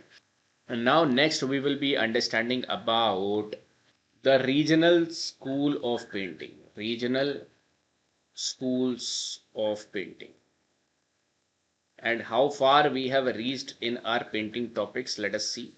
In paintings we have covered this particular part, prehistoric, mural, miniature, regional. Now we are going to see, right? Regional, and then a bit about modern and folk paintings we are going to understand. Two things will be coming over here. One is Rajasthani school of painting, Rajasthani school of painting, and one is Pahadi school of painting, guys. Pahadi school of painting, right? Pahadi school, Rajasthani school. In Rajasthani, you will be highlighting you will be making the frameworks like you will be seeing over here Mewad school, Mewad school, Jaipur school. Jaipur is related to Amber, so Jaipur Amber you can write, right? You can write Marwad, Jodhpur it is related to Marwad, Bundi, Kishangarh, Kishangarh, right? Kishangarh. Over here you can write. So these are the Rajasthani schools which we have to see. 1 or 2 points we will be highlighting over here. Pahadi school. Under this we will be finding Basholi and Kangra. Kangra type of Pahadi schools like Basholi and Kangra. Let us see one by one, guys. Now miniature paintings of Rajput style that you are finding in with respect to the Rajasthani style which we are saying, right? So they will be taking it from the Indian culture and tradition. The paintings will be rooted in Indian culture and tradition, particularly Ramayana, Mahabharata, Shiv Puran and Gita Govinda of Jayadev. One more literature part you can add over here. Gita Govinda. Gita Govinda written in 12th century by Hindu poet Jayadev. First of all, this line should be created over here, written down by you. Right, it is about, they will be like the narration or you will be see the composition about the love story of Krishna, Radha and Gopis, right? And who was Jayadev? Jayadev you will be finding was a Sanskrit poet during 12th century AD, and he is known for his epic poem Gita Govinda, right? Concentrates on Krishna, love with the Gopi, Radha over here, right? And a lot of bhajans, kirtans will be utilized from the composition of Jayadev over here, right? One thing, if you want to know, that Jayadev's earliest dated author of hymns are also included in the Guru Granth Sahib. Right over here, you will be knowing this. Okay, so this thing you will be seeing in their paintings. So these paintings will be known as Rajasthani school of painting. So Rajasthani school of painting, or earlier called as Rajput paintings, you will be finding over here. Now these paintings were made on this point. You can write on vasli over here, layers of handmade paper. Using natural colors from minerals, gold, silver, fine brushes were made of animal hair and then polished for a finished smooth, right? Most themes were devotional and religious. From Radha Krishna, you will be finding like Gita Govinda, Rasamanjari and Rasika Priya over here. Okay, now there will be different under Rajasthan, like Mewad school of painting. This is the, again, painting, a lot of paintings you will not be able to remember, but what you have to write over here is that it began around 1605 with Ragamala painting, showing bold style and bright colors. Right, what is this Ragamala paintings? These Ragamala paintings are series of illustrative paintings from medieval India based on Ragamala or the garlands of Raga. Right, and this is a classical example of amalgamation of art, poetry and classical music. Right, and these are in different Ragamalas. For example, Rajasthani Ragamala which you are seeing, Pahadi Ragamala, Deccan Ragamala and Mughal Ragamala as well. Each rag is personified as a color, describing the mood of a hero or heroine, right? Right, so this you will be finding Ragamala paintings. Okay, under Jagat Singh 1, just wait. Under Jagat Singh 1, artists like Shahibuddin developed illustration of the Ramayana and other texts. I don't think they will be asking you all this information, right? But there is one school which is flourishing, that is Mewad School of Painting under Rajasthani School of Painting. They focus more on royal life, portraits and festivals with bright red and yellow colors. This, if you want to write, you can write this particular point, right? Then there is a Malwa school of painting as well. Malwa school of painting, guys. And here you will be finding that artists were often traveling painters, not tied to one court. So this period saw the growth of Mughal, Deccani, Rajasthani and Pahari painting school. Again, they were in religious and literary stories. Similar thing you will be finding, not royal portraits. So this you can mark over here with respect to Malwa. Then you are going to see the Bundi school of painting. Bundi, right? It is known for bright colors. Again over here, right? Common themes including hunting scenes, court life, festival processions, stories of Lord Krishna. Human figures have round faces, sharp nose and slim waists. You will be finding this. It later influenced the Kota school as well, right? Then there will be Bikaner school of painting as well. Few more painting, Bikaner, right? They utilize only, write one line, utilize soft colors, refined style similar to Mughal art. Not very important, guys. Then there is Kishangarh. Out of this, only Kishangarh is important. It is known for highly stylized figures with long faces, sharp nose, again arched eyebrows, and lotus shaped eyes. This is one of the very famous image of this Kishangarh school of painting, that is Bani Thani by Nihal Chand, right? The school developed in Kishangarh, Rajasthan. In this, under royal patronage, you will be finding, and the most famous artist was Nihal Chand. Remember this, and he will be painting romantic and devotional scenes. Okay, one important thing, and directly in the examination, this has come, and because of this, we are seeing other schools as well, right? But this is the most famous over here, Bani Thani. Then there is Jodhpur, that is Marwar school of painting. It is mixed Mughal style with strong local folk tradition as well. That means they will again be depicting the Ramayana and Krishna themes, right, guys? So this you will be finding over here. And this they are depicting the court life as well over here. So just 2-3 points you can write with respect to Marwar school of paintings. Now another important you can mark is a Jaipur school of painting, Amer school of painting, right? So this you will be finding that it has an influence of Mughal art. Again, it developed fully under Savai Jai Singh over here. So you can mark this. And a lot of Mughal artists also was invited to work in his court. Whatever the theme, Gita Govinda, Radha Krishna themes, right? And also court life, hunts, festivals, leisure scenes were shown over here. Okay, this you can do. Kota school of painting you will be finding developed from Bundi tradition. Best known for hunting scenes. Only one line you can keep it over here, guys, right? Because there are a lot of, again, what you can do with respect to this. Also, from my point of view, from a teacher point of view, also we cannot do much about these all schools, right? Only remember 2 schools out of here, that is Jaipur school. The features I am saying, rest you can remember that these are from Rajasthani and Kishangarh, right? Okay, so this was your Rajasthani school which you have seen. Next, you see the Pahadi school of painting, and this you will be finding in the sub-Himalayan regions, primarily in Himachal, Jammu, parts of Punjab and Uttarakhand as well, right? Out of these are divided into 2 schools, mainly Basholi and Kangra. And they will be also involving mythology, literature and love themes, right? For example, first school is Basholi school of painting, which you will be finding. This is the earliest Pahadi school of painting. These paintings are known for bold lines, bright colors, right, and have large lotus shaped eyes over here. So you can, out of this particular picture, you can see their eyes, bulged eyes over here, right? Again, Radha Krishna stories, Rasamanjari, Gita Govinda you will be finding. And one important personality, if you want to remember, Raja Kirpal Pal. He was the first major patron of the school. Also, Devi Das was the most famous painter known for Radha Krishna theme. So these 2 particular personalities you can remember, guys. Then there is Kangra school of painting as well. Kangra school of painting, right? And it is famous in Himachal Pradesh. And the most important, this school reached the highest level under Raja Sansar Chand, who was a great patron of art. If you want to remember, you can remember this name as well. Now again, remembering all this information, I would first ask to have the stronghold over ancient, then first have the stronghold over architecture, and then if you have time to revise more and more, then you can focus upon these aspects as well, guys. Okay, these are small aspects you will be finding. Okay, but I have to show you because these are present somewhere in your standard books, right? Now from here you will be finding the Kangra style will be influencing Kullu, Chamba and Mandi school as well. Now no need to go into these regional paintings as well, right? So this you will be finding with respect to your Rajasthani school and Pahadi school, guys, right? Now you see the modern school of painting. Again, very just 1 or 2 things you will be focusing over here, modern paintings. Right, and over here I'll be telling you about, like, you will be finding company paintings, right? Then you will be finding bazaar paintings, and you will be finding over here the Bengal school, right? And you will be finding the Cubist school as well over here, Cubist school under MF Hussain, right?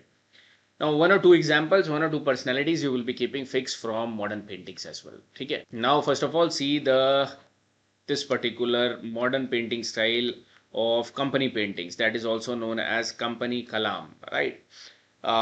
Okay, it emerged during the British colonial rule, right? A hybrid style which is focusing on Indian tradition like Mughal Raj, and also having this European realism like this you can spot over here, right? Developed in Kolkata, Chennai, Delhi, Patna, you will be finding. And what they will be using? They will be using over here watercolor. linear perspective will be there, right? And shading and naturalistic modeling also they will be utilizing over here. What is the patrons over here? Mary Impey and Richard Wellesley. If you want to remember, you can remember. The famous artists are Mazhar Ali Khan and Ghulam Ali Khan. These two things you can remember from here, guys. These are the patrons and these are the artists which were famous with respect to company paintings, right? Two things only you can write. One this patrons and one this over here, right? Then there are bazaar paintings, guys, and these are influenced by European academic realism, right?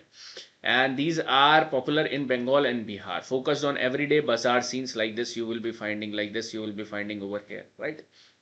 And unlike company school, bazaar paintings did not blend Indian themes deeply.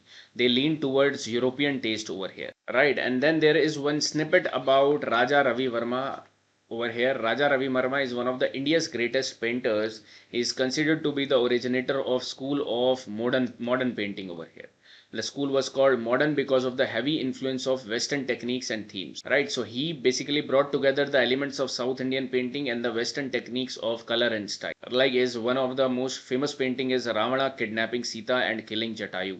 Okay, so he belonged to the state of Kerala and known as father of modern art. This you can remember. Some of his extremely famous works are like Ladies in the Moonlight, Shakuntala, Damayanti, right? This you can remember as well. And one of the he gained nationwide recognition for his paintings from the epic Ramayana, especially as Ravan kidnapping Sita and killing Jatayu, right? This you can uh, see over here, right? So one, two facts about Raja Ravi Verma you can add. Again, the way you should be doing it, like 1 or 2 points over here, like 2 points with respect to company, because questions have not come from here.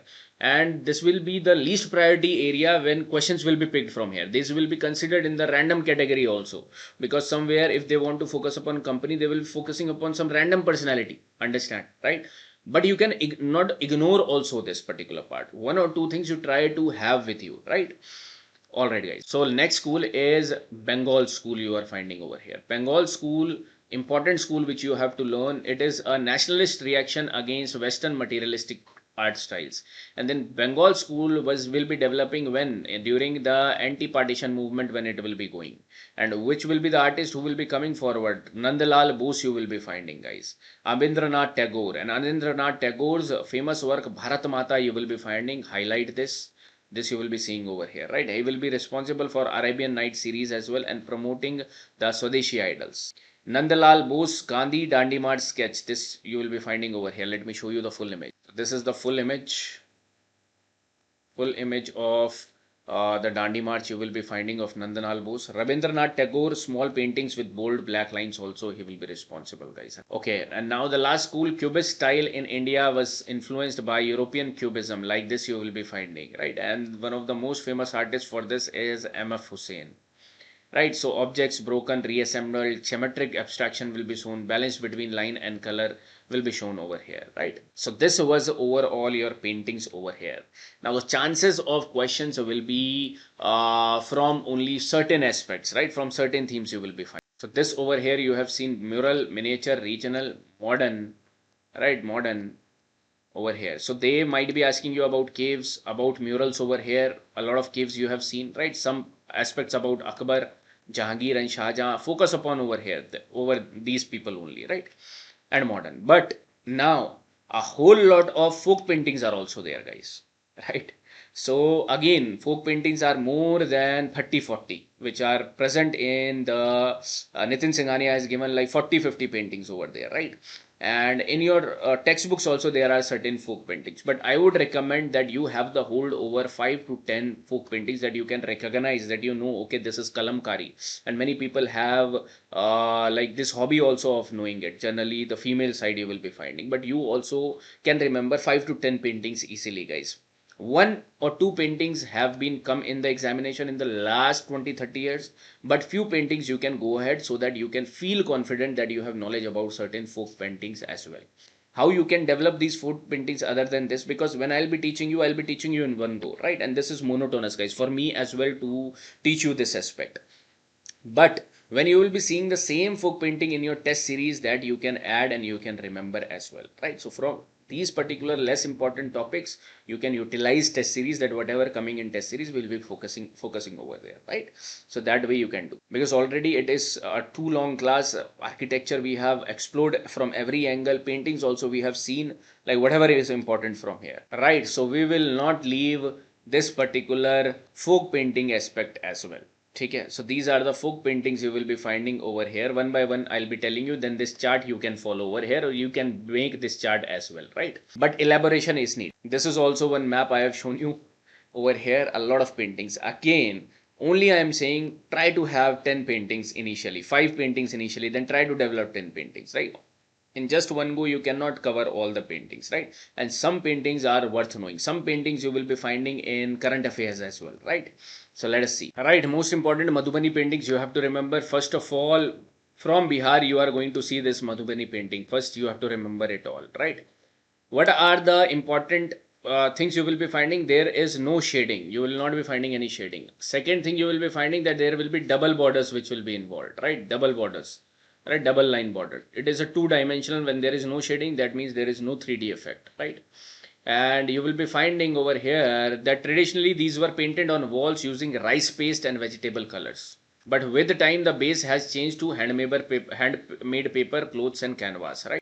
Okay, one thing you have to note from here is in 1970, the art got recognition when the President of India honored Jagdamba Devi. So this you can refer it, Jagdamba Devi is related to the Madhubani painting, right? Apart from there, there are huge names given over here. Obviously, you will not be able to remember all these names, right?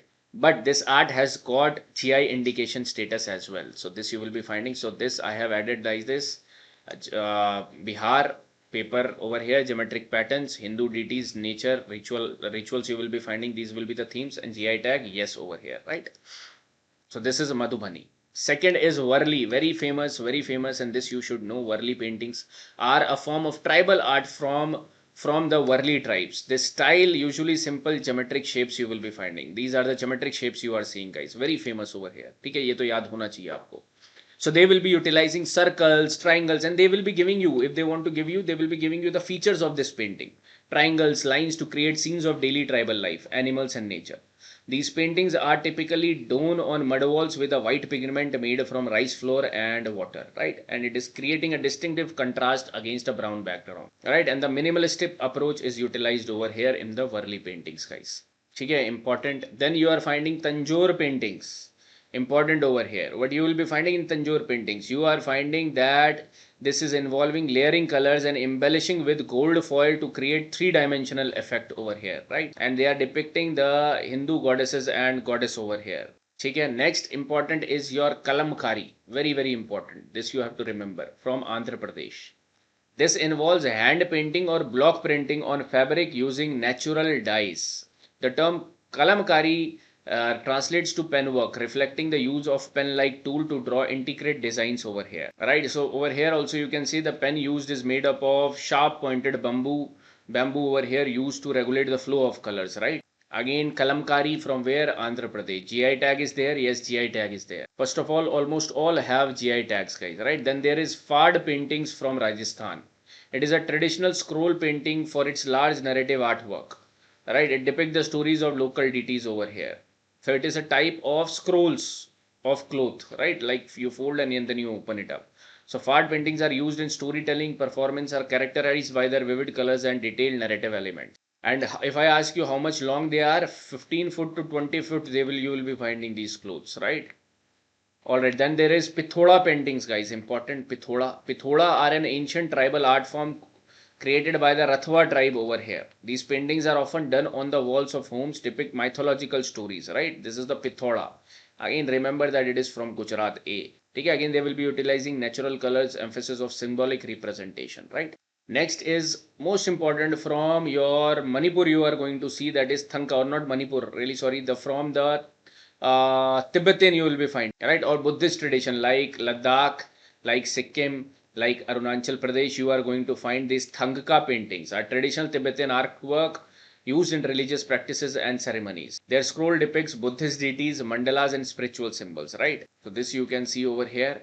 Thangka painting. Then there is one more type of scroll painting, that is Cherial scroll painting, guys. It is a narrative art similar to Fard. So Fard is for Rajasthan. Cherial is again a scroll type of painting you will be finding from Telangana. These scrolls are used to tell stories and legend through a series of painted panels, right? So this again, just remember the region it is associated with and a scroll painting it is related to.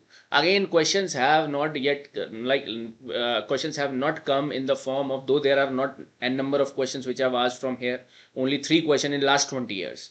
Second, so we cannot understand the nature of question. Second, they will not be asking integrate details about the technical details about this painting. That is for sure, right? So they will be giving you an easy statement as well if they are picking up a very random particular painting over here. Also, they can pick up some random question to make the to fill the quota of what I have told you. Out of 14, 15 question, 4 or 5 are going to be random, right? So that also they can utilize over here, right? But again, we have to go prepared. So some things we will be doing. So I have told you till now certain paintings you have to know. First of all, Madhubani, right? First of all, you are knowing them by the names, and 1 or 2 things you are understanding over here. Madhubani you will be finding Fard, similar to Fard, Cherial, right? You will be finding Kalamkari, and when you will be finding Kalamkari in Andhra Pradesh, you will be finding Varli. Now, if in detail information is given, no need to go into the in detail information. But if it is coming into the test series, then focus over there, guys, right? This should be the method which I can suggest you, right? Then there is again one more important Patta Chitra. Again important, guys. Patta Chitra, important.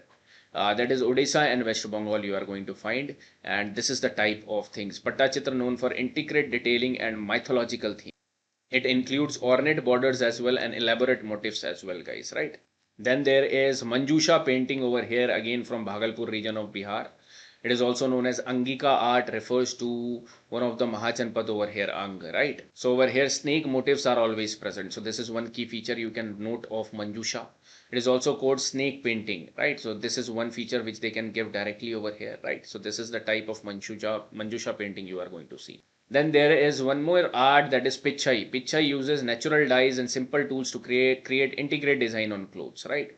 And this is also known as Pichwai paintings, where this is Tamil Nadu, right? Again, religious themes like Lord Krishna's life you are going to find. Okay, this you can remember. One is Sora paintings of Odisha. It is created by Sora tribe and known for their abstract and symbolic representation of deities and natural elements. Like this you can see how these people are drawn over here, animals are drawn over here, right? So this you can see over here, depicting tribal ceremonies and rituals, right? Sora painting. So these are more than enough over here. If you will be knowing these particular paintings, more than enough, guys, right? So with this, our painting topic is over also. Now this was a huge session and we have tried to cover almost 2 major topics. One is architecture and the other one is paintings, guys, right? Those of you who have covered this, you can feel satisfied over here that most of the big topics over here of art and culture, like architecture, I'm telling you 1 or 2 questions they will be picking up from here. Like paintings you have covered. Now I will be covering more topics apart from this, but the most important will remain only architecture, right? Also you focus upon rest of the things. For example, UNESCO World Heritage Sites, which I'll be making separate videos for that. Don't worry about this. And this you try to see again and again in the last as well, right? Because this you have to keep in your mind. So these are important things, right? So this is one aspect which we have covered in this part 1 session, guys. I hope you like the content which I have given you and delivered you. Extensive and comprehensive I have made this particular lectures, right? So just try to revise the important points which I have highlighted in every particular topic and subtopic, right? Rest you can read and ignore some of the topics because you have major themes which you have to have the command over, right? So thank you so much, guys, and I will be meeting you in the next session, right? Also, if you have found it useful, do comment it, do mention in the comment, guys. Okay, thank you so much.